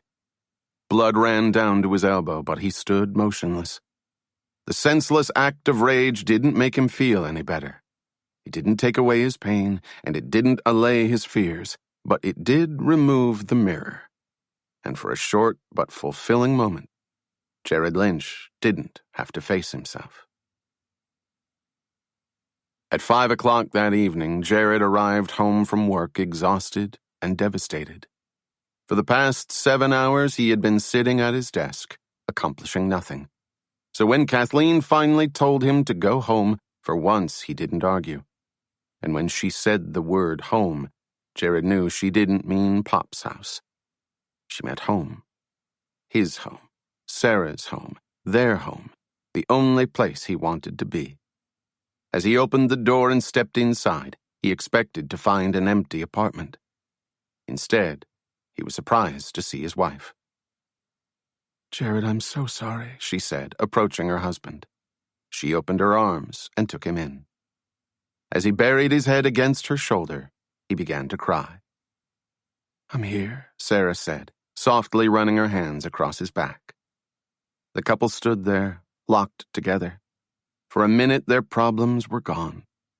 Then Sarah noticed the white gauze bandage on Jared's hand. What happened to your hand? She asked. It's fine. I'm okay, he said as he pulled away. But how do you... Sidestepping his wife, Jared went into the kitchen. I cut myself with a letter opener. It's nothing. He poured himself a glass of red wine, then headed for the bedroom. Sarah followed. Entering the bedroom, Sarah noticed that her briefcase was sitting open on the bed. As casually as possible, she closed the front flap and moved it to the floor. You really don't trust me, do you? Jared asked as the tears welled up inside him. Sarah, I'd never do that again. I know there's no reason to believe that, but I swear to you, it really is the truth. You caught me off guard with the murder charge, so I guess I got desperate. Jared, I know you don't want to go through this right now, but I didn't know where else to go. I don't know. I love you, Sarah. I love you too, she said. And I understand. Then with Lenny... Really, you don't have to explain. I know what you're trying to say. You do? He said. So you don't mind if I come back to... Jared, our friend was just killed. I don't want you to be alone at Pop's. He reached to embrace her. As they hugged, Sarah added, Do you really think I'm so heartless that I wouldn't let you stay here tonight? Jared pulled away. What do you mean tonight? I don't know. I just thought that since the trial's coming up... He was already grinding his teeth. Without saying a word, he stormed out of the bedroom. As he passed the kitchen, he threw his wine glass in the sink. The glass shattered in every direction, and red wine went flying. Damn, Sarah whispered. She just wanted to protect him. Without him there, it'd be one less thing for Sunken Cheeks to harass her about. Chasing after him, she called, Jared, I'm sorry. I shouldn't have said that. If you want to stay, you can. No way, not a chance, he said as he headed for the front door. Please, I really want you to stay. When he didn't respond, she added, "Honey, I swear to you, I want you to stay. I mean it." Jared stopped and turned around. "If you wanted me to stay, you never would have said that in the first place." "That's not true. He's dead," Jared shouted. "Lenny's dead, and you're still worried about your files. Do you understand how twisted that is?" "Jared, please." "I don't want to hear it," he said. "I'll be at Pop's." He pulled open the door, his back to his wife. "And if you care, Lenny's sister called. The funeral's tomorrow, so if you're not too absorbed in your own damn world, you should be there." "Of course I'll be there." "Great.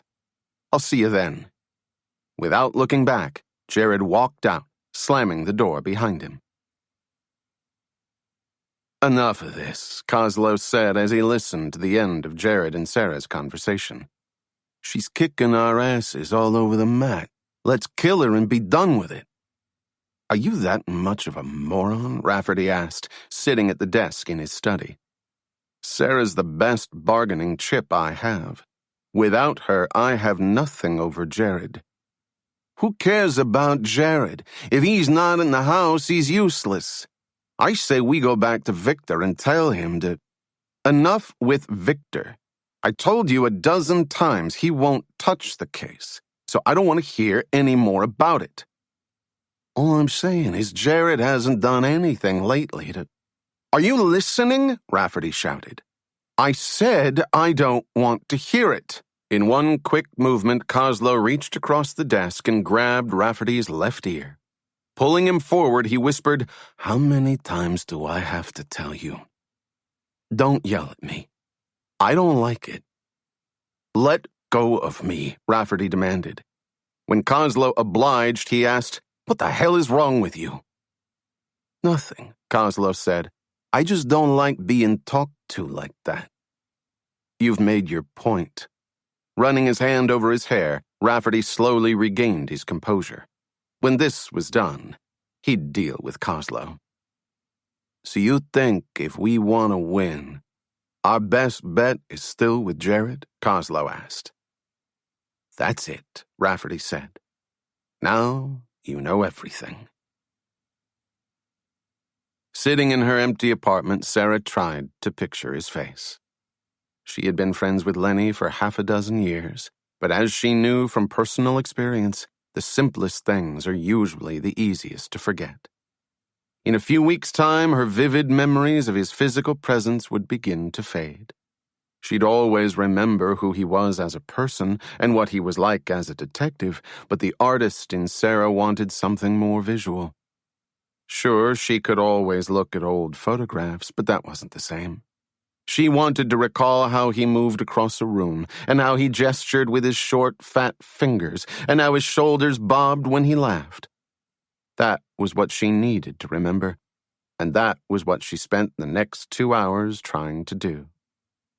Drained by the effort, Sarah reheated some leftover pasta and, standing at the kitchen counter, ate it from the container.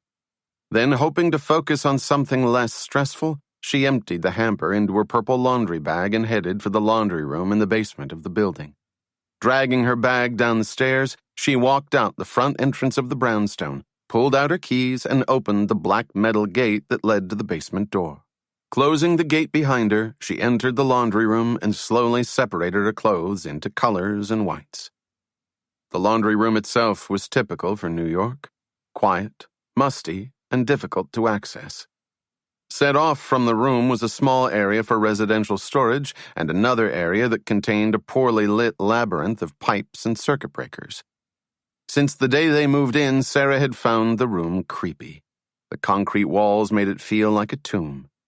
When she was finished loading the washers, she took out her key, opened the gate, and returned to her apartment. A half hour later, she returned to the basement.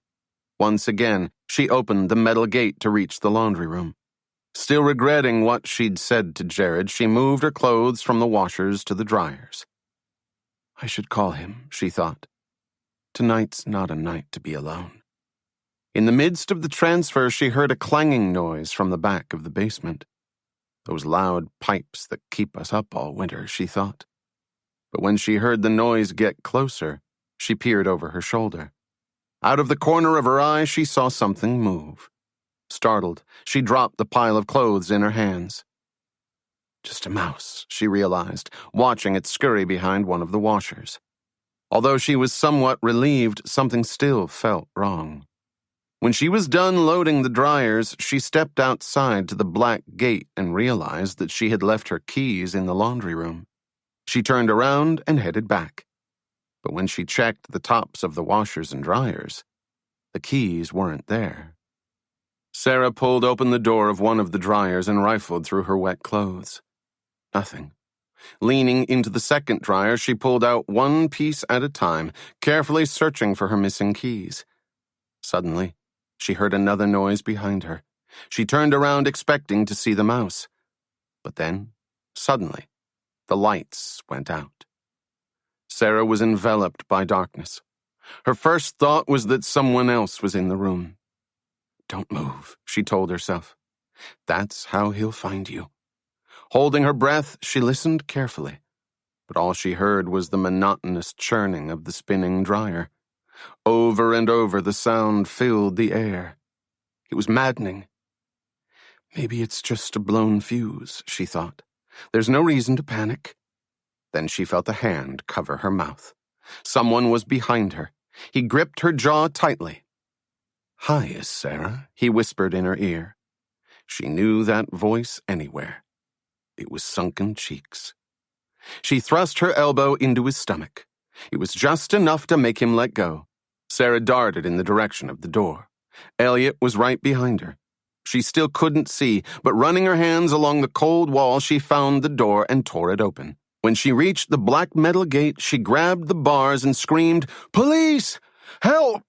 Before she could even finish the word, she again felt his hand over her mouth. Elliot punched her fingers until she let go of the gate and dragged her back into the laundry room. The door closed and darkness returned. She thrashed in every direction, trying to pull herself free. Holding both of Sara's wrists in one hand, he threw her up against the wall.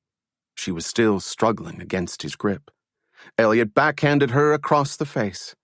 She stopped fighting. He leaned in and clutched her throat. She could smell the stale remnants of alcohol on his breath. "Keep him out of this house. Do you understand me? I don't want him fishing through your stuff." Sara nodded vigorously. Still holding her by the wrists, he threw her to the ground. In the pitch dark, she had no idea where he was. Behind her, in front of her, he could have been anywhere. She lay completely still on the floor. Again, she listened carefully, and again all she heard was the churning of the spinning dryer. "Stay still," she told herself. "He's at just as much of a disadvantage." Then above the sound of the dryer, Elliot's deep voice cut through the room. "Nothing's sacred," he warned. "Not even you." Before Sara could react, she caught a crack of light by the door. Then she heard the black metal gate swing open and slam shut.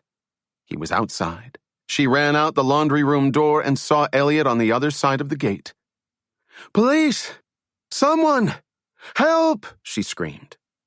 "Not in this city," Elliot said. He took Sara's keys and put them on the farthest step from the basement. "Someone'll be along soon." As he walked up the block, he added, "See you in court." Monday morning, Sara arrived at work hoping for a relaxing day. The combination of Lenny's funeral and seeing Jared there had left her completely exhausted. So as she headed up the hallway, the last thing she expected to see was two workmen packing up boxes in her office. "What do you guys think you're doing?" she asked. "Moving files," one of the workers said. "I can see that. Who gave you permission to come in here?" "Conrad Moore. He said we had to get all the Kozlo files since they were removing the ADA." As Sara's mouth dropped open, Guff entered the room. "What's going on?" "I'm fired," Sara said, rushing out the door. "Excuse me?" Guff asked. Chasing after Sara, he followed her to Conrad's office. Why the hell didn't you tell me? Sara asked as she barged inside. Calm down a second, Conrad said. I can explain. How can you possibly explain? You found out I got fired and you didn't even have the decency to tell me. What are you talking about? You're not fired. I'm not? Sara asked. No, Conrad said. You're just off the case. What? That's what Monahan told me. He says he can't have a novice handling a first-class homicide. It's too complex and there's too much on the line. You're supposed to turn over all your files to me. As Conrad's words slowly registered, Sara turned to Guff.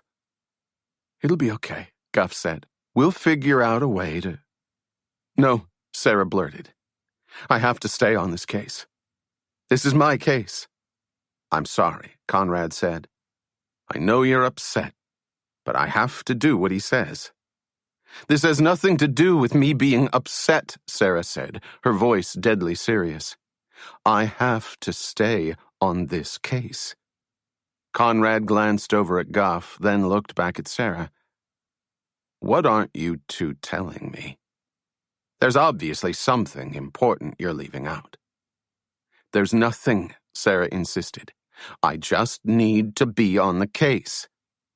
When Conrad stared at Guff, Guff said, Stop looking at me. I didn't do anything.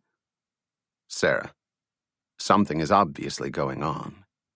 Her glance dropped to the floor, but she didn't say a word. If you tell me, I can help you with it. Otherwise, you're on your own and off the case. Still, Sara was silent. Fine. Have it your way, Conrad said, walking to the door. I can get the rest of the files myself. As Conrad was about to leave, Sara looked over at Guff, who nodded back at her. Sara spoke up. If I tell you, you have to give me your word that you'll do things my way. Conrad closed the door and turned around. Go on. First, give me your word. Promise me that you'll do things my way. I'm not promising anything. Now tell me what the hell is going on. Forget it, Sara said. Shaking his head, Conrad said, Give me one good reason why I should take orders from you. Because if you don't, you'll be putting my life and my family's life in jeopardy. Sara let her statement sink in. Eventually, Conrad said, I promise you, I'll never do anything that will put you or your family in danger. And I have your word on that? You have my word. Taking a deep breath, Sara explained how she had been approached by Sunken Cheeks and how he'd told her she had to win the case. From the threat he made about Jared to what he did to Pop, she told Conrad everything. Conrad didn't interrupt once. Then the moment Sara was finished, he said, Are you telling me an outside party threatened you and you never reported it to anyone? What did I tell you about that? The system is set up to protect you when... Conrad, no offense, but I don't want to hear your lectures on the system right now. The system didn't protect Pop, and it certainly can't protect my husband. This psycho, whoever he is, has the fingerprints of a dead man, knows everything about me, approached me on a subway without me even knowing, and somehow got into my basement without a key. The truth is, he scares the hell out of me. Every time I walk into my house, I check the closets to see if he's there. In the bedroom, I look behind the door to see if he's waiting for me. He's not your basic criminal, and until we know who he is, I see no reason to piss him off. He's just asking me to do my job. He's not asking you to do your job. He's threatening Jared's life. He wants me to win, Sara shot back. That's all he wants. And you and I both know that I can give it to him. You may be a better prosecutor, but no one knows my husband better than I do. I know how he thinks and how he fights and who he talks to. Like Lenny Barrow, Conrad interjected. Exactly. Like Lenny Barrow, Sara said. Believe me, I don't plan on letting this guy off the hook, but I can't let you shut me out of this. It's my family, my problem, and my case. I don't know. Conrad, since the day we first met, I've followed your rules. If you said it, I did it, and I'll always be grateful for that. Just this once, though, I'm asking you to see things my way. Help me stay on this case. That's all I'm asking. For the next minute, no one said a word. Let me think about it, Conrad finally said. We'll talk again first thing tomorrow. As long as you think carefully, Sara said, heading for the door. That's all I ask. The following morning, Sara and Goff sat in Sara's office, waiting impatiently for Conrad to arrive. Do you think he's going to go for it? Goff asked. I have no idea, Sara said. Sometimes he seems so predictable. Other times I can't figure him out. Predictable? Conrad's never predictable. He may love to follow the rules and preach morality, but the moment he thinks it's necessary, he's prepared to drop that shtick and do what's right. Don't forget, he's both a New York resident and a government employee. By definition, that makes him a realist. I pray you're right, Sara said. 10 minutes later, Conrad walked into Sara's office. He shut the door and stood directly in front of her desk. Here's my offer, he said. First, I'm not dropping this case. Then you can... Hear me out, he interrupted. I'm not dropping this case because Monahan won't let you do it alone. But I will agree to co-lawyer it with you. To everyone else, it'll look like I'm in charge, but between us, we'll be equal partners on it. So I still get to run it and manage it as I see fit? As we see fit, Conrad corrected. You have a lot riding on this case, but I won't let you do anything illegal or stupid just to make a point. In my experience, emotion always wrecks rational thought, so if you step out of line, I'm gonna yank your ass back. But you'll help me win? Make no mistake, Sara, we're going to win. No matter what your husband does, no matter how many motions he files, no matter how many designer suit wearing, expensive tie buying, Saab driving, salon styling, manicure getting, mahogany loving, conspicuous consuming, overbilling, prestige sucking, rich ass lawyers he can find in that overhyped law firm, they're going to shine our industrial carpeted floors by the time we're done with them. And whoever this fucker is that hurt your pop, when this is all over, we're going to do our end zone dance on his mysterious but guaranteed to be kicked in face. Sara grinned broadly. I knew he was going to say that, Goff said.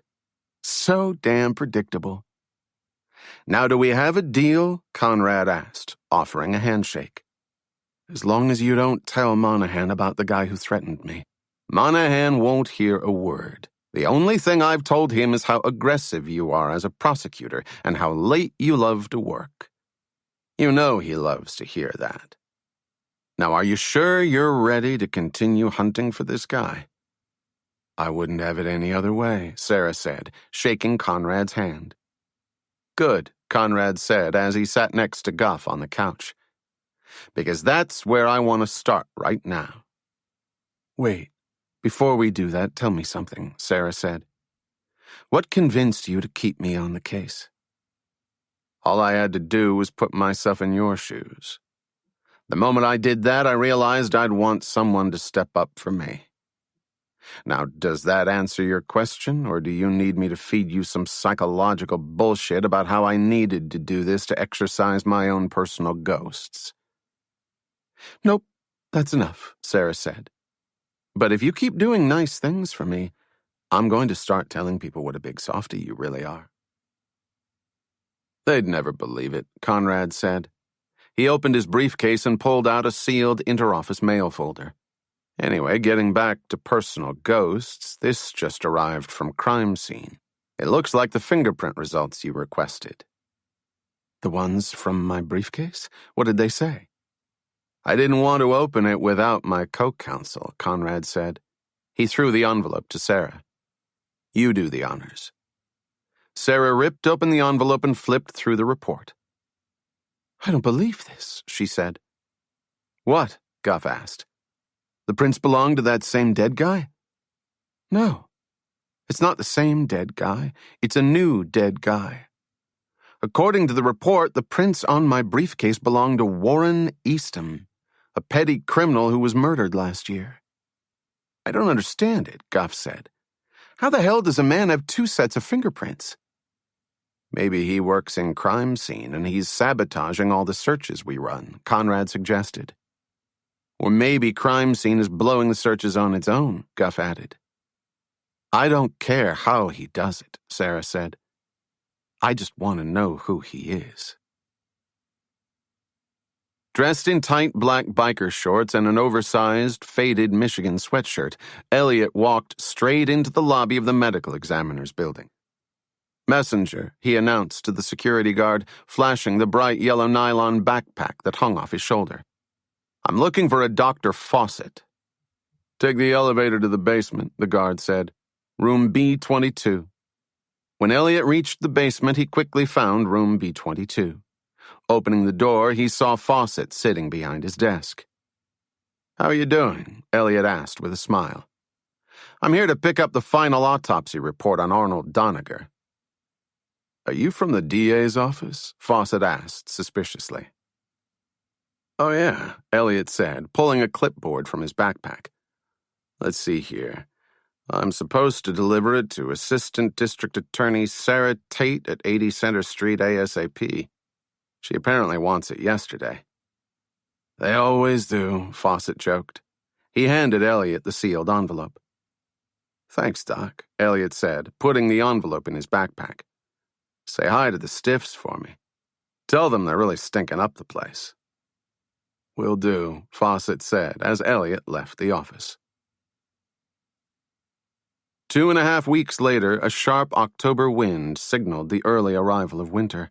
Although wool overcoats began to decorate the urban landscape, there was no other sign that anything was different in the city that never noticed. Sirens were still blaring, traffic was still overwhelming, Chinese food was still being delivered at all hours of the night, and Sara, Conrad, and Guff were still struggling to put together the pieces of the case. I got it, Guff said, waving a stack of papers in his hand as he entered Sara's office. Got what? Conrad asked, leaning against Sara's filing cabinet. Oh, my good man, do you not know what you thus miss? I have acquired that most honored of all items, the Tome of Worldly Bequests. The what? Conrad asked. His will, Sara explained, sitting at her desk. The surrogate court finally agreed to turn over Arnold Doniger's will. Agreed? Conrad asked. You should have subpoenaed it from them. You subpoena, I ask, Sara said. The result's the same. Turning to Guff, she asked, so what's it say? You were right about one thing. Arnold Doniger wasn't lacking in the rich department. If you total all the monetary gifts in his will, he was worth at least $7 million. And that doesn't include his New York City house, his weekend home in Connecticut, or his interest in Echo Enterprises, which I'm assuming is his business. Big deal, Conrad said. Half the East Side can go dollar for dollar. The real question is who benefits. That's the crazy part, Guff said, handing Sara the will. We've been assuming Claire Doniger hired Coslow to cash in on her husband, but according to the will, Claire doesn't get a single cent. When they were married 10 months ago, she signed the prenup to end all prenups. But can't she still take her elective share? Conrad asked. From what I remember from law school, spouses can always get a guaranteed percentage, even when they're left out. Not in this case, Sara said. Claire waived her elective share and everything else in her prenup. She doesn't even get the house they lived in.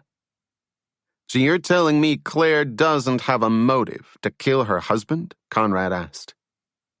Not if that motive was an inheritance in the will.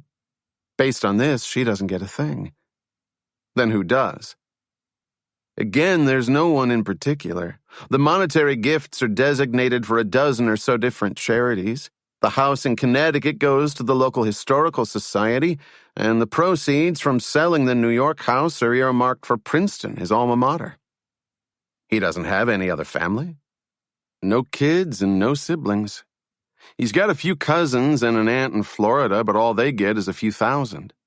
Nothing worth killing anyone for. What about the business? Conrad asked. Who gets that? Echo Enterprises is given to the other partners of the firm. My guess is he didn't want to mix family and business. I don't believe this, Sara said, standing up. How can Claire not be the one who hired Coslow? It made such perfect sense. Sure it did, Conrad said, except for the small fact that she doesn't have a motive. It's not necessarily true, Guff said. Maybe she had him killed precisely because she didn't take anything under the will. I don't know, Conrad said. That seems a little short-sighted. Once her husband dies, she loses her home, her security, her entire livelihood. If I were Claire and I was pissed about being left out of the will, I'd keep my hubby alive and sock away all the money I could. Maybe she simply hated her husband, Sara suggested. That's possible. Now you're projecting. I'm serious, Sara said. Why do we need her to take money under the will? Tons of people kill their spouses for lesser reasons than that. That's true, Conrad said. But when a not-so-wealthy 50-year-old woman kills her 66-year-old, recently married millionaire husband, there's gotta be a good reason for it. And in all of my years working here, it's almost always got to do with money. Which is the one thing Claire doesn't get. Maybe that's the point, Guff said. Maybe Claire isn't involved with this at all. No way, Sara said. Claire is definitely involved with this. She's acted way too weird to not have some connection. Then we need to figure out what that connection is, Conrad added. Otherwise, we're going to have a hard time making this case. So we have the victim and the cause of death and the will and the possible trigger man, but we still don't have the motive, Guff said. And without the motive, we're stuck. They know, Claire Doniger said, fidgeting with her wedding band as her daily juice and jasmine tea sat untouched in front of her. They definitely know. Don't get hysterical, he said.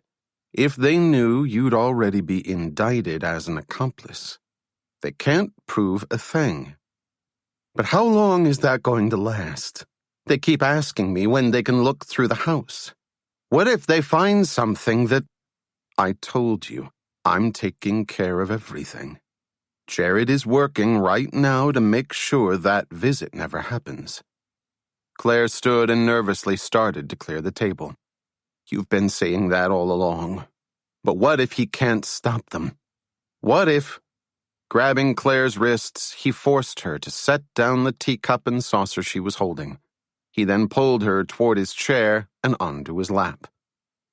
I want you to take a deep breath from me and listen to what I'm about to say. If it were only about the money, I would have walked away weeks ago. Do you understand?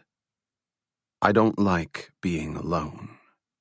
So no matter what it takes, no matter what I have to do, I'm not letting them take my best prize away from me.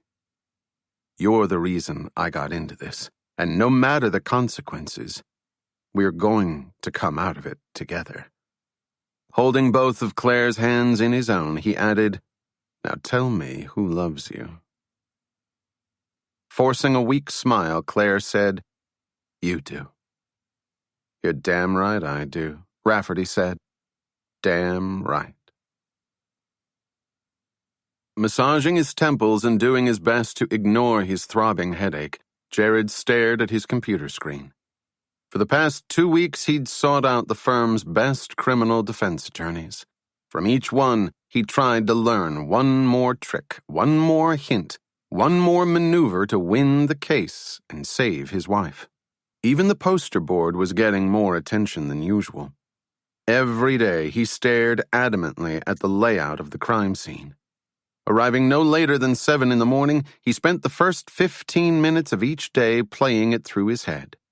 Leaving no earlier than 11 at night, he always took one final look. He catalogued every moment. He indexed every minute. He did everything in his power to visualize every nuance of the crime. Finally, to pick up where Barrow left off, Jared hired a well-recommended private detective who scoured every inch of every block between Doniger's house and the spot where McCabe picked up Coslow. Under Jared's instructions, the detective spoke to the garbage men who did the early morning pickup, questioned the late-shift doormen from nearby buildings, and even called local taxi companies to see which drivers were in the neighborhood on the night in question. No matter how tenuous, how unlikely, or how outrageous the lead was, Jared and his staff searched for anyone who might be able to put Coslow at a spot that was different from the one where McCabe said he was. But in the end, after all the examining and exhaustive research, they couldn't find a single new witness. "There must be someone we're forgetting," Jared said, staring at the poster on his wall. "Are you kidding?" Kathleen asked. "We've thought of everyone." "Did you ever find out about the paper boys?" "Which ones? The New York Times, New York Post, Daily News, or Newsday?" "I spoke to all of them, and none of them started delivering before 5:30 that morning." "What about—" "There's no one else," Kathleen interjected. "We've been through everyone. The local bakeries that start kneading dough at sunrise, the corner groceries that are open all night, even the high-end escort services that frequent the area. I think the only person we haven't spoken to is Arnold Doniger, and that's only because he's dead." "I know," Jared said. "I just don't want to miss anything." "Jared, killing yourself isn't going to bring Lenny back, and it's certainly not going to save your wife. When we find out about your motions, we'll know a lot more about the shape of the case. But until that happens, you can't keep running yourself like this." "I'm fine," Jared said, turning toward his computer screen. "Jared, you're not." "I said I'm fine," he insisted, raising his voice. "Now let's move on to the next subject." "How much farther is this place?" Guff asked, sitting between Sara and Conrad in the back seat of the taxi. "Stop asking already," Conrad said as the cab pulled out of the Holland Tunnel. "We'll be there soon enough." "I can't help it," Guff said. "I get anxious during field trips. It makes me feel like I'm back in junior high." "Junior high, huh?" Conrad asked. "Then how's this? Shut up until we get there or I'll stuff you into a gym locker." "Ah, childhood," Guff said with a smile. "How I miss those now-gone days." 10 minutes later, the cab pulled up to the front entrance of the Hudson County Pistol Range. As the 3 co-workers got out of the car, Conrad announced, "Here it is, the best firing range in the tri-state area." "You mean besides Manhattan itself?" Sara asked. Within 20 minutes, Conrad, Sara, and Guff were armed, outfitted, and ready to begin their shooting practice. Following Conrad through the long, understated brick building, Sara and Guff were led to an enormous room that held 8 private shooting booths. At the far end of each booth was its respective target. Some booths had standard bullseyes, others had outlines of animals, such as deer and lions, and still others had outlines of human beings. The booths were organized into beginner, intermediate, and advanced areas, with the target located 20 feet away for the beginners and 30 yards away for the advanced. Without pause, Conrad walked straight to an advanced booth. "I guess we're beginners," Sara said to Guff. "No way," Conrad said. "Stay here with me." "But I've never shot a gun in my life." "Doesn't matter," Conrad said. "Best way to teach someone to swim is to throw them in the deep end." "What if I don't want to learn how to swim?" Sara asked. Conrad pointed to the booth next to his. "Everybody swims. Now get in." When all 3 of them were in their booths, Conrad put on his protective goggles and headset. Can everyone hear me?" he asked through the headset's small chin microphone. "I read you loud and clear, Bandit," Guff said through his own headset. "Now how about helping me with these here smokies on my tail?" Ignoring Guff and getting a thumbs up from Sara, Conrad picked up the .38 caliber handgun he had rented. With 6 quick shots, Conrad ripped apart the paper target of the human being 30 yards away. "Not bad, Slim, but check this out," Guff said, aiming his own gun. He fired 6 shots, then lowered the gun and looked at the target. He hadn't hit a thing. "The gun's broken," he said. "Your turn, Sara," Conrad said. "Before I go, I have to once again ask my little question. What the hell are we doing here?" "I already told you, we weren't getting anywhere sitting in the office, so I thought we could use a change of scenery. And whenever I hit a logic wall, this is always the best place to calm down and reevaluate." "This is how you calm down? Wearing yellow glasses and an oversized headset while shooting giant holes through paper people?" "Some people like classical music. Others prefer a more aggressive aesthetic," Conrad explained. "Either way, we all needed our heads cleared. Now stop complaining and start shooting." "Whatever you say, Colonel," Sara said. "But I still don't understand how this helps us with the case." Holding up her gun, Sara carefully aimed at the target. She fired 1 shot, then aimed again, then fired another shot, then aimed again, then fired another shot. After 6 shots, she hadn't hit the target once. "You're trying too hard," Conrad said when Sara was done. "Shooting a gun is an instinctive act. The gun's an extension of you. It's like throwing a baseball. You can't wait around and aim it. You just have to throw it." "Oh, another physical fitness analogy," Sara said. "And this time a Zen one." "I'm serious," Conrad said. "Try again, but this time just point and shoot." After reloading, Sara once again faced the target. "Here we go," she said. "Be the bullet." She then raised her gun and fired off another 6 shots. This time, 2 of them hit the very top of the target. "Not bad," Conrad said, stepping into her booth.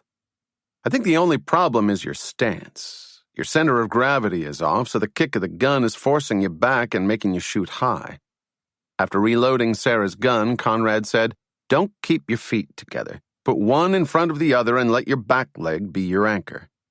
When Sara rearranged her feet, Conrad stood directly behind her and positioned her hips. "Easy there, cowboy. Now you're getting a little personal." "That's the point," Conrad said. With a grin, he held on to her waist. "Now center your weight there. Your back leg's your anchor, but your weight's balanced there." "I'm anchored," Sara said. Then, in a quick blur, she pulled her gun and got off 6 shots. 4 of them hit the paper-human target. 1 of them plowed through his face. "Oh my. Where'd you learn to shoot?" Conrad asked. Sara looked over her shoulder. She winked and lowered her voice to a growl. "Chinatown, Jake." "Oh my God," Guff said. "That's totally it." "What's it?" Sara asked. "Chinatown?" No, Guff said. "Doniger's motive." "Doniger's motive is Chinatown?" "It's not what you said, it's what you did," Guff explained. "This whole time we've been going for the obvious motives.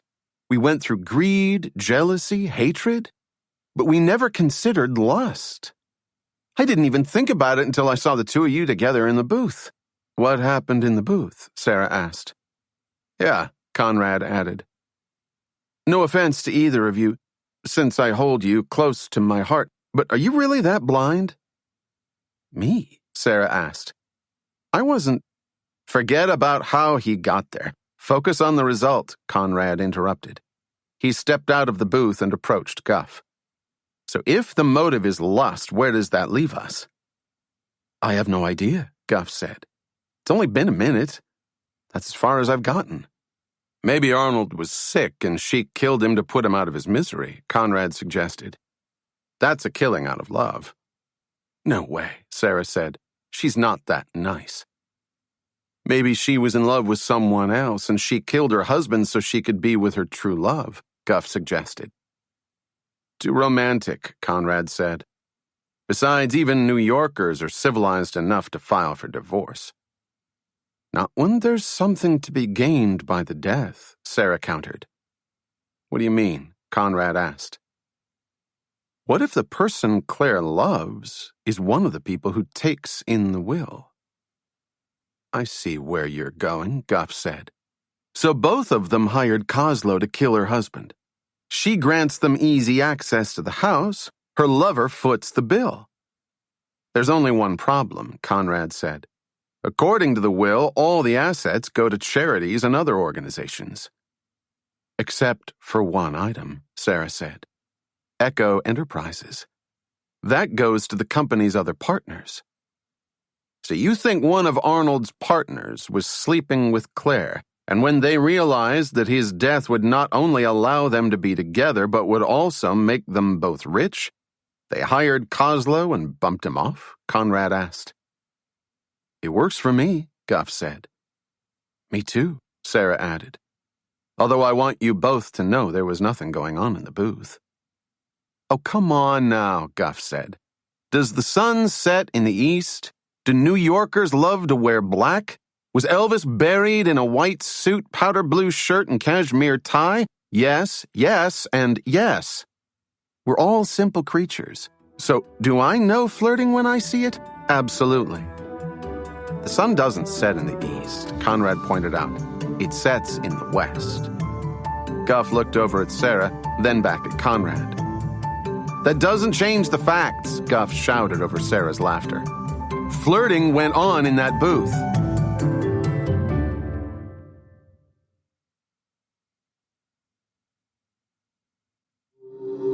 Chapter 14. Sitting behind his antique desk in his office at Echo Enterprises, Rafferty wasn't happy. His breakfast with Claire had been stressful. His business lunch at CBS had been an ordeal, and as he stared across his desk, he realized the worst part of the day was right in front of him. Coslow was in his office. You better speak to Elliot. We have some serious problems. You don't have to tell me, Coslow said, sitting in one of the two chairs opposite Rafferty's desk. You're the one who's... The ringing of Rafferty's intercom interrupted his thought. What is it, Beverly? Rafferty asked. Sir, I have someone named Sara Tate out here who says she wants to see you, his secretary said. She's out there right now? Rafferty asked, his fist tightening around the receiver. Yes, sir. Says she's from the district attorney's office and asked if she can take a minute of your time. Rafferty paused and thought about the situation.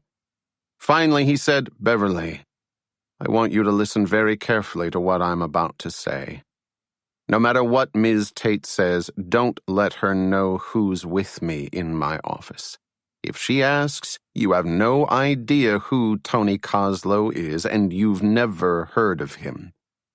I want you to give us 5 minutes, then I'll buzz you and you can show her in.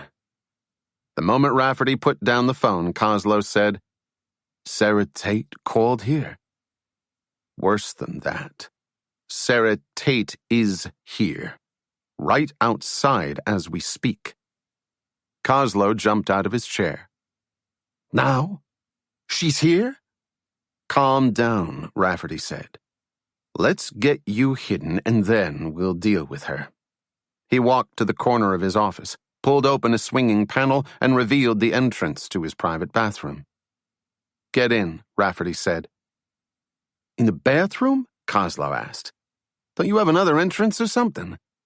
Get in, Rafferty barked. She'll be here in a minute. Coslow stepped inside. See you soon, Coslow added as Rafferty closed the paneling. 2 minutes later, Sara, Guff, and Conrad walked into Rafferty's office and found him sitting behind his desk, signing letters. Hi, Mr. Rafferty, I'm Sara Tate, Sara said, extending her hand. These are my colleagues, Conrad Moore and Alexander Guff. Nice to meet you, Miss Tate, Rafferty said as he shook her hand. Please, take a seat." As Sara and Conrad sat down, Guff pulled up a chair from the far corner of the room. "Now, what can I do for you?" "Well, sir, we're following up on the murder of Arnold Doniger and—" "What?" Rafferty interrupted. "You think he was murdered? I can't believe it." "That's the theory we're investigating," Sara said. "We actually came by to subpoena some of Echo's corporate records, but we thought it might be helpful to talk to some of the firm's partners." "No, of course," Rafferty said. "Anything I can do to help, just let me know." "Can you tell us a little bit about Echo?" "Absolutely," Rafferty said. "Of course. Yes." Forcing a stutter, he explained, "Echo is an ownership company that deals in intellectual property. In layperson's terms, we own and are responsible for the copyrights for various theatrical properties." "Anything we've heard of?" Sara asked, trying to gauge the value of the business. Rafferty's answer was quick.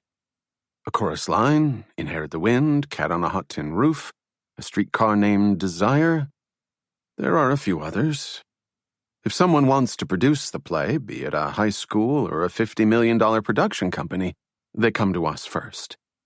In exchange for our approval, we usually work out some sort of percentage agreement." "So you get a percentage of the take," Conrad said.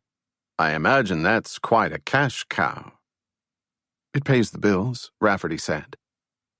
"It may do more than that," Conrad said accusingly. "I'm sorry.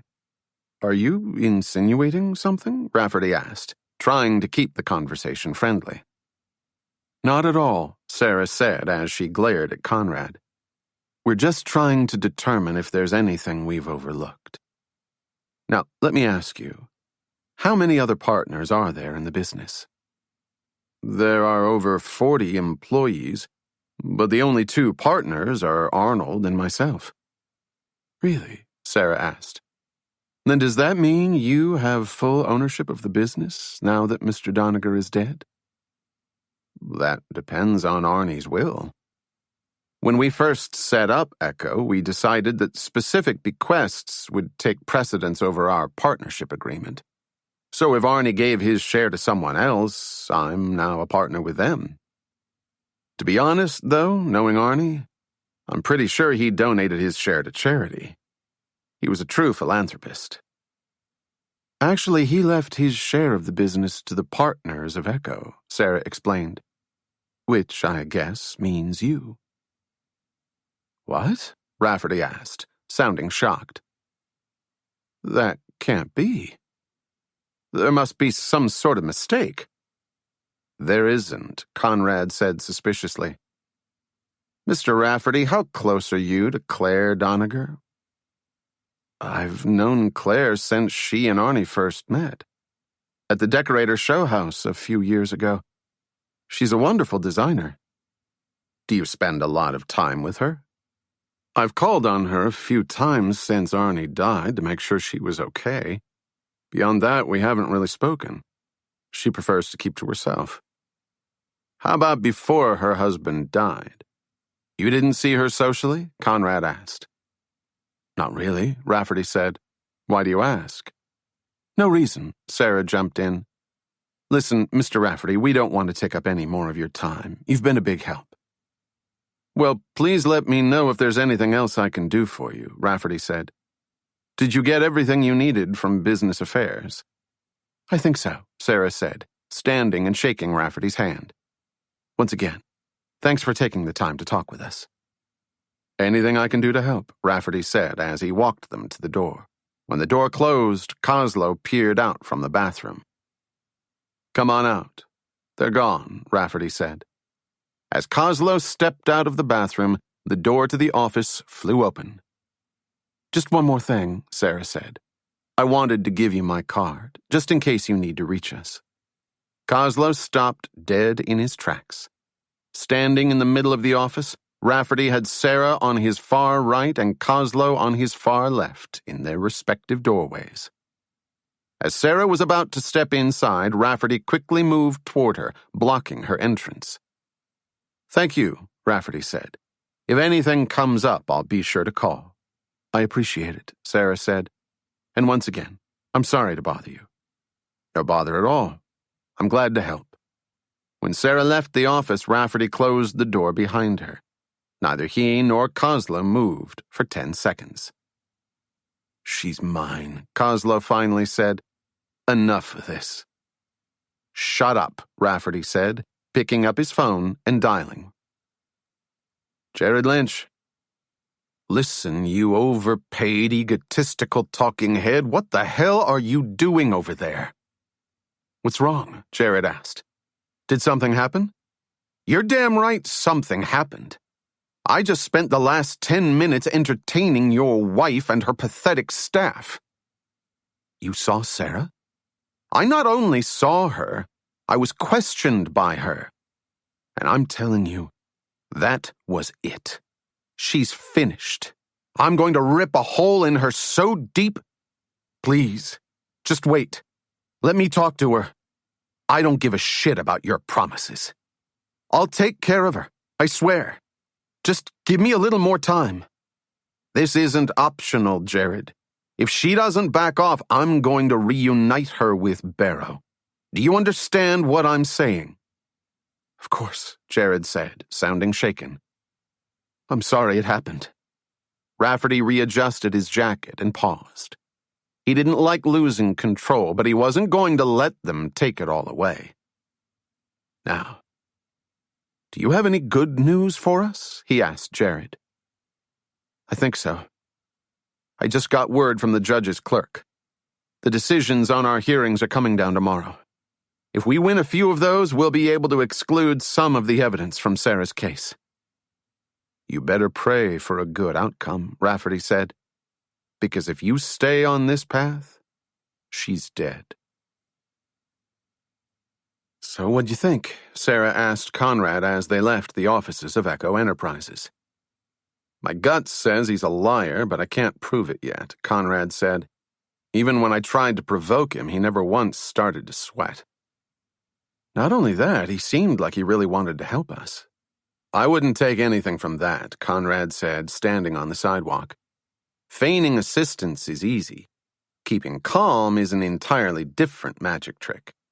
Besides, no matter how polite he is, he's the only person who clearly benefits from Arnold's death. That alone makes him one hell of a suspect. I mean, he's about to inherit a $50 million business, and he wants us to believe he doesn't know what's in the will? Well, if anyone cares, I didn't like him, Guff said. Anyone who has 3 telephones, that's not a good vibe. I'll make a note of that, Conrad said, hailing a cab. Guff got a bad vibe. Rafferty must be a murderer. What's on the agenda for the rest of the day? Sara asked. We prepare for tomorrow's hearing, we take another look at the will, and we do our best to figure out if Oscar Rafferty is a concerned friend or one of the best bullshit artists we've ever seen. I just wish we had a better way to nail down the exact day of the death, Guff said. That might change the whole story. As she was about to get in the cab, Sara stopped. That's not a bad idea, she said. You guys mind taking a ride to the east side? Can't do it, Conrad said. I have some stuff to do back at the office. Just put it off for a... I can't, Conrad said. I have to get back. Motioning for Sara and Guff to get in the cab, he added, You guys go ahead, though. Are you sure? Stop worrying and get out of here, Conrad said. I'll see you when you're done. As the cab pulled away from the curb, Guff turned to Sara. So where are we going? To do exactly what you said. We have to nail down the time of death. Wait a second, Guff said, trailing behind Sara as she walked toward Claire Doniger's house. That psycho told you to check out Doniger's basement and you're just getting around to it now? Yes, I'm just getting around to it now.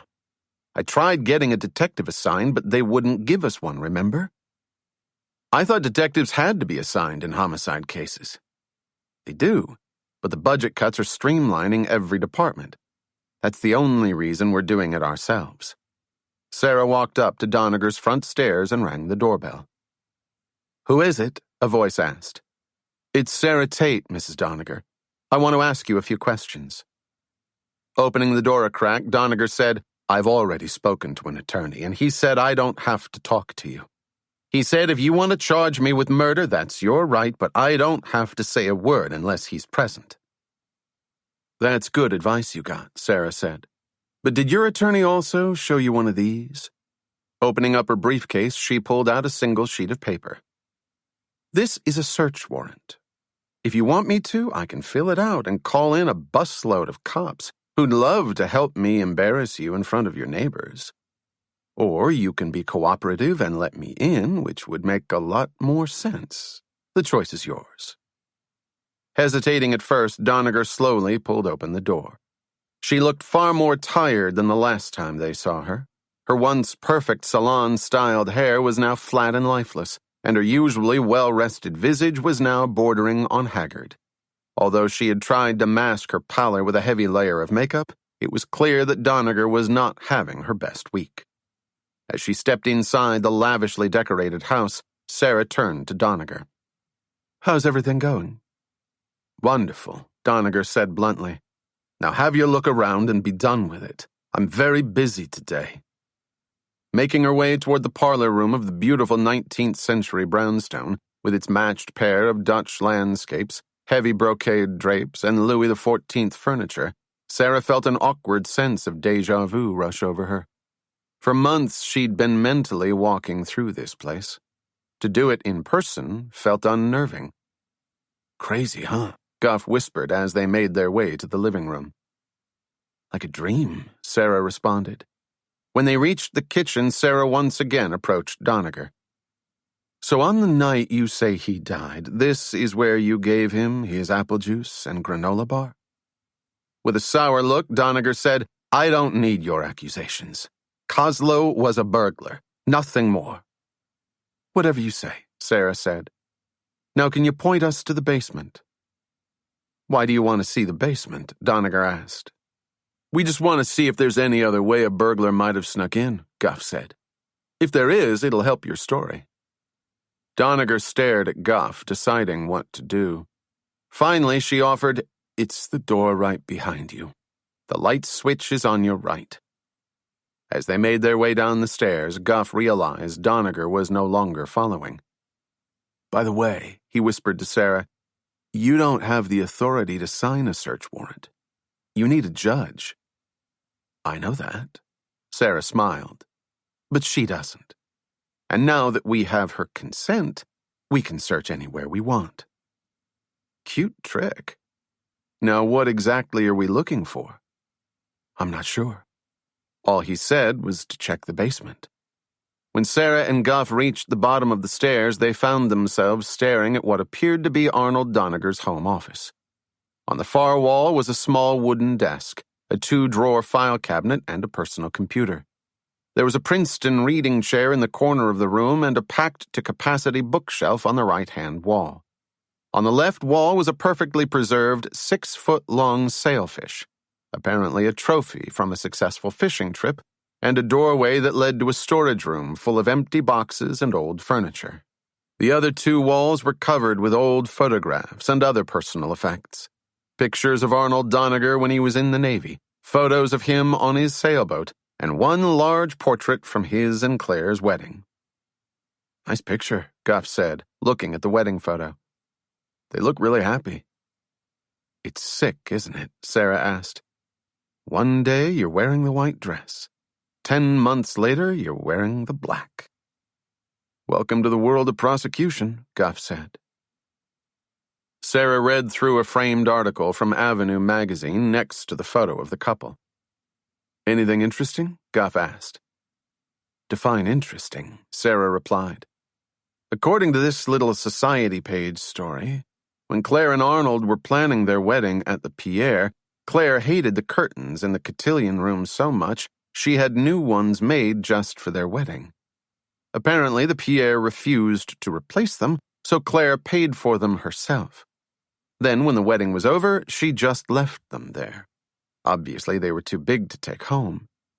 The funny part is, the Pierre liked what she did so much they left them up, and Claire's curtains are still there today. making her the talk of the town for at least a full 10 minutes. So you're saying Claire's the type of person who enjoys a good roll in the dough? If you're asking me if she likes this lifestyle, I'd say the answer is yes. As Guff approached Arnold's desk, Sara suggested, "You take the desk. I'll take the rest of the room." 15 minutes later, they hadn't found a thing. Frustrated, Guff started lifting each photograph to look behind it. "What are you doing?" Sara asked. "I'm not sure. Maybe I'll find a secret passage or a used syringe or something cool like that. You got any better ideas?" "Not really," Sara said, stepping through the doorway that led to the other half of the basement. She saw an old, worn love seat, a set of 4 wooden kitchen chairs, and a variety of empty computer, stereo, and kitchen appliance boxes. She also saw a clear glass door that looked like it led to an industrial refrigerator. When Sara pulled the door open, a blast of cool air hit her in the face. "What's that?" Guff asked. Sara flipped on the light switch and stuck her head inside. At least 300 bottles of wine were perfectly stacked in the cooler. "Son of a bitch," Sara said. She eyed the back of the 66-foot wine cellar, pulled a pen from her briefcase, and jotted a note to herself. She then stepped back into the storage room, a knowing glare lighting her eyes. "What's the big deal?" Guff asked. "It's just a wine cellar." "That's not all it is," Sara said, leaving the room. "Let's get out of here." Sitting in Fawcett's office in the basement of the medical examiner's building, Sara waited for Guff to get off the phone. "No, I understand," Guff said. "But do you think it's possible?" As Guff waited for his answer, Fawcett walked in and sat behind his desk. "Who's he talking to?" he asked Sara. "Chillington Freezer Systems. They made the actual cooling unit for Doniger's wine cellar." Yeah. "No, I agree," Guff said. "Thanks again for the help." When he put down the phone, he turned to Sara and Fawcett. "Well, the wonderfully helpful customer service people at Chillington said that a wine cellar is normally set at 55 degrees, and anywhere between 55 and 80% humidity, depending on the conditions of the room." "I don't care about wine preservation," Sara said. "I want to know how cold their freezers can get." "That's the thing," Guff said. "A wine cellar isn't a freezer. It's designed to chill, but not to get much lower than that." "So how low?" "Relax, I'll get there," Guff said. "According to the woman on the phone, you can manually turn the temperature down to somewhere between 45 and 50 degrees. But if you turn off the dehumidifier and the reheat coil, and the room doesn't get any sun—" "Like a basement." "Exactly," Guff said. "In a room like a basement, you might be able to get it down to 20 or 25 degrees. "I knew it," Sara shouted, slapping Fawcett's desk. "I knew it the moment